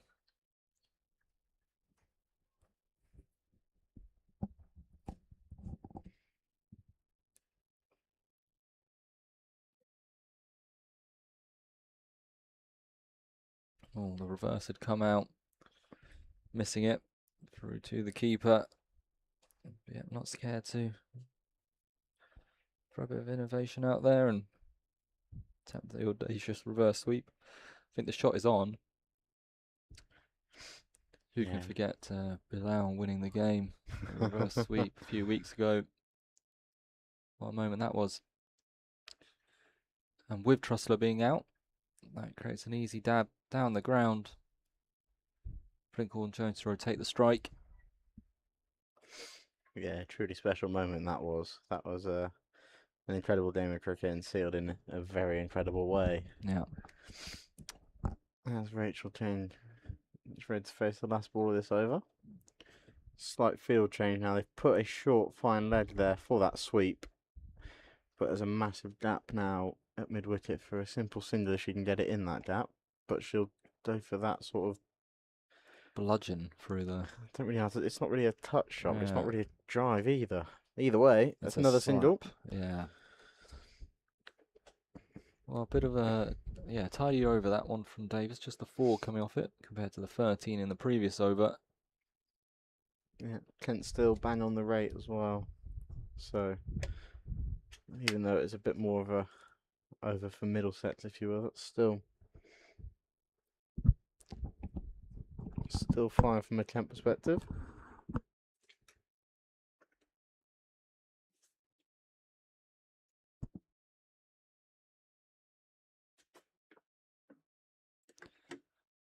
Cut nicely from King.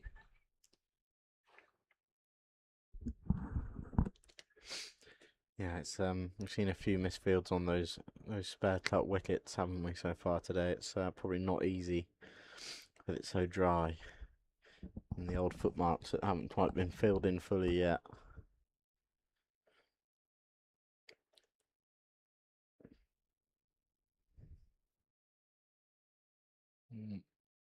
Another attempted dab. Not quite getting it fine enough. Yeah, I wonder if we might see a reverse at some stage as well, on the same rules apply, that the field is not. That's a full toss that Maddie's missed out on slightly there.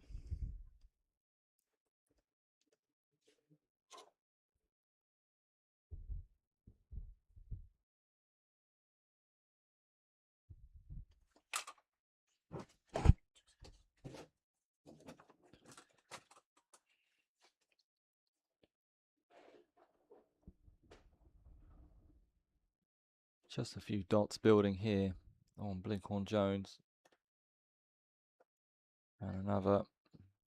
Good this from skipper Hawley.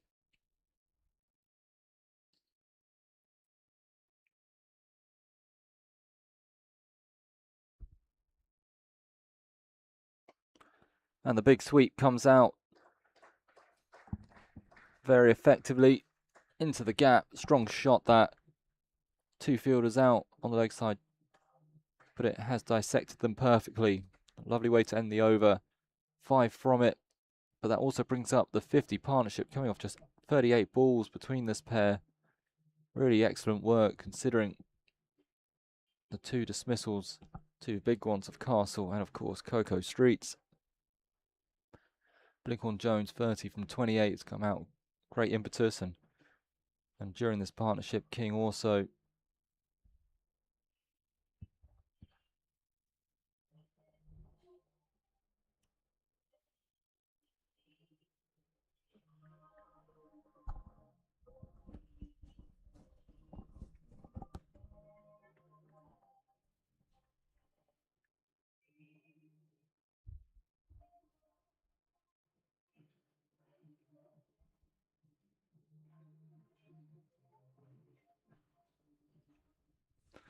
Leggy Davis to continue from the pavilion end.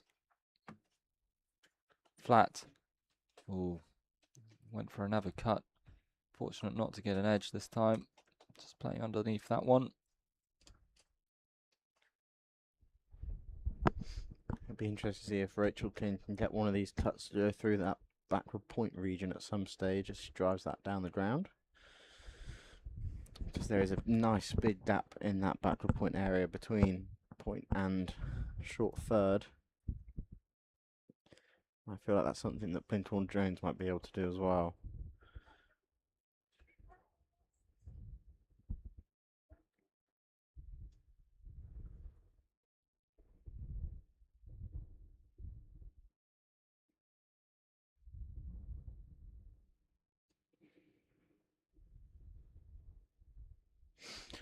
If you're 10 at this stage, you're still quite happy with how you're doing, aren't you? You're not panicking just yet, even if there's No. a few overs of just 2 or 3 runs.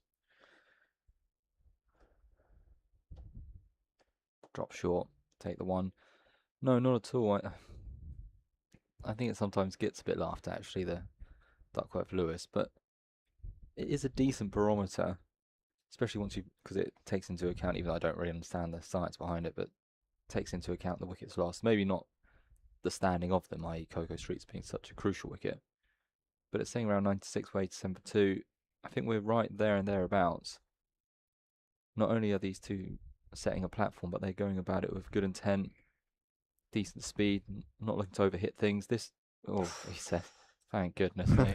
Oh my goodness, thank you for dropping that, Davis, because that one was the first time we've seen King Adventure out of a wicket, out of the crease, and looked to hammer that one down the ground, and she's hit it straight back at Davis, who's got a hand on it. Thankfully, it's gone down. Again, hit strongly out to Trussler, just the one. And if that's the way she wants to play, I guess don't want to change it, but equally, this pair are doing well just picking off the bad ball. They don't need to manufacture a shot. The rate is fine. Purely the wickets are the only thing to be concerned about from a Kent's point of view currently. Yeah, and I think a bit like what Middlesex did there, that partnership that I think was worth nearly 100 in the end. It might have even crossed that mark. I don't remember off the top of my head, but that then really allowed the tail enders to come in, or tail enders, that's sort of the middle order, to come in and just be able to play freely and store 130, 140, 150 even. Yeah, we certainly have the firepower to do something similar. Absolutely, yeah. That partnership was worth 130 in the end, so way more than I thought it was.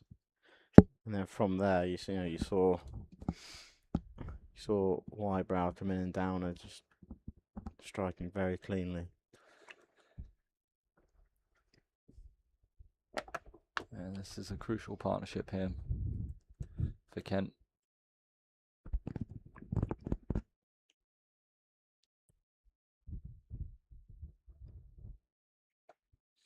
And that's lovely. Really lovely from Blinkhorn-Jones. Another one bounce 4 this time. Seeing that the protection is on the onside, and she hits a beautiful lofted straight drive over mid-off's head. The one thing with it being a slightly smaller crowd in is that unfortunately for the fielder, when the ball does go racing away outside the boundary rope, I have to go collect that one almost into the nets. But that's a gorgeous shot. Well played. And then the next ball, slight adjustment from Hawley. And just defended back. Really impressive stuff this from Blinkhorn-Jones. Taking her form to E10 competition here. This time not quite getting the same connection on the drive.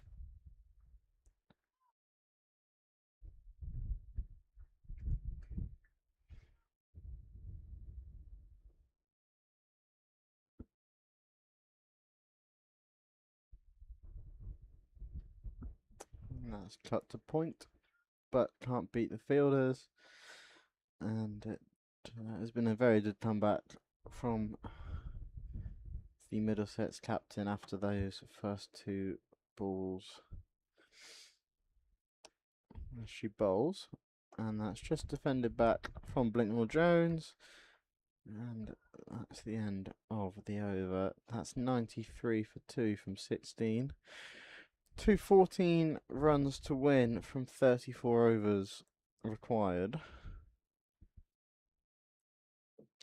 And I think, yeah, like we've been saying, if you're Kent, you're happy with, the likes of Hannah Hardwick, Elsa Barnfather, Jen Gier and Holly Young all to come. Izzy James can still bat, Cindy Dorham can still bat. So I do think Kent bat really deep, probably as deep as they ever have been able to so far this tournament. So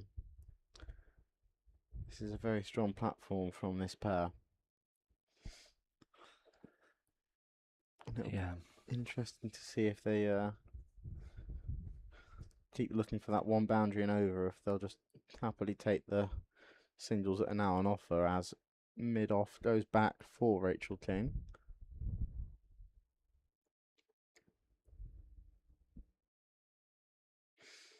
I reckon she'll try and sweep one in a second, if it's a little bit down the leg side.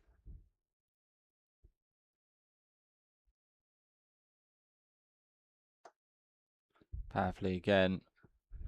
Truslow's being kept busy down here.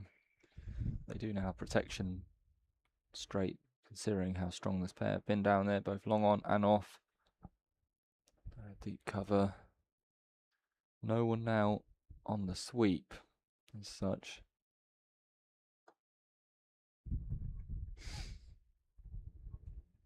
A pretty spread field across both the on and off side now for Davis, meaning that there's ample opportunity to get your single and to rotate strike. Use of the feet, that's a lovely drive. That's wonderful. And that will be for, again, finding the gap between deep cover and long off. That's a lovely shot. Use of the feet, hit all along the ground. That's lovely. Blinkhorn Jones up to 39. Yeah, that's a lovely shot, making the most of just the one fielder in front of square on the offside there. Got it past her, and then that's 4 runs, and that's cut away past point. They'll look for 2. And yeah, they'll come back for it. With, yeah, a bit of juggling out from Judge out there, perhaps. And that's the Kent 100 up. In 16.4 overs, which means that's a runner ball. They've it's been very impressive, I'd say, from this pair. You'd think they'd be a little bit rocked after the 2 dismissals, but has not been the way. Yeah, particularly Blinkhorn Jones. I think she's come out obviously very positively, striking at 107, but that can be hard after you've just lost 2 pretty quick and early wickets.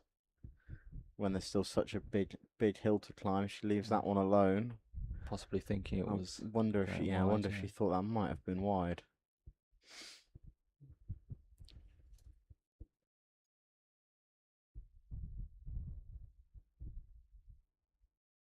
Using her feet again and drives down the ground. Take the single.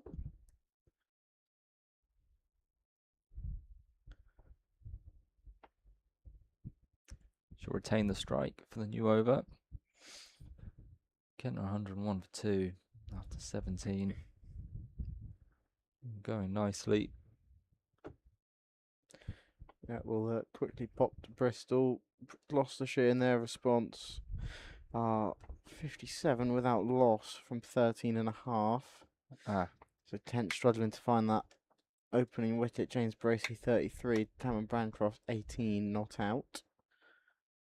And yeah, they're on the rate over in Bristol. They only need to chase 209 for victory there. So just awaiting the introduction of spin, I think, in Bristol, while Saskia Hawley is back on the far end, and that's dabbed nicely by Maddie Blinkhorn Jones. And they'll take 2 there. It won't go. She's tried a couple times that shot, and finally she's got it. Fine enough. Using the pace nicely.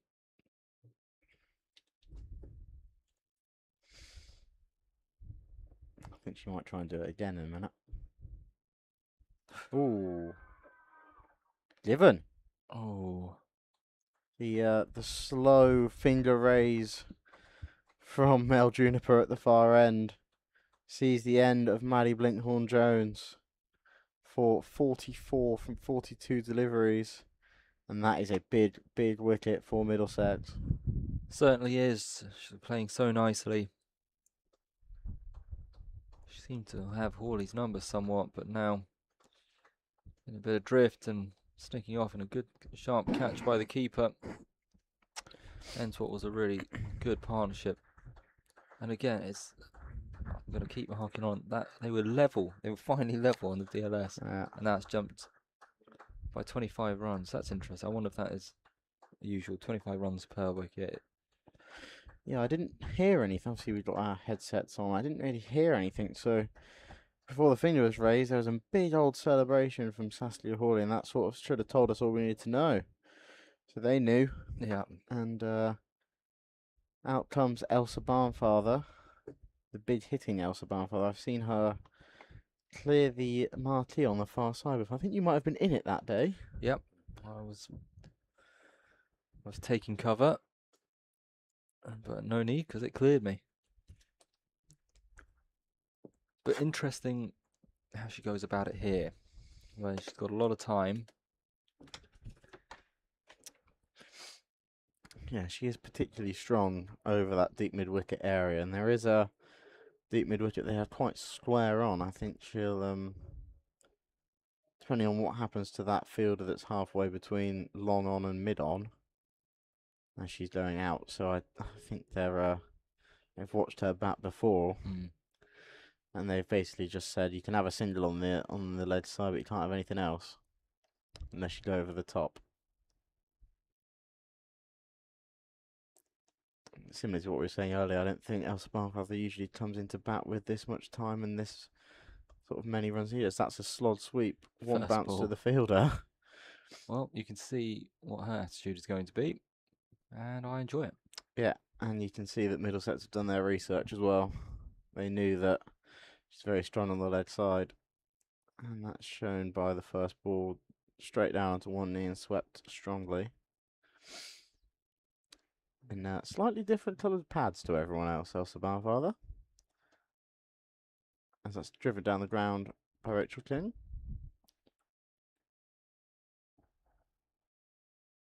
Yeah, timely wicket that though. Partnership was growing really nicely. Blinkhorn Jones looked pretty comfortable, in all honesty.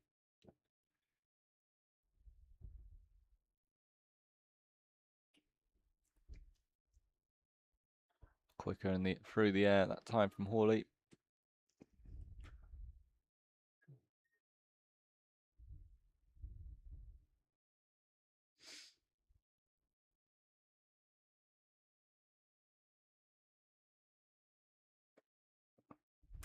Just patted back to cover.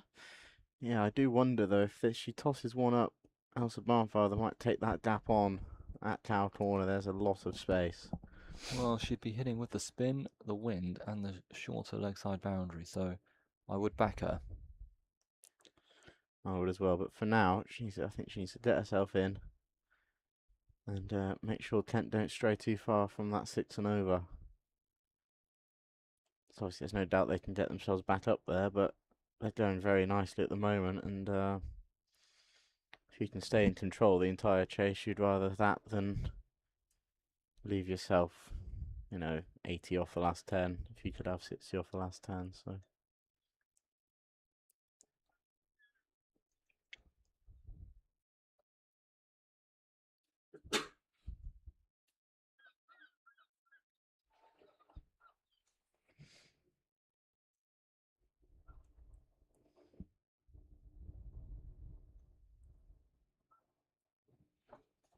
Davis to continue. Use of the feet once more. Drilled straight from Rachel King. She looks a powerful batter.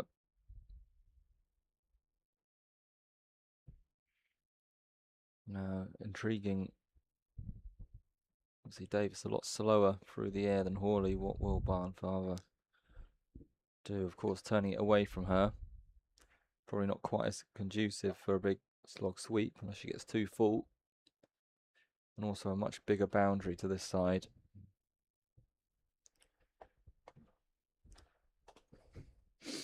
We have seen a few straight down the lead side from Davis, so this could be an Elsa Barnfather's arc in a minute.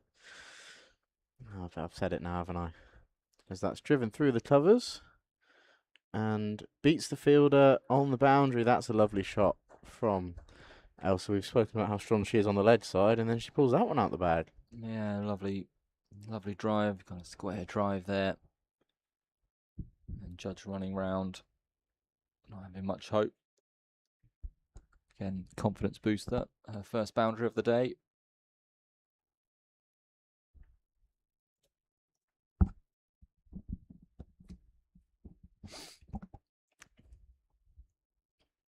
Flatter. And this time content with just the one.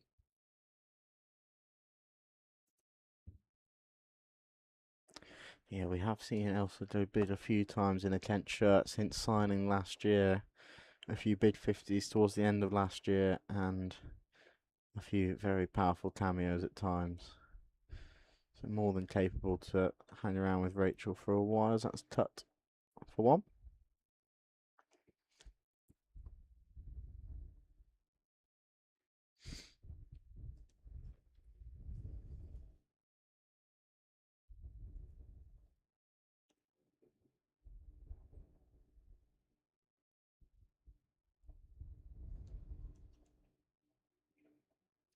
Yeah, good single taken there. Just tapping into a gap. Barnfather was quick to recognise there was an opportunity for one.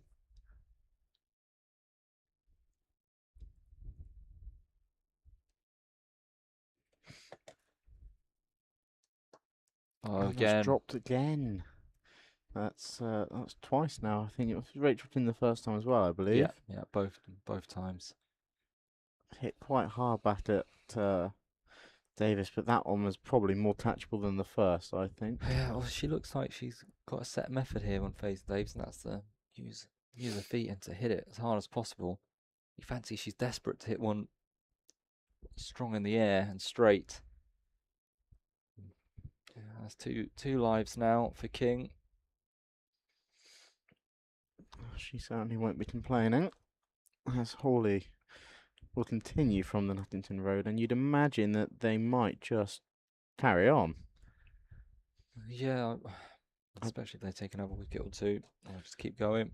I wonder if you might give Davis a rest soon. Well, she's going at 7.5, so if there was one candidate to take a blow, it would most likely be her.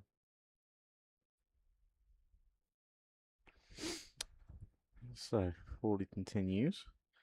Rach can use her feet and slices that one over cover into a generous dap, and I think they'll take two. They will. Yeah, I can't imagine that's exactly where she meant it. As I say, I think she's very keen to hit back over the bowler's head.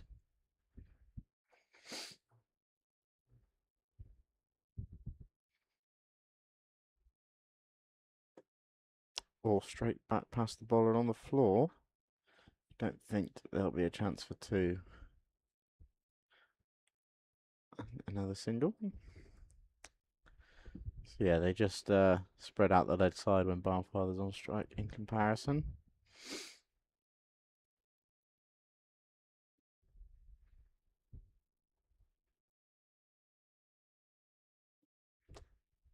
A late cut there, fielded well just at short third.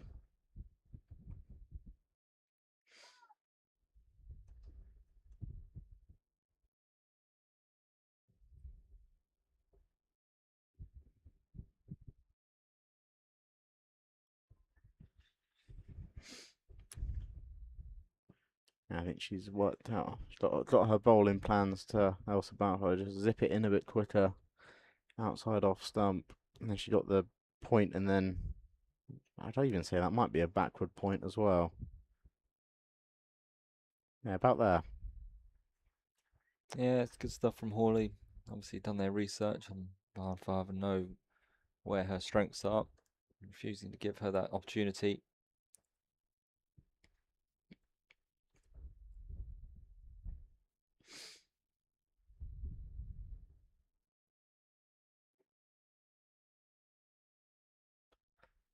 And she's content to just see out the over Kent 117 for 3 after 20.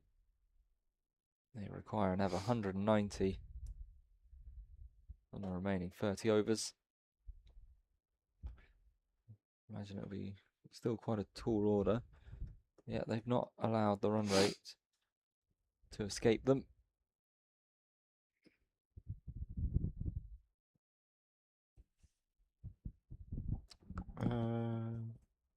Oh, she forgot to take her cap, and who's bowling then? She just forgot to take the cap off. It will still be Davis from this near end.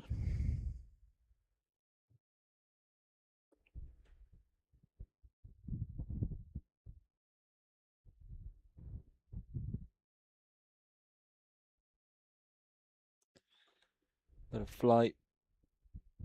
Cut away this time. King doesn't use her feet after when she got dropped. Davis the last time out.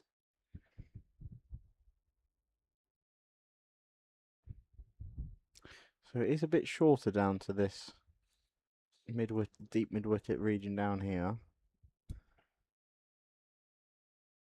And she sweeps that straight to the fielder at mid-wicket. So we've so then a slight field change for Rachel. Continues at runnable 37 so far. There's the use of the feet this time. They're hitting straight along the ground.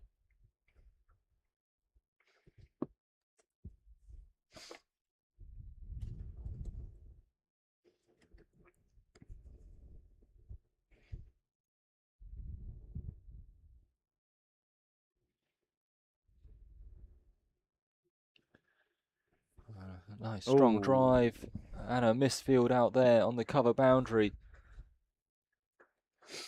Yeah, it gives Barnfather. It was a lovely shot, but straight at the fielder. But she gets rewarded with a boundary in the end. And Kent will take that. Yeah, must have just spun away slightly. Just looked like she was there. She was in a position to field the ball, and then just snuck round past her on the left side. I can't tell who that is out there on the boundary. I think it's Judge. Shorter this time. Cut away. A bit of a bobble again, but in the hands now. No run.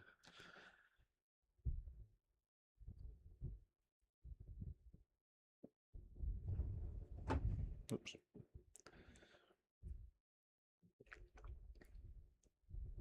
Flighted, and she just accepts the single.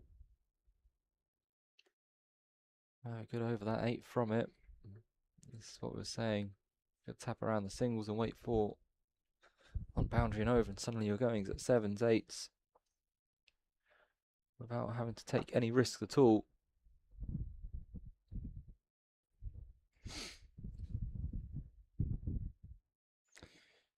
Little water break for the wicketkeeper. I imagine a word or two of advice as well.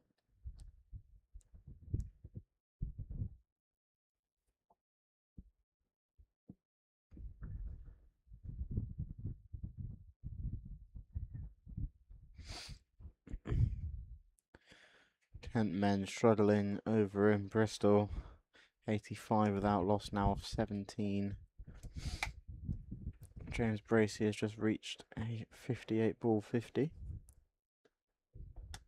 As that's defended back from Elsa Barnfather. Yeah, if you look at the Gloucestershire lineup, it looks pretty similar to what you'd expect it to be. They've not been. I think they were the only team to not lose a player to the 100. I'm pretty sure I saw that the other day. Well, when it comes to then the one-day cup, it pays dividends, and they just, especially like sort of Bracey, Hammond, and Bancroft. It's a strong outfit. But I think Kent have real chances. Obviously, not going too well today. It's pretty strong on paper, with the likes of Bell Drummond remaining and.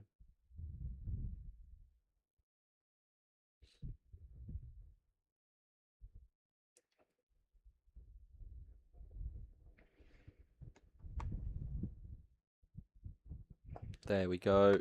Is it a chance though? 6. I think it's gone all the way. It has. It has. You feel like King has been, after doing something like that for the last 6 or so overs with the spin, she's finally got the connection. We didn't know if Long On was in the game there. She was running across, but it just clears the rope just straight enough from King. It's the first maximum. The first maximum of the day, certainly of the Kent innings. Oh, an appeal, a loud appeal, and not given. Hawley seems to have a good appeal on her. Yeah, I wasn't as convinced. I'm not as convinced that was as serious an appeal as the first one. Yeah. The first one was absolutely a celebra appeal, though. But good work behind the stumps. But Mel Juniper remains unmoved at the far end. Use of the feet again this time. Fielded off her own bowling. You just fancy you want King to get to the other end. Yeah, she's hit her 6. She goes again, slaps. Oh, and she's been dropped once more. It's gone straight through. Extra covers hands. I think that's Trussler there. You fancied there was something coming after the big lusty blow down the ground. Seemed a bit uneasy on how to play it. And that's the third chance for King. See if she makes Middlesex pay. Yeah, you were right when you said just get off strike and get down the other end, and it's probably not the way she wanted to do that, but again, not out, I suppose you can't complain too much. No. And she's living quite riskily at this point.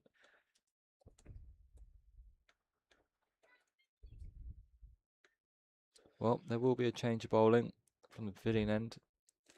Izzy Routledge coming on.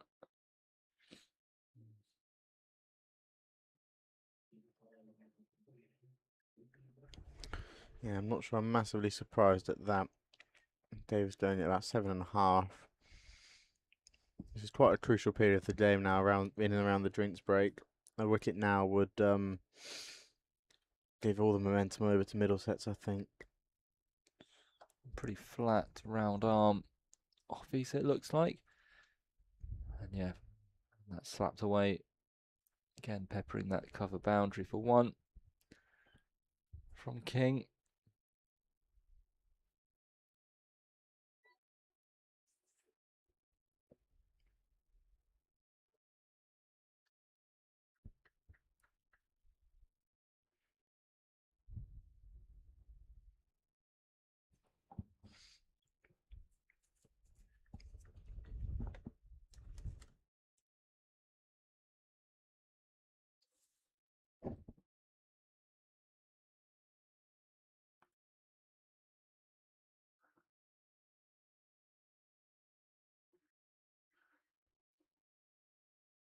Interesting to see how Barnfather is playing this.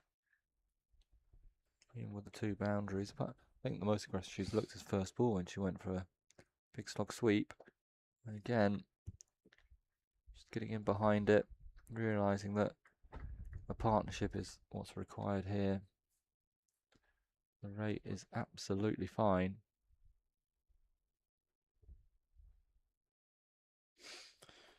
Playing almost a supporting role to Rachel King at the moment, just making sure she doesn't lose her wicket and trying to keep that strike moving when she can. Yeah. But this has been a strong start from Routledge here.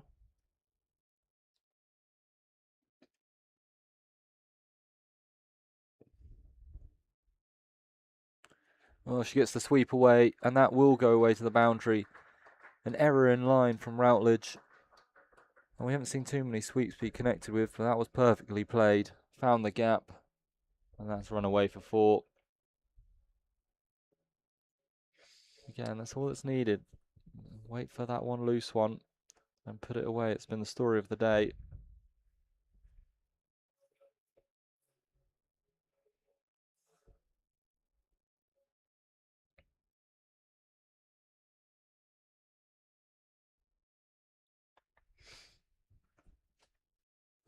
Beating the outside edge, poking away at it. don't think there's too much turn on offer for Outledge. But her first over ends for 5. Yeah, we saw a bit of mix in the Kent innings with the ball with spinners. Some of them were getting a reasonable amount, and others it was just going pretty up and down. So it's maybe a reason as to why they've been able to score quite freely off spinners. But we're having a change here. I can't tell who that is, but we're having a change of bowling.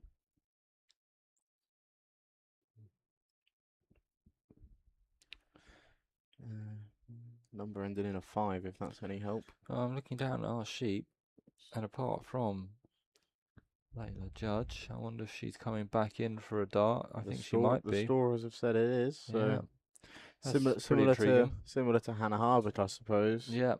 You need a big wicket.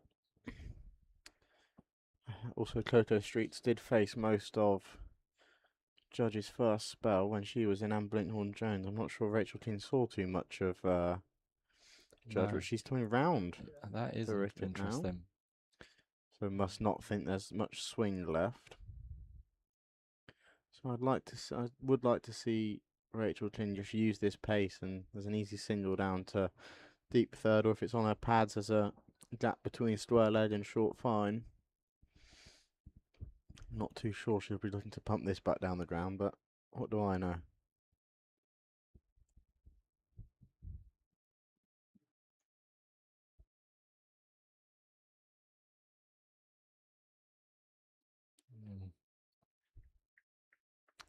Yeah, change of angle, change of attack. As you say, she must feel with this slightly older ball, she's not going to get as much swing. A little bit Mitchell Starkey now later on in the innings, coming round the wicket. Still probably looking to crash those Yorkers in.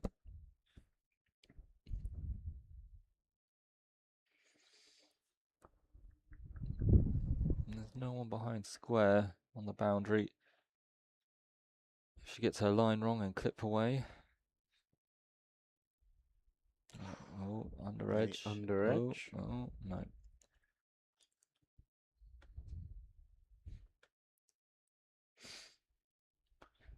Just looking to thrash it a bit rather than just time it. Rachel King.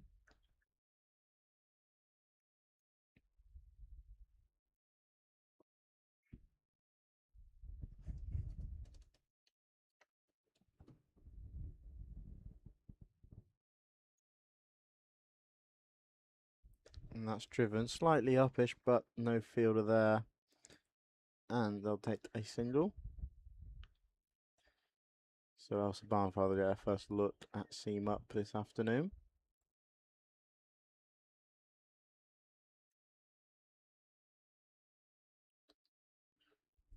And yeah, they're expecting her to use the pace more than Rachel King does. Dropped fine leg down.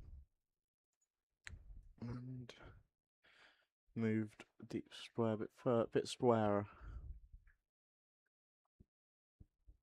Phil Kent, do you just try and get through to this drinks break in an over and a half's time unscathed and then reassess, or do you think you still have to try and stay positive and try and keep around that 6 and over region?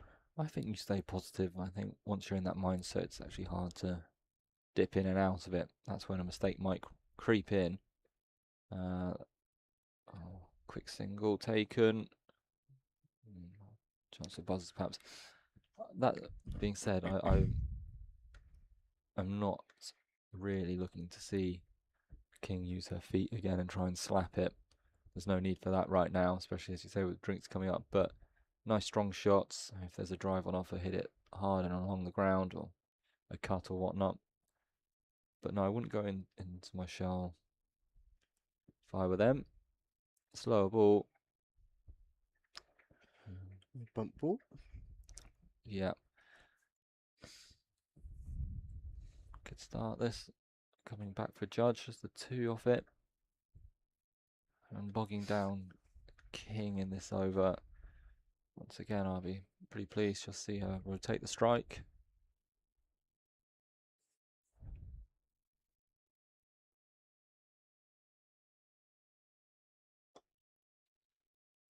Tidy over from Judge. 2 from it. Kent, 140 for 3 after 24 overs. 1 over left before drinks. But if I was Middlesex, I would be looking to tempt them into playing a full shot before drinks. Give it a bit of air. Maybe even bring one of these fielders off the boundary.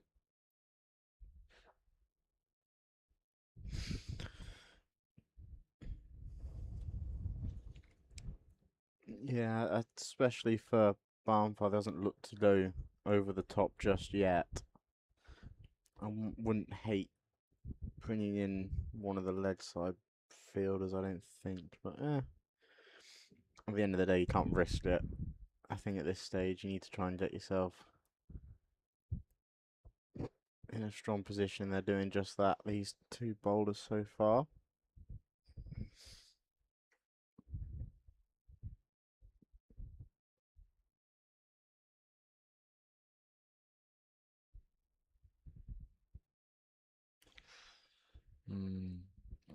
Going to play that dab again. It's a risky shot with 2 fielders behind point, and also the gloves just there. Not a lot of pace on the ball either.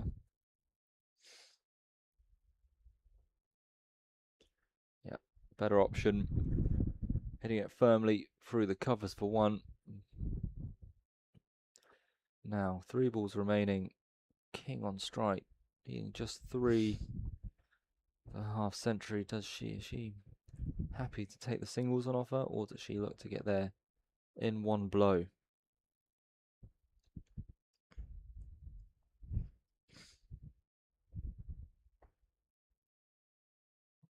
Cut firmly again. Will just be for the 1. That's a judge.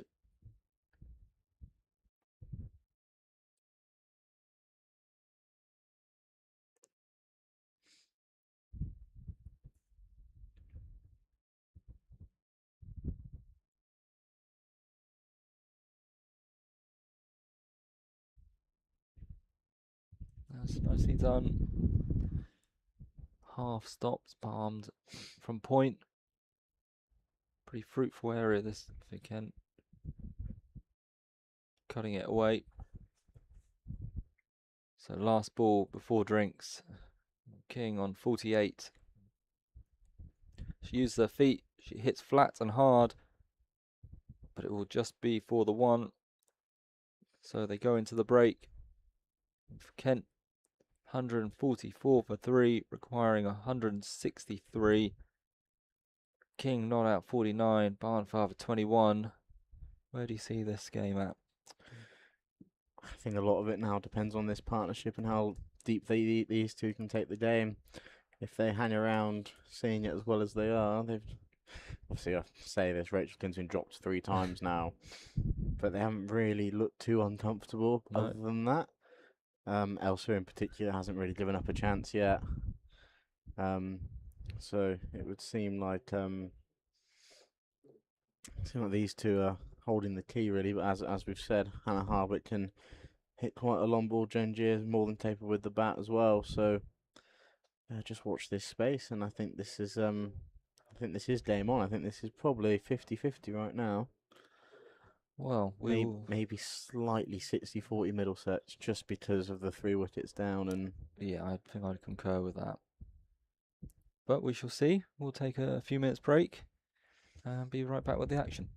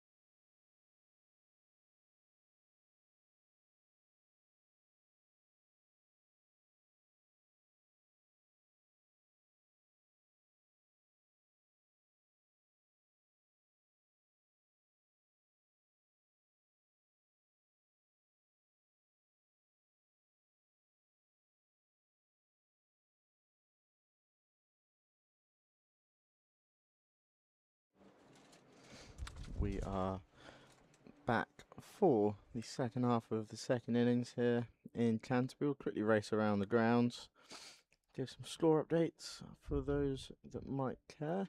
Derbyshire women need 154 from 22 overs with 2 wickets left against Worcestershire, so you can see that one going in the hands of the Rapids. Glamorgan women 239 on out. Sussex 194 for 5.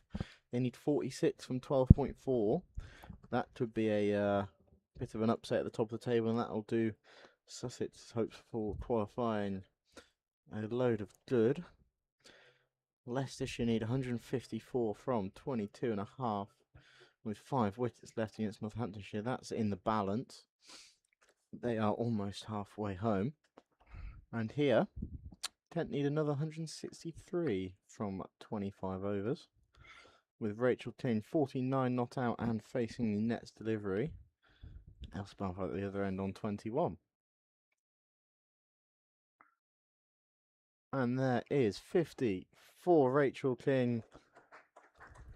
The Surrey low knee has batted very, very well here. Had a few lives, but you have to take what's in front of you. And she has made it count and headed to a 50 and 51 balls, 4 fours, 1 6. Seems a bit of an odd thing to say, but if you take out the 3 drops, it's been a pretty composed innings. She didn't get much of the strike to begin with during the power play. I think just facing 15, 16 balls really, and it was during that partnership with Blinkhall-Jones where she was coming to her own. She's used her feet a lot, hit strong and straight, and yeah, ridden her luck a touch. But good innings.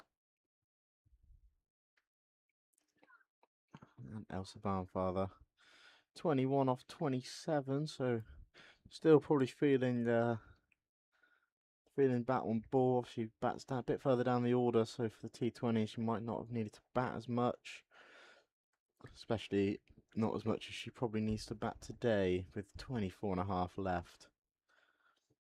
There's a chance for both of these to go quite big here today. That's Judge bowls and wafted at that one, but nothing there. Another thing to throw into the equation is after this, Judge would have bowled 7 overs. Hawley's bowled, 5 or 6? Some of the big hitters, Phil Middlesex, are running out of overs. So it's not always about having to take them down for a lot of runs. It's also a win if you get through the key bowlers as overs. That's a lovely looking straight drive from Barnfather, but straight to the fielder, who fumbles slightly but then fizzes it to the keeper. I think always the first couple after drinks is just about getting back into the rhythm. And I think that's what Elsa Barnfather is doing right now.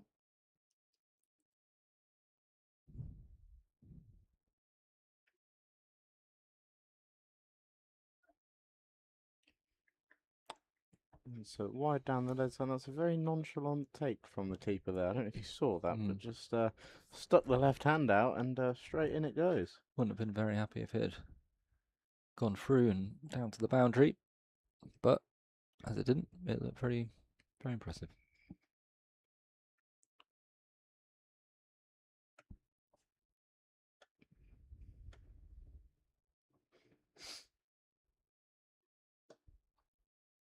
Again, nice looking shot, but none. I wonder if the instruction has just been, again, bat deep, this pair. Yeah, we saw a reasonable group of Kent players head out to hand drinks over and discuss the rest of the game. Obviously, Megan and Coco as the leadership group. Jen Gier, who's next in on the scorebook, and a few others as well. Yeah, pretty big committee went out there.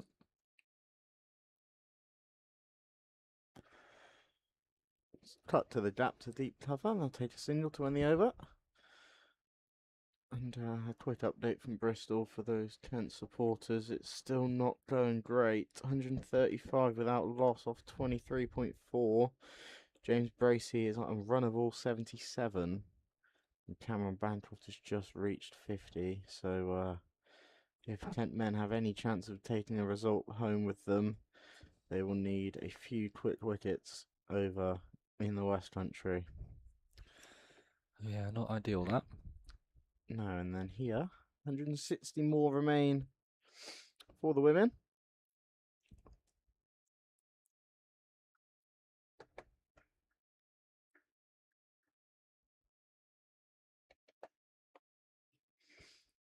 That Routledge will continue on from the pavilion end.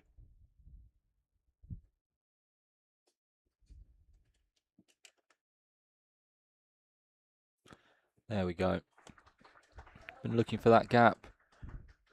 And she's got it, Barnfather, between both the backward point and gully-ish point. Not a big gap there, and raced away for 4. And that also brings up 150 for Kent, and then 26.1 over. Where the rate is absolutely fine. They've not allowed that to get away at all during this innings. Yeah, Middlesex, they fluctuated a little bit. At the end of the power play, they were at 3.5. Then they shot up to going at about 8s, even 10s at one point, I think. And then they sort of dragged it back. Short again. But will just be the one. So yeah, they're absolutely right in this game here. And I did wonder how long it would take them to find that gap between the two fielders at point and backward point-ish. Yeah, it's odd positioning. Use of the feet, as we've come accustomed to from King. But a good bit of work from the sub fielder. And that is a 50 partnership between these two. Elsa contributing 27 and Rachel King 22. 55 balls in pretty quick time as well, if you care about your minutes at the crease.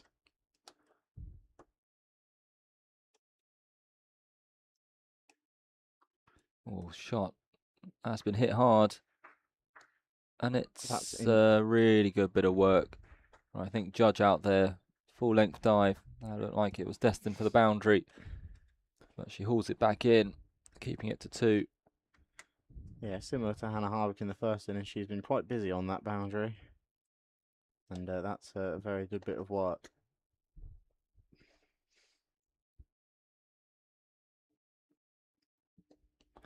Something I'm finding interesting is that all these leg side boundary riders are starting at least 2-3 yards off the boundary. Oh, yeah. For Barnfather, they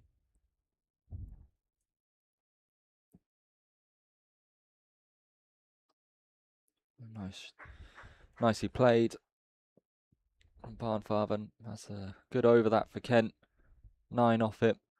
Something that's been, for the first time today, that's back-to-back partnerships of over 50. What we came accustomed to see, even with in the Middlesex innings, you'd get a big partnership, then a wicket, and then another one near enough the next over, and then they'd start again. Whereas we had the partnership between King and Blinkhorn Jones, which I believe was around 60 or 70, and then we've had this one, another 50 partnership between King and Barnfather, which is impressive stuff from this Kent batting lineup. What is a pretty big, imposing chase. They're going about it pretty sensibly. And Hawley is continuing with Judge, perhaps a bit surprisingly, with a strike seam bowler. Desperate to get a breakthrough here. Considering not a wide. Yeah, looked just over the line, that one. Almost like she thought about it a little bit of movement from the umpire, but not given.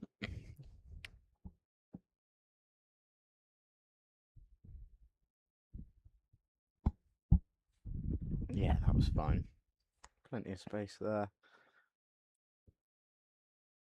As she gets back to the top of her mark, there's some warming up going on down in front of us there. Can't tell who that is at the moment. As that's wafted out a little bit. Looks like it might have been a little bit of a slower ball.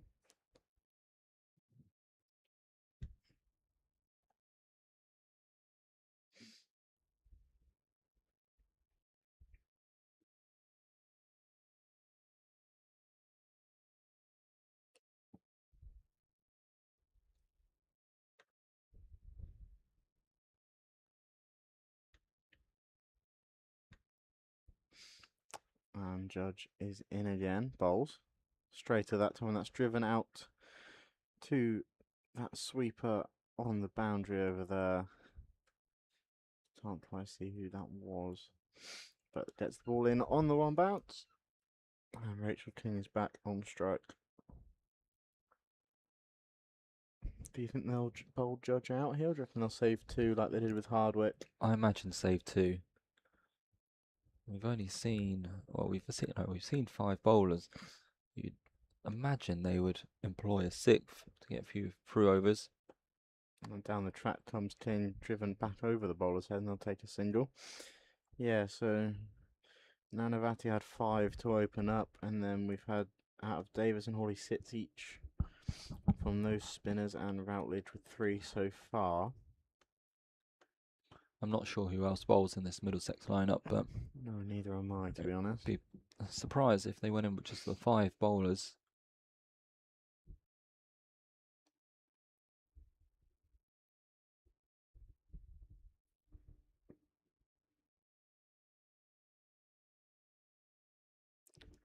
Barnfather faces up to Judge. Down the ledge side and wide ball given. Looks like there's a bit of a slot sweep attempt there. Yeah. There's no sweeper out. Well, sorry, there's no ringed fielder behind square on the lead side. It's just a deep square and fine leg. As long as you don't hit it too well, or if you do hit it too well, make sure it goes over their heads. Yeah. Always reminds me of Billings going to one leg, slapping down there to the Sainsbury's. Oh, protect the stumps. Bit of an under edge. But it has been pretty tidy from Judge in her mini spell here. Not giving away too many loose balls.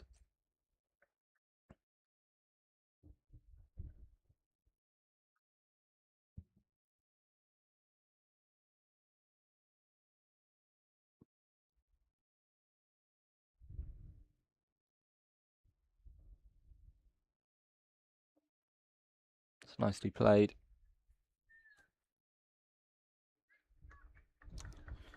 They thought that second, but rightfully changed their minds. So just the 4 from that over.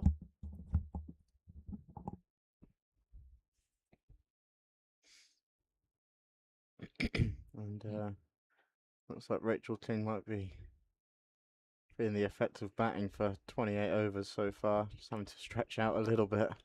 And keeping for 50. And keeping for 50, yeah, that's it's probably not great. I've never done it myself for pretty obvious reason. That's not my thing. I don't think I could keep for 50 overs, let alone then bat for 28 and counting. But we'll have a change of bowler. And it's Nanavati back on at the pavilion end. So back to the opening duo. Obviously, you'd assume they'll take Judge off. Yeah. Reckon there'll be 2 or 3 here. Just to I again think try and again, break yeah. this. I think so. But she's not quite as sharp as Judge. So I wonder if, and with the fielder up, I've seen that both batters like to go straight, especially King. I wonder if this will be an opportunity for them also. Yeah, he's got to keep this on the offside. There's not a lot of cover in the lead side either. Just like that. That's cut away. And that is 4 runs. That's a lovely cut shot from Elsa Barnfather, who's played that shot very well so far this afternoon. She moves on to 36. Yeah, she's done that a few times now, hasn't she? Waited for it and cut the ball hard. Known more for her probably play across the line and straight. But they've not really bowled that to her. They've had their plans, but she's adapting well.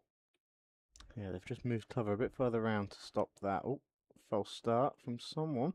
They've just moved that cover fielder a little bit further round on the assumption she might do it again, and hopefully the sweeper from a Middlesex point of view will be able to cut it off.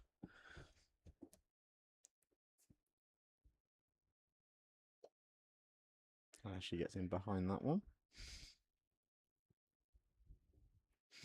Yeah, Kent have really played the fields quite well, I think, so far. They've rotated the strike quite nicely. They've made the most of having that cover fielder out almost from over one. Yeah. And it's just allowed the run weight to hover around that sixth region, which is where they need to be.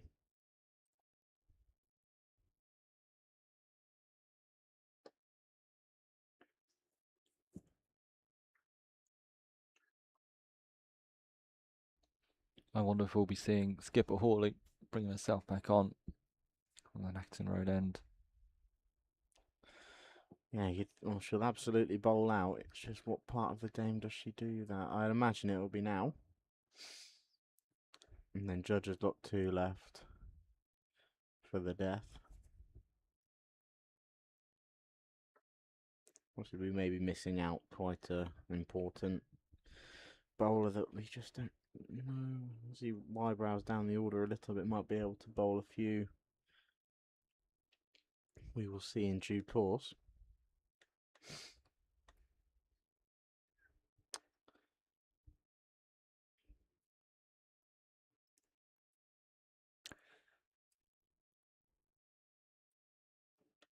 Oh, under edge. Brings King on strike.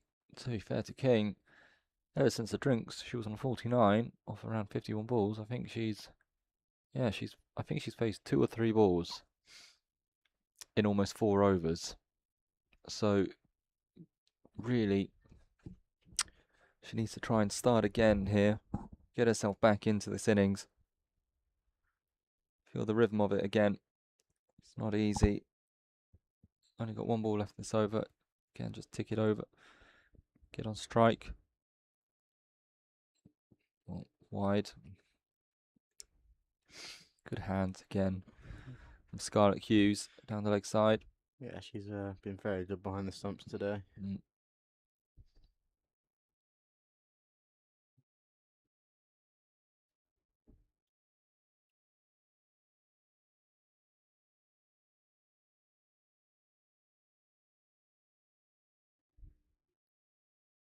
Clipped. Clean bit of fielding means it is just the 1. And 7 off. Manavati's return. Kent 167 for 3, requiring 140 from 21 overs. Yeah, Kent men have claimed their first wicket of the afternoon in Bristol. James Bracey's departed for 83 from 82 deliveries.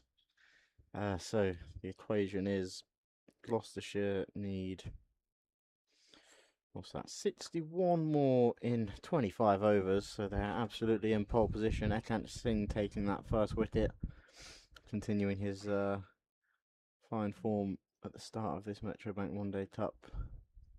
Yeah, he's put on a yard of pace as well over the winter. And we provided a very helpful set of runs down the order, or else this game in Bristol might nearly be done if he didn't provide. And it's a change of ends in Canterbury for Routledge. Just going to give it a whirl from the Nackington Road, and obviously a bit bigger boundary down that way, I think, down straight, which will take away from what Rachel King's trying to do. But the 6 did go straight down that way, so we'll see. She's also going round the wicket.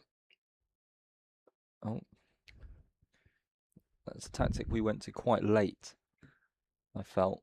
Yes, we saw it with Holly Young and Megan Belt both coming on late in their second spells. Oh, but then there you go now for Barnfather coming over, obviously knowing that her strength is accessing over mid wicket, so she comes over. But perhaps Rowledge from this end is an opportunity before the likes of Hawley comes back. And there's a sweep from Barnfather, but it will just be a single.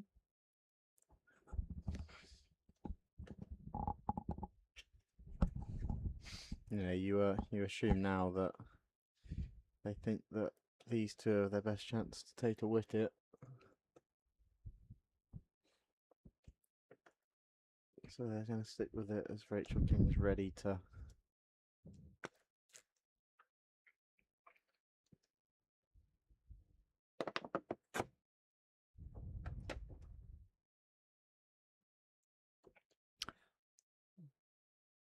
Oh, do we classify that as a refusal? I think that was worse than the first one we've had. The first one we had today, I think I was going to count. I mean, it was Okay. in the first innings, but that one was. She's quite far round, not very straight. That one. I don't know. What do you think? If it's off my bowling, I was going to say it depends. Depends who it is that's done it as well. yeah, I'm probably saying please dive. That's good cricket.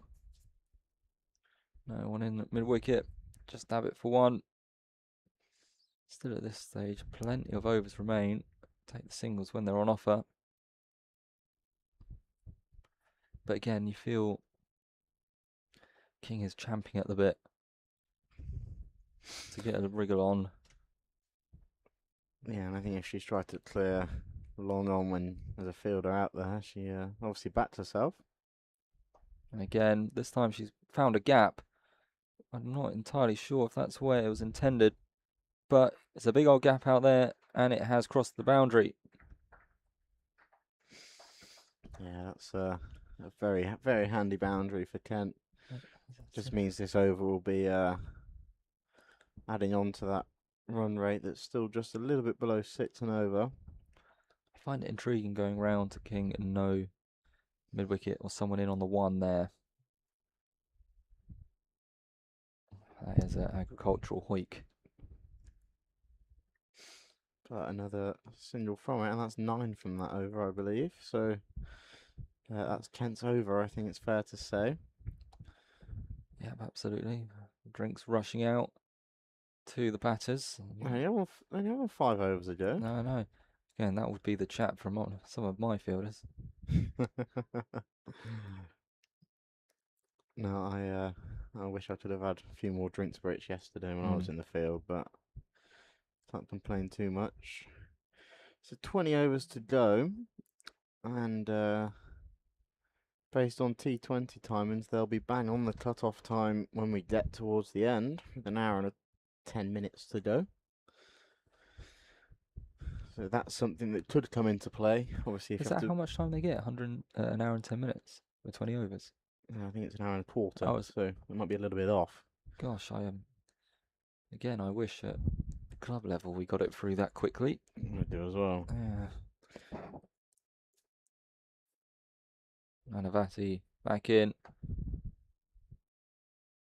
Again, King on her favoured area down the ground. Be intrigued to see her wagon wheel later.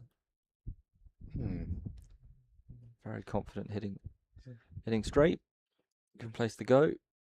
There'll be a lot in the V, as they call it. Yeah. It's ironic seeing her first couple shots were attempted sweeps. Barnfather back. Haven't seen much aggression from her down the ground in comparison, especially not against the seam. Again, that's well fielded. Yeah, well fielded. I was just about to mention the fact that they have changed the field, so there's a lot more space for that cut shot. They've taken that second point out for Barnfather, which I'm not sure I'd have done. That's a very good piece of fielding by Point there, sticking out the right hand. I'm trying to see on our list, not on it. Yeah, that's. I wonder who did the score cards this morning. And I wonder who. I think that may have been Pandora at number 3, but could be wrong. But saved 3 runs there for her side. That takes Barnfather into the 40s. Yeah, you are correct. Pindoria down at point.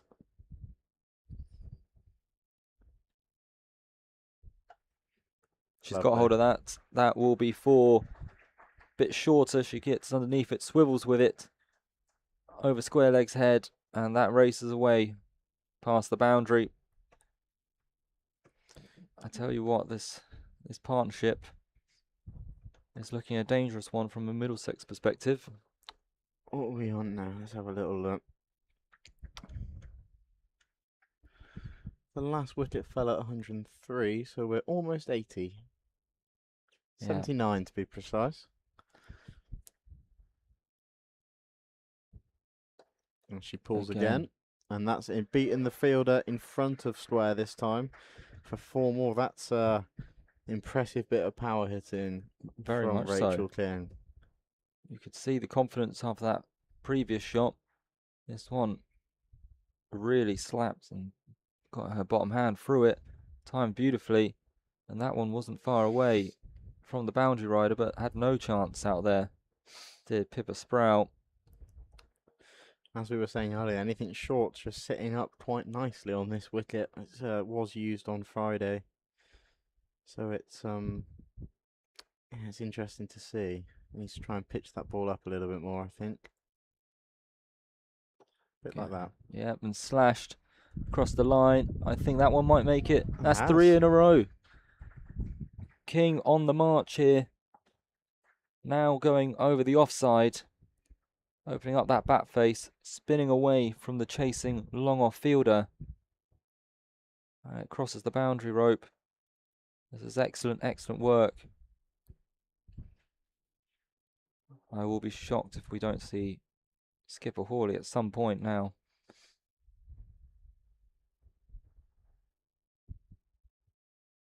Oh, huge. But is this down Pippa Sprout? No, it's not. It's cleared her. It's gone all the way. That's her second maximum to the longest boundary on the park. King is feeling it now. What an over. 1-1, 4, 4, 4, and finished off with an almighty 6. Kent are on the charge. Yeah, that run rate's dropped down below 6 now for the first time in the innings. That is some impressive power hitting from Rachel King. Didn't really look uncomfortable playing any of those shots. They're all out the middle of the bat. And it's definitely something for Saskia Hawley to think about now. They need a wicket. They do, but it looks like she's remaining with Routledge, who, yeah, the previous over went for around 10. Oh. Yeah, there's the... A horse noise has horse just played noise, in the yeah. ground. I don't know how I feel about that, No. actually. Anyway, so they are taking out short third into the covers. I don't know, assume Elsa Barnfather either won't dab the ball or won't be able to get it fine enough, because that is a shot she's played a few times. And it's interesting now that there's a very leg side heavy field that she's still over the wicket. Well, it's also, with King's aggression, it's allowed Barnfather, who's, you'd say, is normally the aggressor, to just go about her work pretty serenely. And that's swept past the mid-wicket fielder into the gap, and it looks like they'll just take 2. That's good work on the boundary down there. Thought for a second she might have found that gap and hit it all the way to the rope. But yeah, you're right. She normally is the one that comes in and can clear the rope with ease, but she hasn't really needed to, and just snuck her way onto 42 off only 50 balls.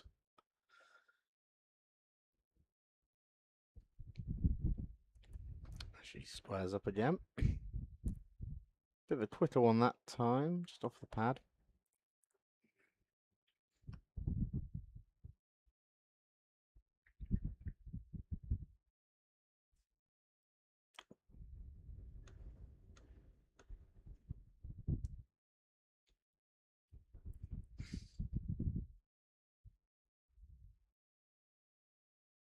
There's a cut shot, but couldn't quite get it fine enough to beat the point fielder.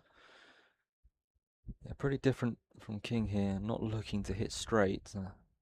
She did. There's a big old gap over all the way from long on to a kind of deep cover point. She's not really seemed comfortable to do that, no. I think it's a smart innings from Elsa Barnfather. She's not taking any risks. She doesn't need to just yet. Obviously, Kent are now technically above the run rate.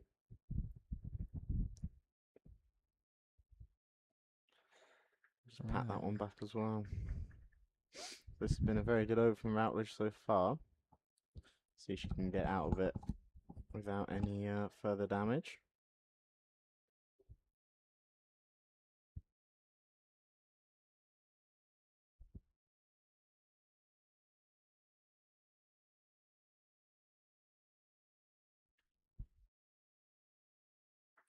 And she does. Yeah, good work in the covers there from Nanavati. She's been hidden a little bit in the field, I think, so it's it's always positive when your fielders that are usually down at third and fine can step into the covers and not let anything through, which is always nice. It looks like we'll have a change. I think that's probably expected. And it could be Hawley. She's dictating Maybe her it's gonna be fielders Davis. around. Is it Davis? She takes her tap off again. Yes, it is. Yeah. Well, by that, I feel they've got 5 bowlers. Well, you'd think you'd try something new by now if you did have a sixth. I don't know if Liam listening can shed any light for us.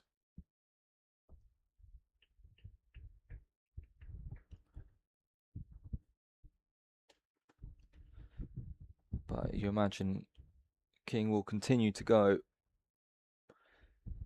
Doesn't have the pace now of Nanavati, so it has to just wait for it.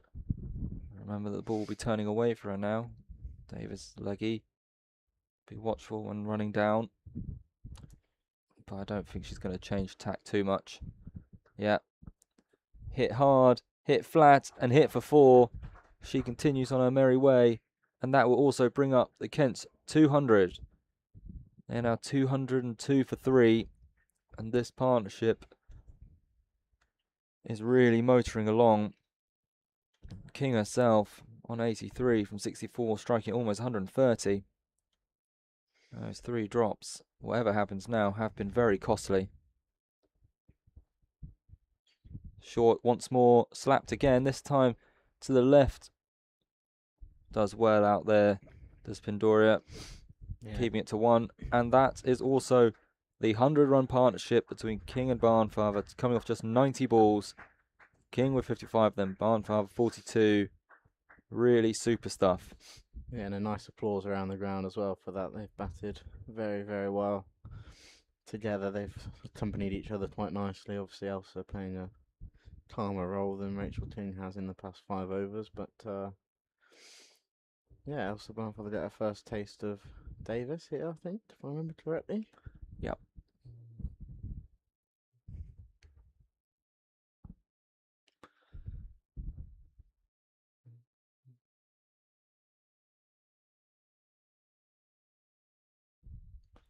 Flighted up, big reverse sweep, attempted, all a bit ugly to be honest in the end.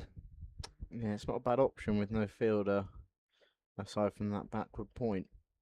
And they're just moving her around now. They're not giving her that option again. However, if this is short and wide, she might play that touch shot again with now backward point and further backward point, I guess.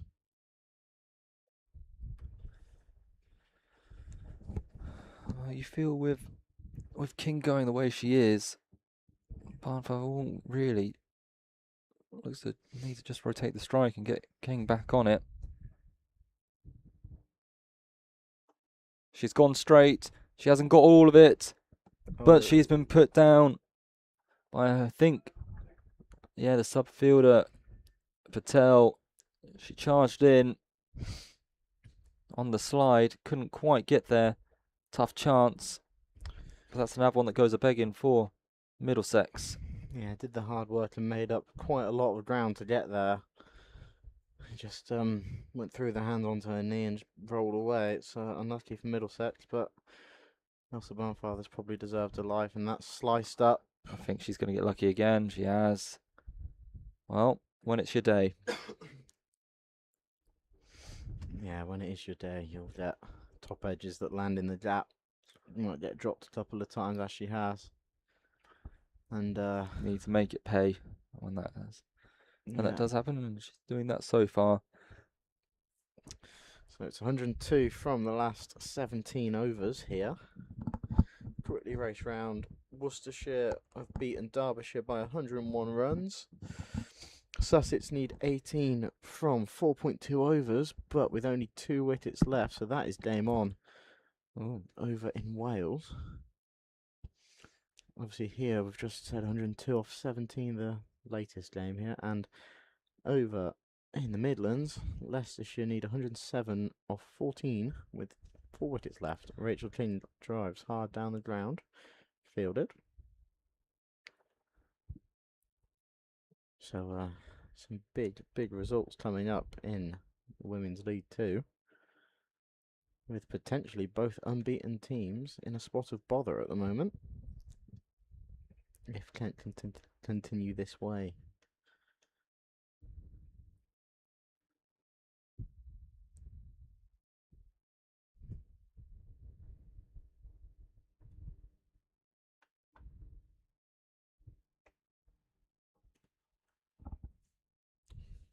Looked a bit wide, that one. Reaching for that one, Barnfather, but got over it nicely. Makes it exactly 100 to win for Kent. And at that rate, which has been hovering around 6 the entire innings. Again, slapped hard from King. To mid or long on. She certainly kept that fielder in the game her whole innings.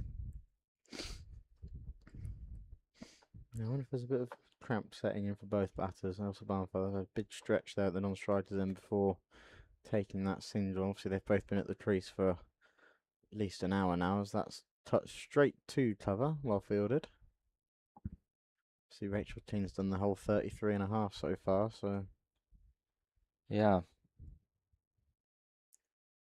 the very few times I've ever batted that long, I've always struggled about this point, so... Well, chance again, bursting through the hands. It was very spinny and dipping over the head of, I think, Trussler there at backwards square, kind of 45. It was a top edge going for a sweep. Barnfather and running backwards and stuck out a left paw and couldn't quite keep hold of it. That's 2 lives in consecutive overs for Barnfather. Looking a bit scrappier now when she's approaching 50. Brings King back on strike.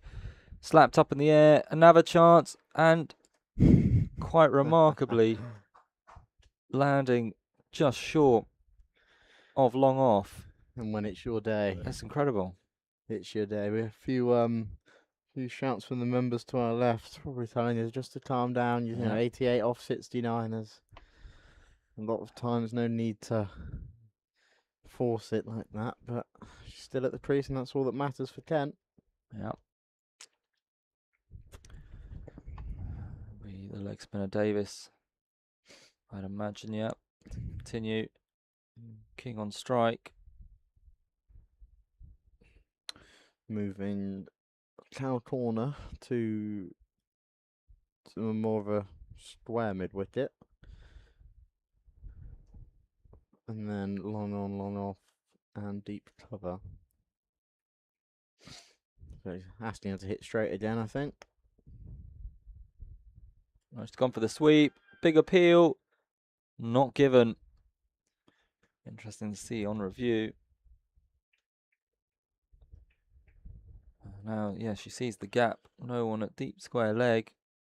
She looks to access it with the big sweep. Not connecting. This time flatter. Again, hit hard, just for one. Yeah, just watching back that LBW shout now. Ooh, that's quite a good shout, actually, was it? Just outside the line of off stump, maybe? I'm not sure. No. Yes, I'm going up for that one.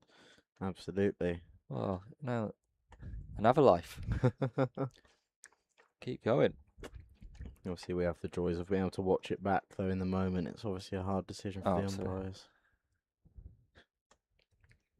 So on 45 now, Elsa Barnfather. Back to more of a lead side heavy field. Mostly allowing a single anywhere on the lead side. So she cuts it through cover point, and they'll take a single. It's good, just getting. Oh, yeah. That nearly overtook the keeper. Another dead arm though. Yeah, that's a huge arm. No, definitely no 2 out there. Now, what happens here? It seems every ball is an event when King's on strike. Will it be boundary? Will it be chance?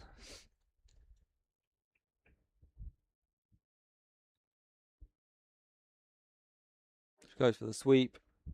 First one I think she's connected with, but straight at backward point. Yeah, it took a while for that to find the bat. I wonder if she'll try and go again, though, if it's going to be tossed up again. No, flatter. Oh, and it is your day, King. Inside edge, flashing past leg stump, and she will run back for 2. Add that to the list of top edges that have landed safe, and I think Middlesex are doing quite well to keep their heads. Again, I know a few players would be throwing their arms up in the air. Back again, Davis tossed it up, hit strong and straight. It will be just the one, taking her to 92.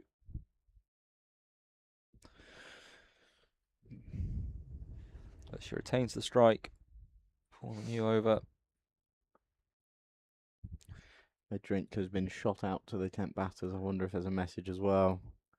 Well, That's Naomi Stott running the drinks on. The equation is 92 from 90. So you'd probably say Kent are in pole position, but 2 quick wickets. yes, 2 quick wickets and we'll you know, the old adage, 1 brings 2 and then we'll be in slight trouble again. So we want this partnership to take us as far as possible.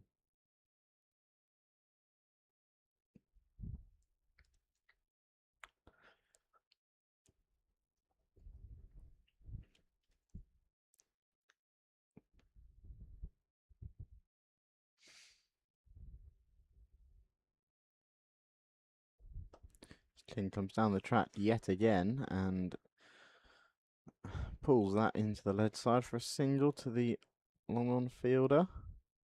I think that's the mid-wicket fielder's asking, should I stay there? Should I bat on the ring? So they're moving her now to short fine leg.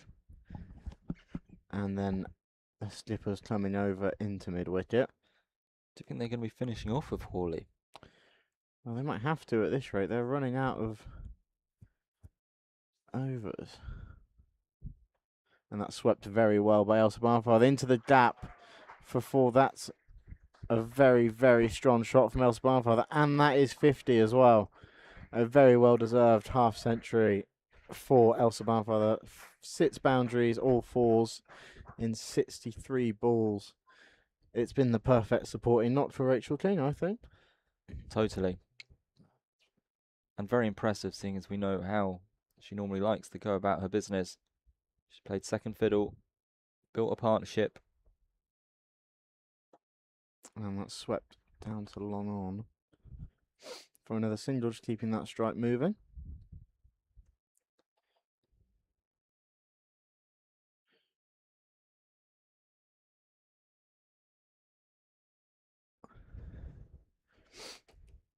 Yeah, this is I think she's struggling a little bit, Barnfather, with a bit of cramp. She's had to have a moment quite regularly recently to stretch out as King drives down the ground for another single.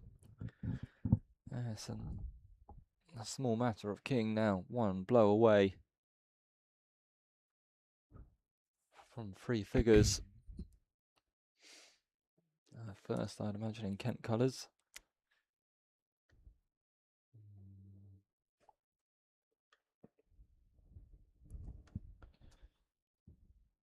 I won't tempt fate, actually. No. I was going to look, but Barnfather goes big, but that is up in the end. That is a chance. And it's taken. Well, 1 had to be taken eventually. It's far away from us. I didn't know if it had actually burst through her hands. She fell backwards when she stood. I think that's Davis underneath it.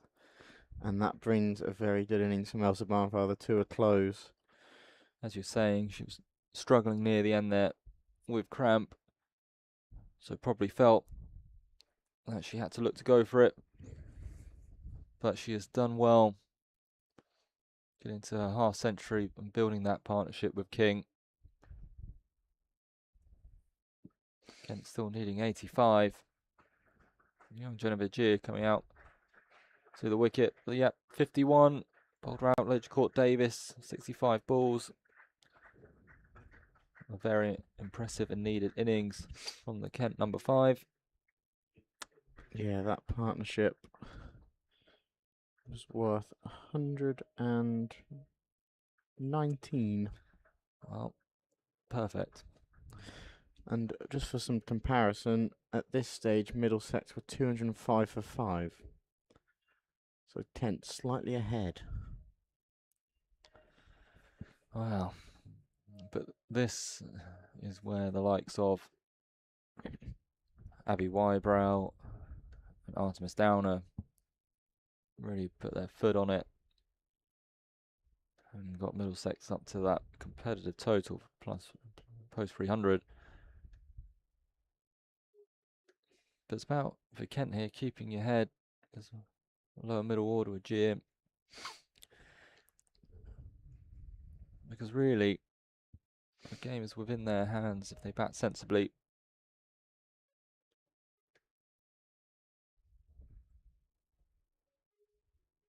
You fancy that King is going to continue on in the fashion that she's been playing, which has been, as we know, giving chances up. And there has been a big result at the top of the table. Sussex Sharks have beaten Glamorgan. Wow. In strong fashion. Let's pull up the league table. Might not have updated just yet, but that means Sussex will be knocking on the door of Middlesex and Glamorgan. And should Middlesex win this game, they will go top. I believe, anyway. As Jen Gier punches her first ball to deep cover. Well, you'd probably say successful over that for Middlesex. Been a long time coming for a wicket for them. Routledge getting it. Kent needing 84 from 14 overs. With a well set Rachel King on 94, not out. And Genevieve Gier, as you say, just getting off the mark pretty simply there. I'll get rid of some butterflies. Yeah, and Genevieve Gier more than capable with the bat in hand. England under 19 player has captained that side, and she's still, I believe, 17 years of age. So Blimey. she is more than capable to help hopefully see the horses home.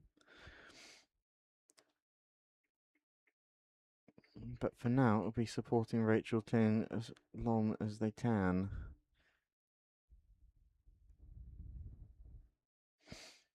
As Davis will come in from the pavilion end. Well, the field has come in. It's squeezing. Trying to create some pressure on the new batter.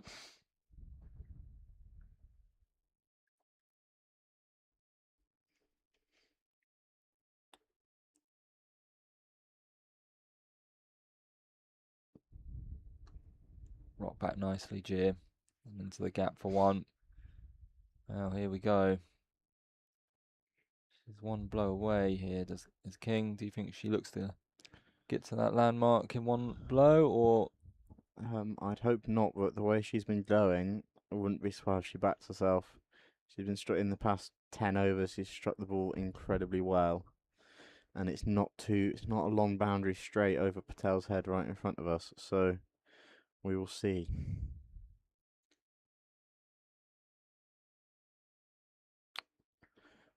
And cut away for a single. Yep, I'm happy with that. There's been 2 quick wickets over in Bristol.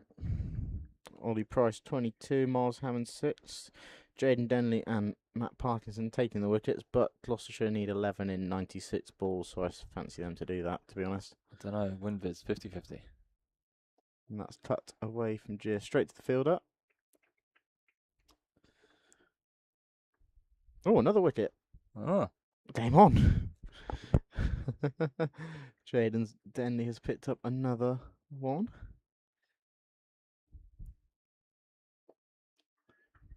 And just pushed into the lead side from Gier.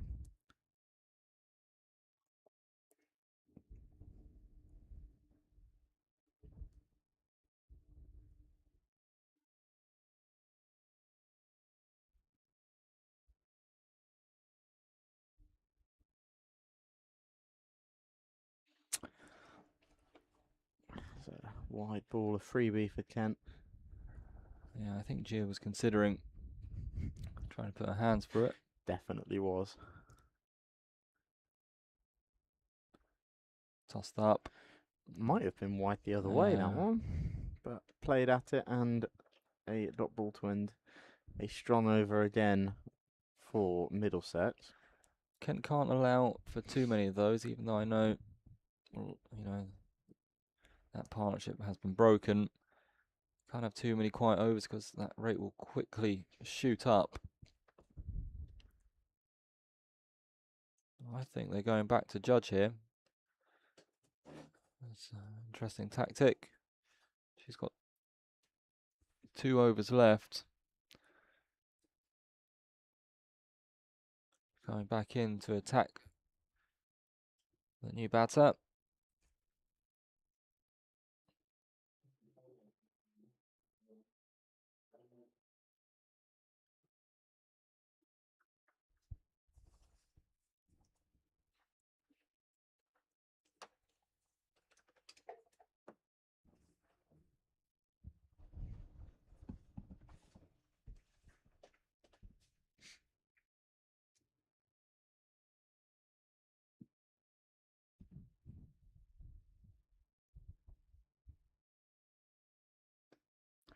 Straight back over the bowler's head. They might look for 2 here, but a smart choice not to. Jen J is quick between the wickets. But her partner has been I was out on the gonna pitch say, the entire game. I'd imagine she's a bit tired. I wonder if I can get the exact time that we've been going. What do we start at? I can't remember. 10:30. Started at 10:30. She kept 50 overs, and we went out to bat again at 25 to 3, something like that. Yeah. That's a long old time to be in the game. Anyway.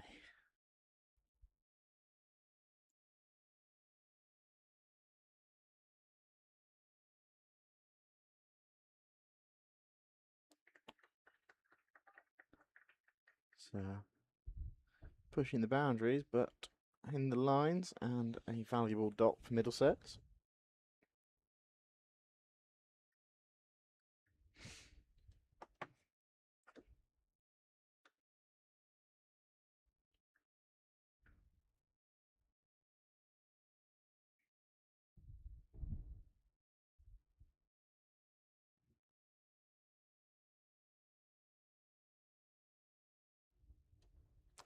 That one is cut, but straight to the fielder.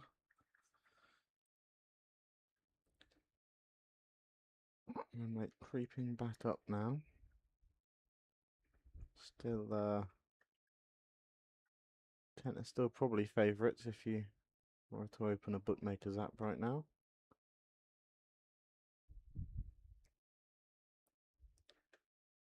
Needing just 80.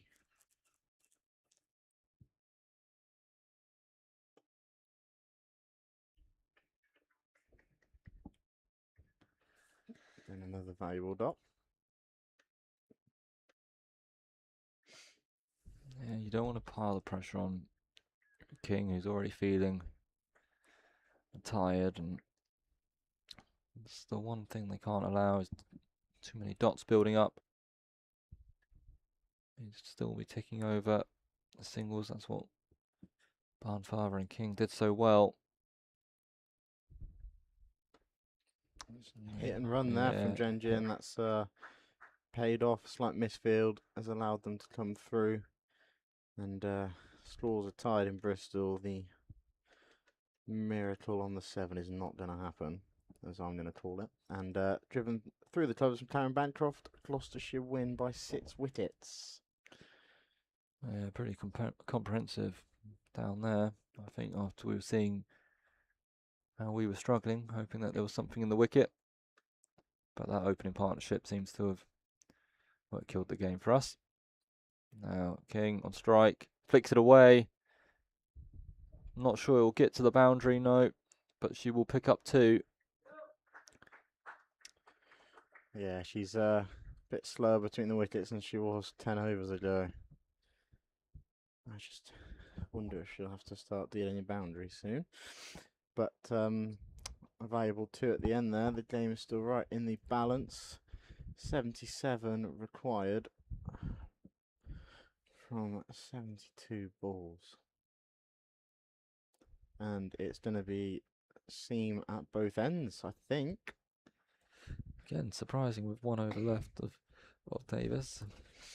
I think they're going to chance taking the big wicket with the seamers and leave spin to finish up at the end. Well, Because the way that Rachel King has been batting against spin, if I back her to need 15 off the last over if she's still there.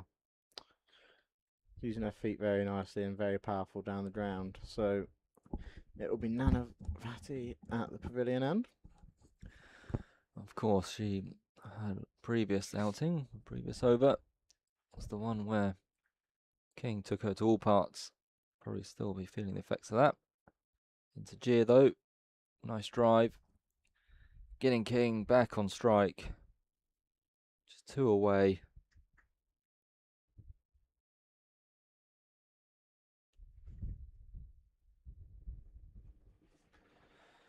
Yes, that would be, if she does get there, that I assume. Would be the first. Yeah. He's trying not to tempt I'm fate. not saying anything. Yeah. Done it before, I'm not doing it again. I'll get shouted at.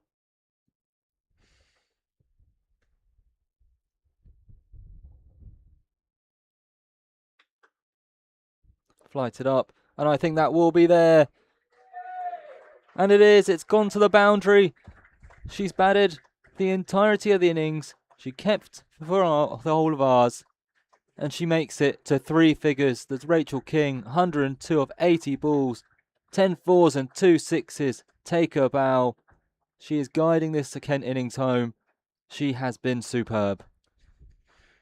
Yeah, and what a way to seal it as well. Very powerful shot through the mid-wicket, long on region, and a very, very well-deserved century for Rachel King. I think that's going to drop short again. Well, she has made them pay. You can't say it's been a chanceless innings, No. but that is fine. So in her List A career, top score before this was only 46. Blimey. So this has been a true statement innings from a very talented player. Top score in all cricket, including T20s, was 68 not out, so she's absolutely smashed that as well. Well, congratulations to her. Gia looking to follow suit. Not quite getting the same amount of power. Well, she's certainly taken a fancy to Nanavati post the power play. Just hasn't got the line or length right, Nanavati. It's either been a little bit too full or it's been a bit too straight and a bit short.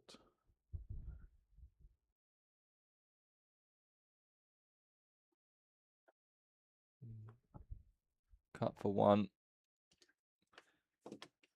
Bringing King back on strike for the final ball of this over. The field spreads.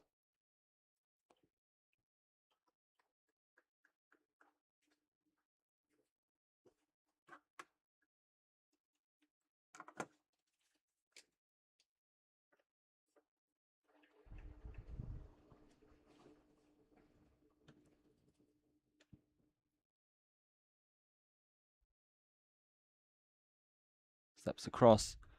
She goes high. And there's another chance, and would you know it, it's gone down. Difficult.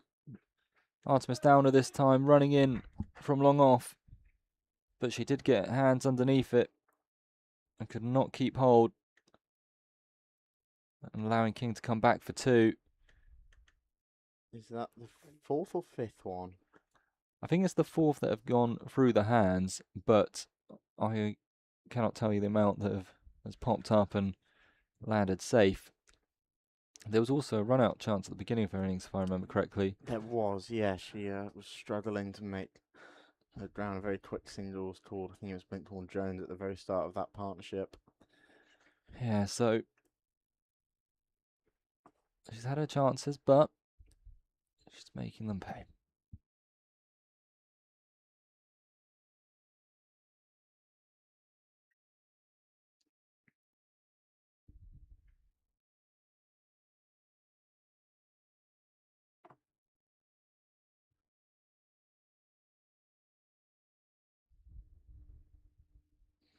So judge to bowl out from Lappington Road, and that's I'm not going to say that's a late cut. I think that was a bit of an under edge from Genji, but they'll take the single.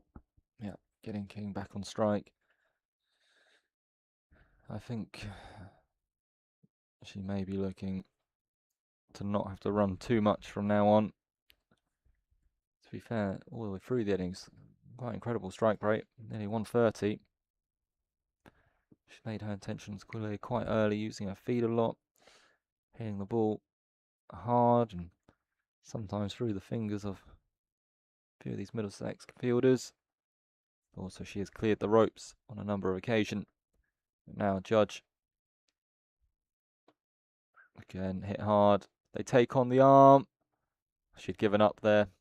Yeah, that was very out if that was accurate. I did wonder if she'd try and go through that cover mid-off area. There's no sweeper on the boundary there.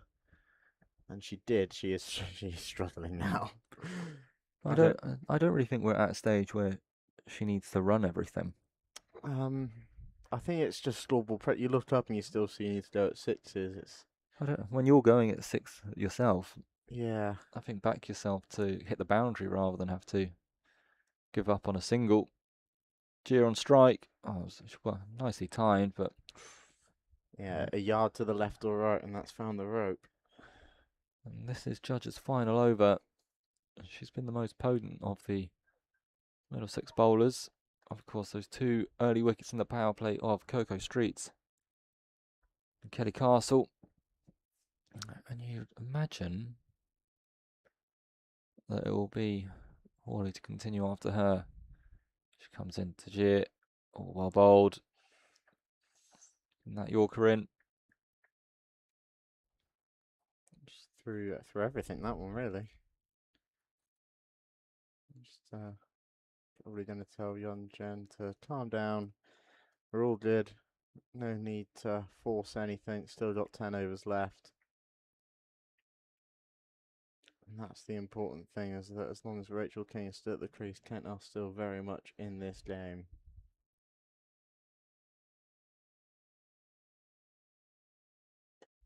And that's a beautiful cover drive from Genevieve Gier. And Rachel King's just gone, what did I just tell you?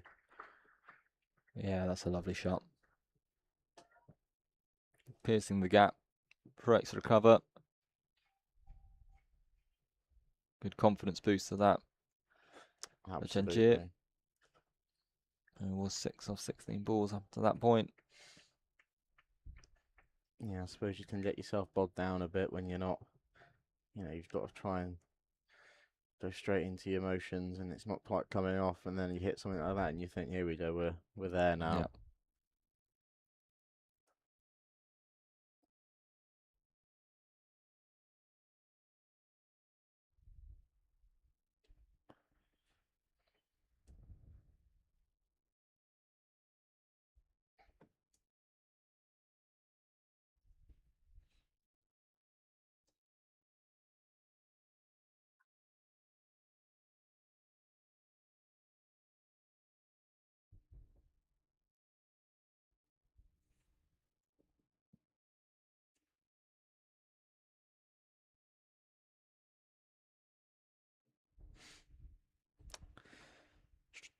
Ten to go, 61 needed.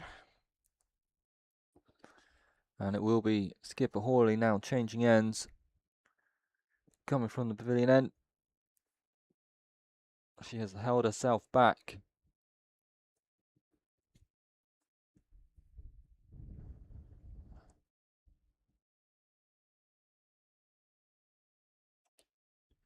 Here we go. So, one of the best bowlers in the comp.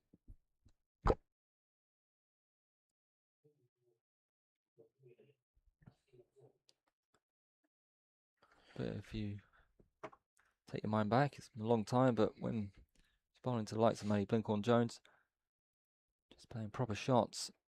And straight away, Jir goes down the ground. That's a lovely, lovely shot. Great use of the feet. And has bopped that over Hawley's head. And with no one back out on the boundary trying to create pressure on her, that's a gorgeous shot. Yeah, and I think it's fair to say that she's found her rhythm now after struggling a little bit at the start of the innings. Now back up to nearly a runner ball. Yeah, that cover drive helped. Gone short this time. Trying to pierce the gap for one.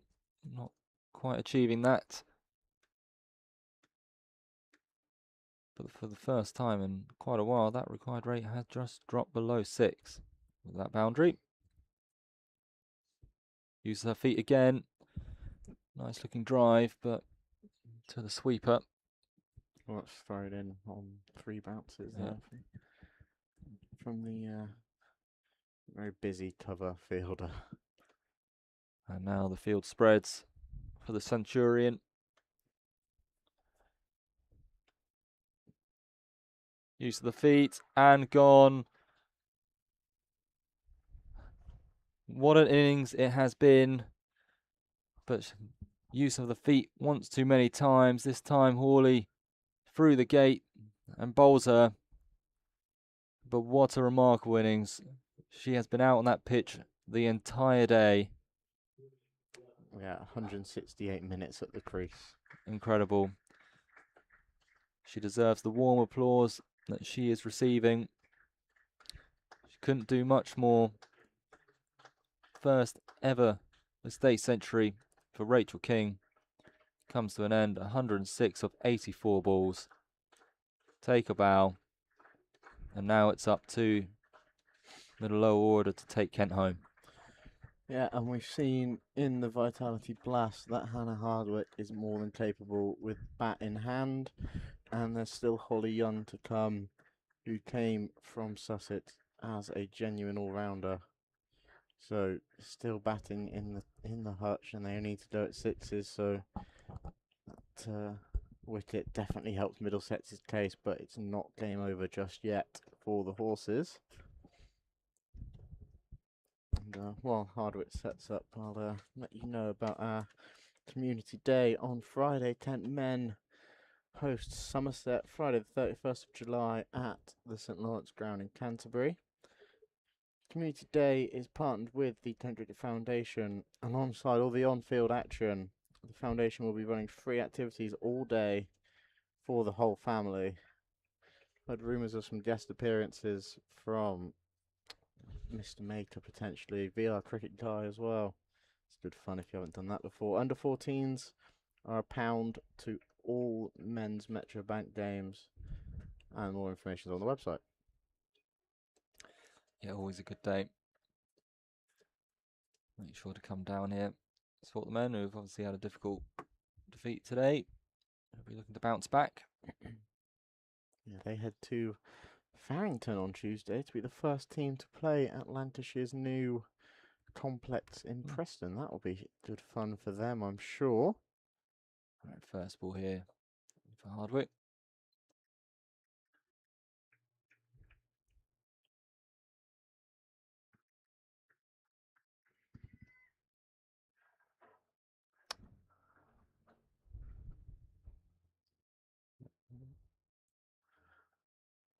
And that's cut from Hardwick over the fielders. And that's good work on the Yeah. boundary for just a single. That is a promising sign from Hannah Hardwick. Came Yeah, right out the middle of the bat, did that one. indeed. She seems an all-action cricketer. Yeah, she's always gives 100%. We saw that when fielding. And, you know, you've just bowled a 7-over spell and you've thrown yourself around in the field as well. That's a coach's dream, I'd imagine. And yeah, as we said, more than capable with bat in hand. And Middlesex will still have to find some overs somewhere. So Judge is all bowled out. And it looks like it'll be Routledge again. She has 3 remaining. I think that's Routledge at the front. Yes, it is, yeah. Well, spin to win here for Middlesex with both Hawley and Routledge on. Yeah, it ultimately brought back that big wicket of Rachel King. Just yorked herself. I think she was coming down the track no matter what delivery was bowled. Yeah, she'd been doing it for a while, hadn't she? And just once too many. The cat with 9 lives finally ran out. Probably was roughly 9 as well, actually. The gin. And pulled from hard. Oh, oh, that's a generous bounce off yeah, mid-wicket's could be knee. 2. It will be 2. Should be 2, yeah. Yes, that found a gap after hitting the knee. Almost a case of she's done too much there at mid-wicket. She would have left that to go to the sweeper. That's probably just a single. And unfortunately, it's quite a bad bounce for Middlesex. So Hardwick will square up again. And into the gap for a single this time. And ultimately, that's all they need. Yeah.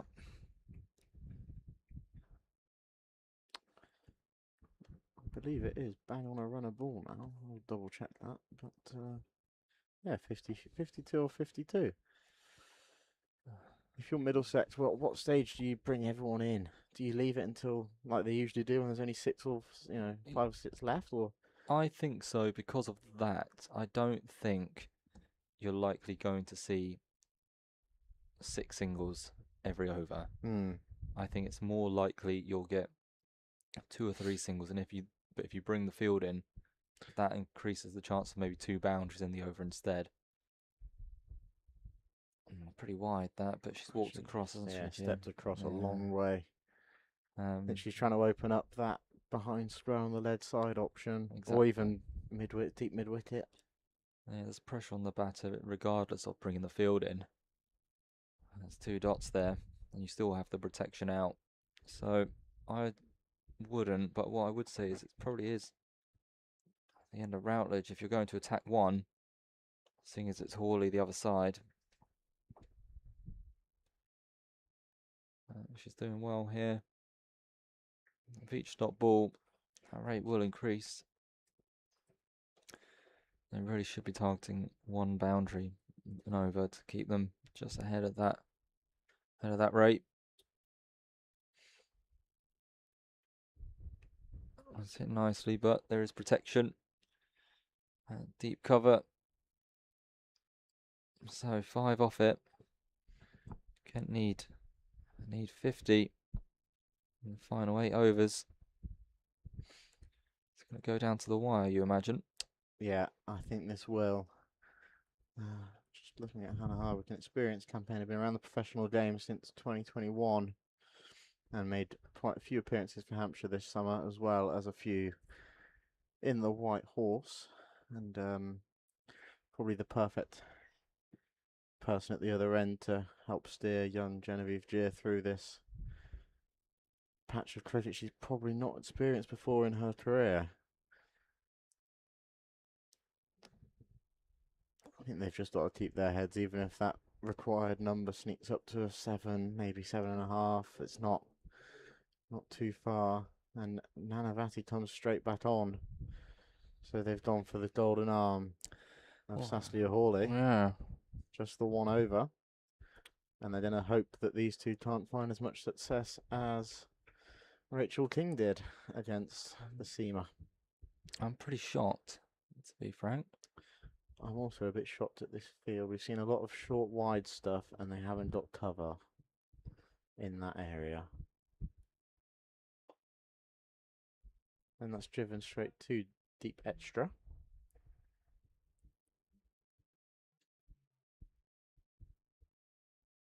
So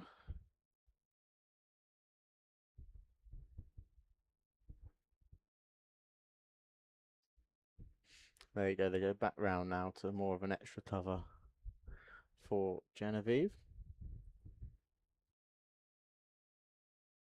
who flicks off the pads really nicely. Backward of square for 4. That's a lovely shot. Picked up really well. Yeah, drifting onto leg stump. And she plays that beautifully.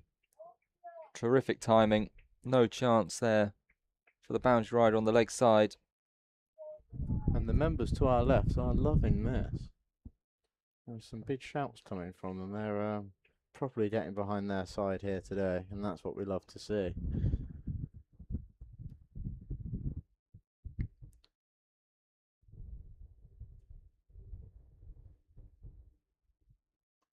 That's a That's nice driven really nicely, but the fielder will cut that off. just for one, but Oh, let's hit the umpire. Yeah, umpire has been struck. Well, probably fielded it quite nicely for Middlesex there. That was racing fruit.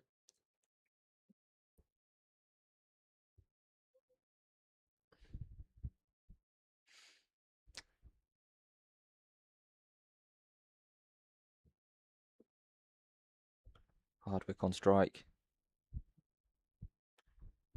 Well, there's an appeal down the leg side. I assume Pad. it must be pad, yeah. Oh, no, not according to the bloke to our left, who shouted wide very loudly. I'm not sure he. Oh, here he goes.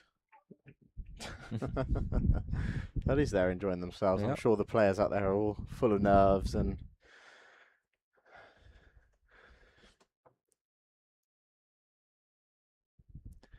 Oh, crunch in the air, but it's a chance, and it is taken.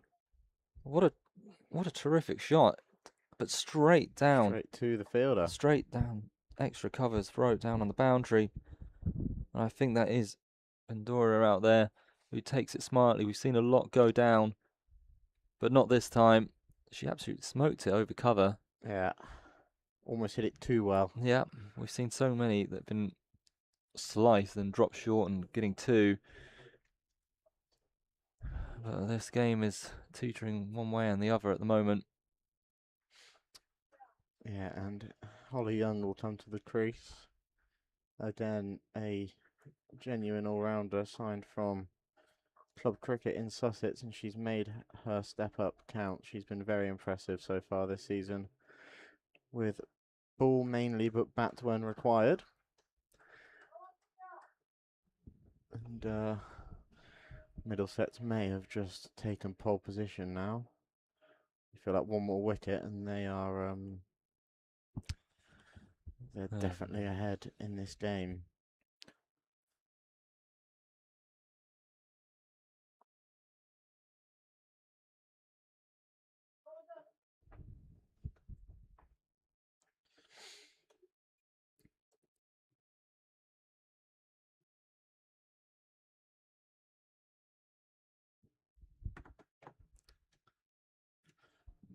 So they've got 17 minutes to finish up the 7 overs. What do they say? About 2 minutes, 2.5 an over? Oh, it's a spinner, probably. I think they're struggling.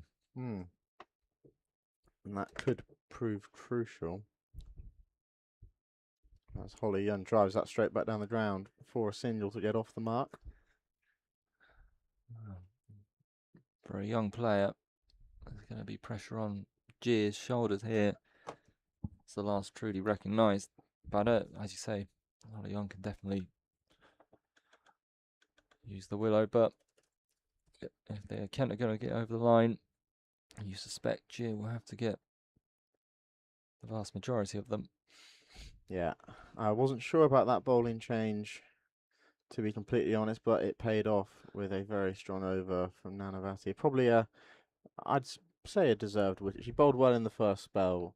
Couple of drops, deserved at least one. It was really just that one over.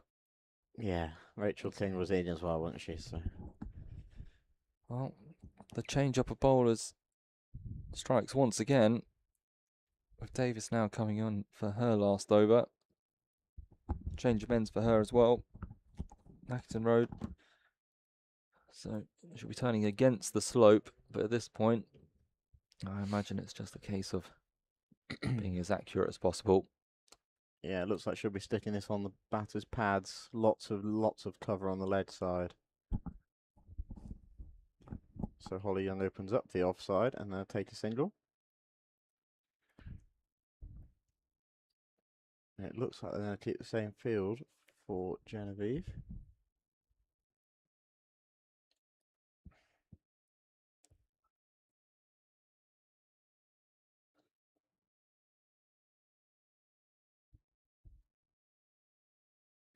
Just tried to be dabbed around the corner. Like you said earlier, it's hard when it's a spinner. It's hard. Oh, that took a bad back. Hard to get that little dab shot away with enough pace to get out of the ring when there's some spin on. Nice try again. Not too sure that's the correct option. And I think if you're Davis, you need to start bowling straighter. I know it's worked twice, but I'm sure there'll be one that it doesn't work on. She's out the ring now. Oh. Good. That could have been bad. Yeah, good bit of gymnastics there from Young to get out of the way of that.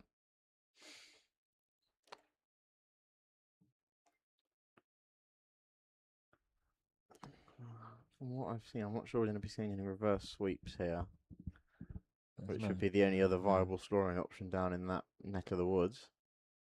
Instead, we've got a massive hoik over towards cow corner, and it's gone for 6. That is big from Holly Young. That is a long way out there. And that was quite effortless, I think. What a tremendous shot. Third ball in. Welcome to the game. Yeah. And she's had a mixed outing today. Holly Young, she'll be determined to make it pay with the bat now. And I think she may have we lost the ball. We've lost the ball. Do they get time back for this? They will get a minute or two, yeah. Obviously, there's the horse again. Yep. There's some children paroling the old people's home, retirement flats. So it's not an old people's home. I reckon that one. He's looking like he's going to jump over the gate, but it's probably best if you don't. Yeah. I wonder if there's anyone in their garden who could chuck it back. We need the music normally. Is it good? Oh, someone's on the balcony. That's a bit too high up, mate. You need to. You're probably looking at it. This might be a nice break for both sides to just reassess. You know, Hawley's over there with a group of them, just saying like, "What do we want? What's that bloke doing?" He just stood up, giving it the big one. Yeah. They're properly into this here, the 10 members, and it's very good to see. Well, someone else is going to go and have a look at where that ball went. So looking down this order, Izzy James, Sydney Gore, and Megan Bell. Yep. Who do you trust the most? Izzy James, Okay. as per the batting order. I have seen her come in dire straits at times, find the boundary as a bit of a, oh look, there's a few extra runs on the end of a total to, try and drag Kent to a reasonable score.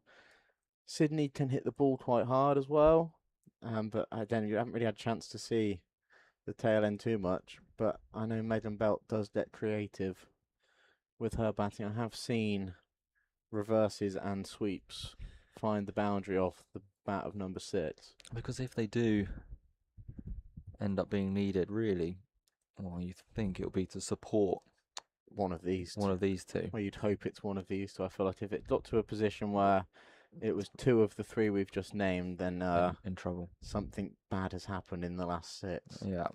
So now for Holly Young to keep her head and get through this last ball. Hopefully, anyway. And cut, and they'll take a single. Oh, clean pick up. Yeah, she wasn't. She was struggling. Well, I won't say struggling, but wasn't too quick to get to the other end. But that's what pressure does if you're a fielder, I think. Yep, absolutely. So we're looking at 35 from 36. Oh, 34, sorry, from 36. So ever so slightly less than a runner ball. The skipper's coming back on. Yeah, That golden 2 left, arm, 2 left for Hawley, is it, or 1? I think it's 2. It's 3. Oh, that's. So she'll probably finish up at this end. And then we'll have 2 from Routledge and 1 from Nanavati to come. Well,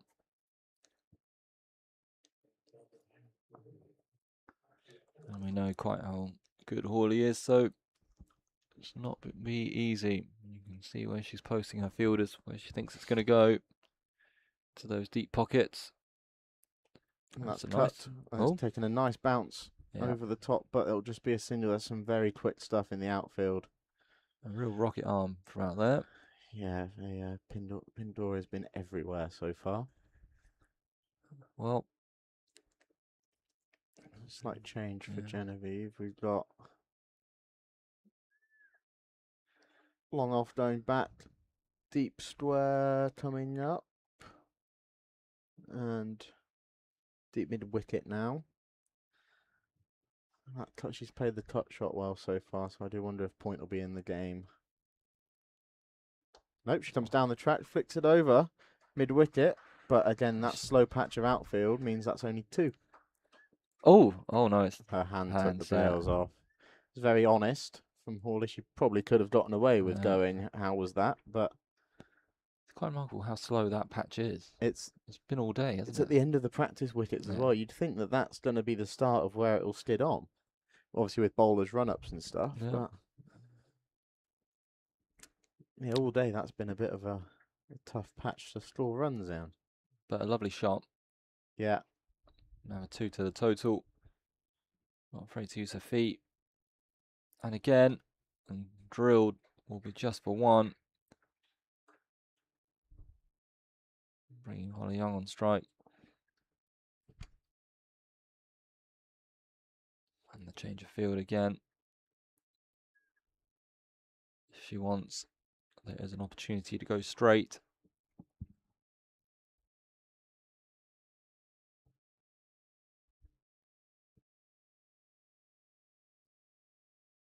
She went for it, and she's been stumped. She eyed up going down the ground, using her feet. And the golden arm of Hawley has another. Young goes for 10 off 6 balls, which included that mighty 6. But she is no more, and we are into the more recognised bowlers. You just wonder, was that the right option? I know the field was set to do that, but I tend to agree. I just think you're under, 5.5s now, the rate. You've got a more recognised batter in Genevieve Gia the other end, so if she wants to take on Hawley, fine. I think we are taking one too many risks against her. That's her 3rd wicket. yeah, I feel the same as I did after the Rachel King wicket. Was that really necessary? And obviously you got to back yourself. I completely agree with that. But you know, less than a run a ball, you can afford a few dots here and there if it means you're getting back through the Hawley over into Routledge, who hasn't bowled quite as well. And also we've just seen Holly Young from one facing down the bowling from the Nectar Road end take on the shorter leg side boundary with ease. You would have fancied taking her chances at that end. So it'll be Izzy James now. Yeah. Well, once again, I have seen her find the rope a few times. But right now, that she doesn't quite need to do that. She needs to do that, really, which is... they didn't go, she didn't go, which... They might just be seeing this end of the over off. Maybe now. But with each dot builds pressure.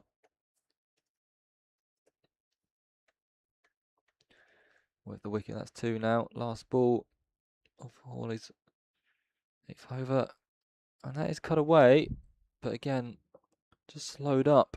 Well, Middlesex to be happy with a single off the last. Yeah. Well, successful over that. 5 from it. But the big wicket of Holly Young. And Izzy James retains the strike. Yeah, a bit of a freebie that from Hawley. I wonder if she's done that on purpose. Just have this one, get it out to the sweeper and get yourself at the other end. And I'll let my bowlers have a go at you again. I think it is that Routledge to come back. They're going to save the last over of Seaman probably till the end, I'd imagine. Yeah, I think so. It's been semi-easy to score off the seamers today at times. So yeah, if you're Izzy James, you've got to try and beat the ring fielders and get yourself down the other end. Oh, to be honest, she's missed that by some way. It's difficult, especially the low order coming in under this pressure, but really it's just case bat on ball and get the recognised batter on strike.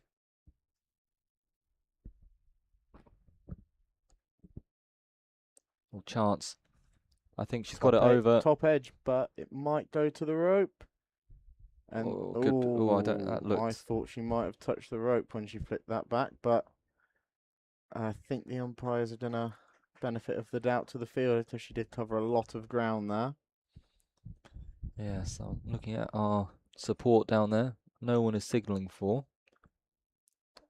Yeah, it was very, very close. But alas, just the two off it. And that's that's punched into the gap that's all we need. by Izzy James. But yeah. So now, if you're Genevieve Gier, how do you go about this? Do you just keep this strike moving? I don't think you risk, but I do think you look with intent against Routledge. As we're saying, get ahead of the rate and these overs, and then you don't have to take too many risks against Hawley. Kind of how I wish Holly Young had done it. Imagine her facing that full toss instead of Izzy James. Anyway, we are where we are. Gier on strike. She uses her feet. Straight back down the ground. How hard she got it. And it's gone for 4. That is a very superb shot from Genevieve Gier. And she moves on to 30 from 32. She's playing a blinder here, the young lady. Not a big gap down there. As we've seen, it's not really raced away when going straight. She said that with enough power. I think this is correct. Go against Routledge. And then the pressure's back on Hawley. Yeah. We just have Obviously, there's no doubt that she can turn this game straight back in her side's favour, but each time it's been us giving it to her, as it were. 2 more left in this over. She stays back. Looks to lean back and cut. It's not a bad option with point and short third. If you get it through that gap, you can probably get 2 out of it, but you need a single here, I think. Yeah. Oh, fully. And that's a no ball 4. Wow. What a moment. And that will be a free hit as well. Goodness me. And that's a bit of a crusher for the fielding side as well.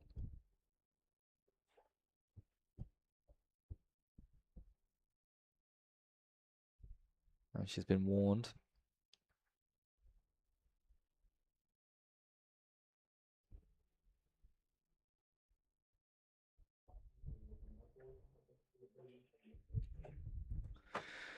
So, what have you got in the locker, Genevieve Gier? She approaches. She can't get it. Straight to cover.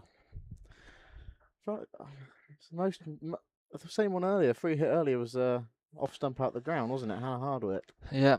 I don't know. I've always found them slightly harder to hit. Yeah. With the pressure's on you then, isn't it? But so still a good over. We'll be back to the captain. And Isabella James will be on strike. And it looks a bit more conservative now. We've only got 3 out. They've moved mid-off up into the ring. So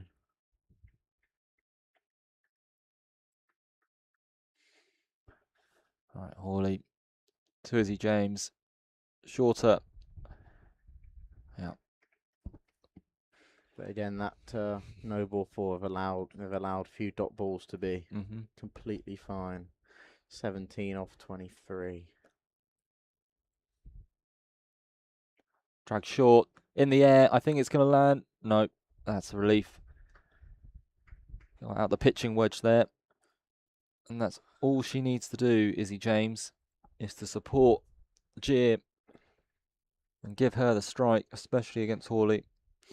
How does she play it now? I have a feeling she's still going to go. Just needs to be careful. Doesn't use her feet. Cuts. It will just be the one. But that is fine for now. Obviously, there's a lot of trust in Isabella James at the other end. She's been more than capable so far. 5 off 7's exactly what Kent need in this position. And it looks they're going to bring long on and long off up. So they're trying to take away the easy single down the ground. So she punches it through point, and it will go all the way to the boundary. What a shot! What a shot from Isabella James. I look up, I'm not sure if it's Gia. No, it's not, it's James. She's absolutely crushed that. A bit shorter from Hawley. She's lent right into that. No chance out there. We've said it all afternoon. The short balls are just sitting up, and they're not doing anything. They're just sitting up nicely for the batters. Just stepped into it and punched it. And she cuts again to the sweeper this time. Excellent stuff from Isabella James coming in here and taking the pressure off of Gia. Kent are eking their way towards this big total. Use of the feet. Ooh. No, not getting it past. But at this point, I would also say, I think if you're Gia, just guide us home now. Yep. No need to do anything too silly. So you're trusting Izzy James a lot, and that's completely fine. Just keep your head. Don't try and get it done too quickly. That's the important thing. 3 overs to go. Just 10 required for what will be a pretty historic win this for Kent against one of, if not the strongest side in the group in Middlesex, who, remember, have not lost the game, but not there yet. Isabella James just crunched that ball away through point for 4, is on strike, and it will be Routledge to continue and to finish off her spell. The field is now in. Hawley is aware singles are enough for Kent at this point. So she goes on the sweep. What a shot. Another boundary for the number 9. And that is the 300 up for Kent. What a shot. They are going all the way here. Are the Kent women side. And they're not just eking their way there, they're playing proper good shots. Told you she can bat. Yeah, no doubt. Again, short. Cut through. And it's through the gap again. I'm not sure that will go. Run hard. Come back for 3. No.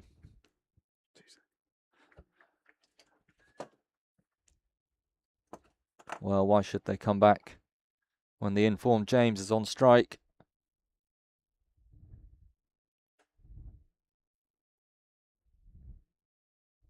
Just 4 needed. Sliced up. Oh no.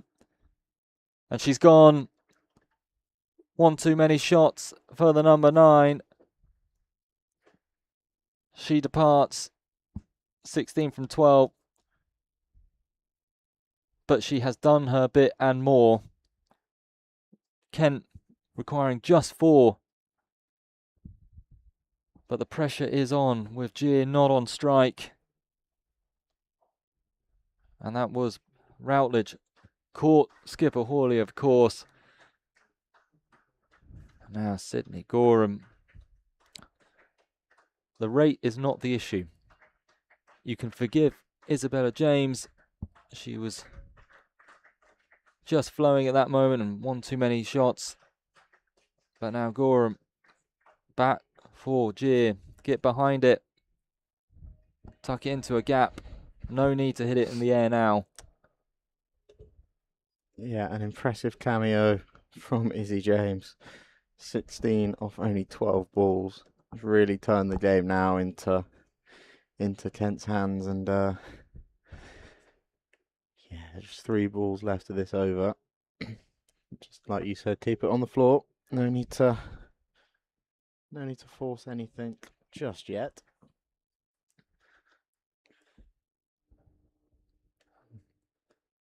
Gorham on strike. Oh, she goes for the dab. And they get through for the single. Excellent work, Sydney Gorham. That's the best that shot's been played all day. They've really struggled with that, Kent have, to try and get it fine enough. I say, the confidence which these low-order batters have come out with, it's been brilliant. To be fair, all the way down the innings, the Kent batters have applied themselves excellently. Now, young Genevieve Gier, just 3 needed. She uses her feet, she drives, she'll pick up a single, leaving Gorham on strike for the last ball. Don't get out. Yeah. I think a single's okay. Or even a dot, to be frank. Well, actually, a single means we're level. But just not out. And she gets behind it nicely. Excellent from Sydney Gorham. Excellent from Kent. Leaving Genevieve Gier on strike. So you'd assume Saskia Hawley. Yeah. Yeah, and this has been an incredibly mature innings from Jen Gier. She came in a bit of spot of bother. Obviously with coming in, joining Rachel King, who was doing really nicely. And then to lose King at the other end, to then have to anchor the lower middle and tail end to victory, if you were assuming they get these last. I hope they get 2 more from here, but a wicket now would that will throw the cat amongst the pigeons. Make it very tasty indeed. Well, cover the boundary that Ryder's been there all day has now come up. So Genevieve Gier, can you win the game for Kent? She comes down. Oh, bump ball, I think. She's wanting to do it with one swish of the bat.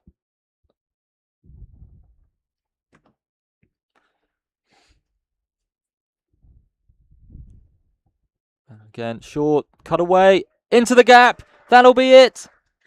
Kent have got over the line in what has been one of the most remarkable chases in recent years here for the Kent women's side, beating an incredibly strong Middlesex side, chasing down 306 in style. Take a bow, all the players, but especially, of course, Rachel King with her first list day century, 106 for her. And going down, and then right at the end there, Genevieve Gier guiding the side home at such a young age, ending on 14 not out of 40 balls. What a knock. What a chase. What a chase indeed. I don't think it gets much better than that against an unbeaten Middlesex side who sit second in the table.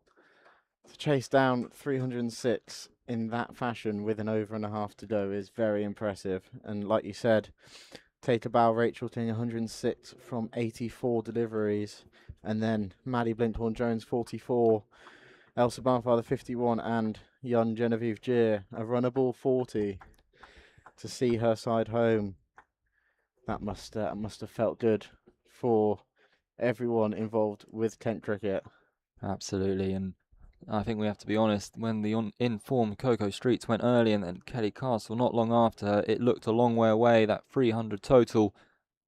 But that partnership between Rachel King and firstly Maddie Blinkhorn-Jones, who got an excellent 44, then of course that big partnership with Elsa Barnfather set up this chase. As we've mentioned, Genevieve Gier, but also a special shout out for Isabella James coming in at number 9, 16 off 12. 2 boundaries, finishing that game, or she almost did, but who cares now? They have won, and where does this leave us now when looking? Let's have a quick pull up of the table. That's 3 wins, I believe, from 5 games. It won't have updated just yet, but Middlesex will remain second. Sussex a point behind them now, and Kent will sneak up into, well, depending on the Northants and Worcester results, they will be anywhere between 4th and 6th. I don't have the results to hand, but the confidence this will bring, especially after, if you think the last time out, that disappointing loss and the on the T20 finals day, and to come out here, change of format, and to bat as sensibly as they did all the way throughout. That rate never got higher than 6.5 when chasing 300 plus is a remarkable effort against, as we've said many times, a very, very strong Middlesex side who've, had a bit of success already this season against this Kent team. So those who showed up today, the members who are next to us, have been treated to a not miraculous, they deserved it all the way throughout. Absolutely. And some performance they should be very, very proud of. Yeah, I completely agree with everything you've just said. That was as good as it gets from Kent, and they'll take this into the remaining games of this League 2 Metro Bank campaign. Yes, and so the next game for them will be a week today against the Worcestershire Rapids. Away, obviously, and then the next time to see them at home, well, actually, it's quite a distance away in this competition. It is 6th of September against Leicestershire, but on the back of this performance, you'll want to get down and watch them. But regardless, give your full support, and of course, come down on Friday to see the men in action as they look to bounce back from the defeat today. And I have been Cameron Emmanuel Burns. And thank you so much for joining myself and Nick. It's been lovely to share this excellent performance with you. Until the next one, goodbye.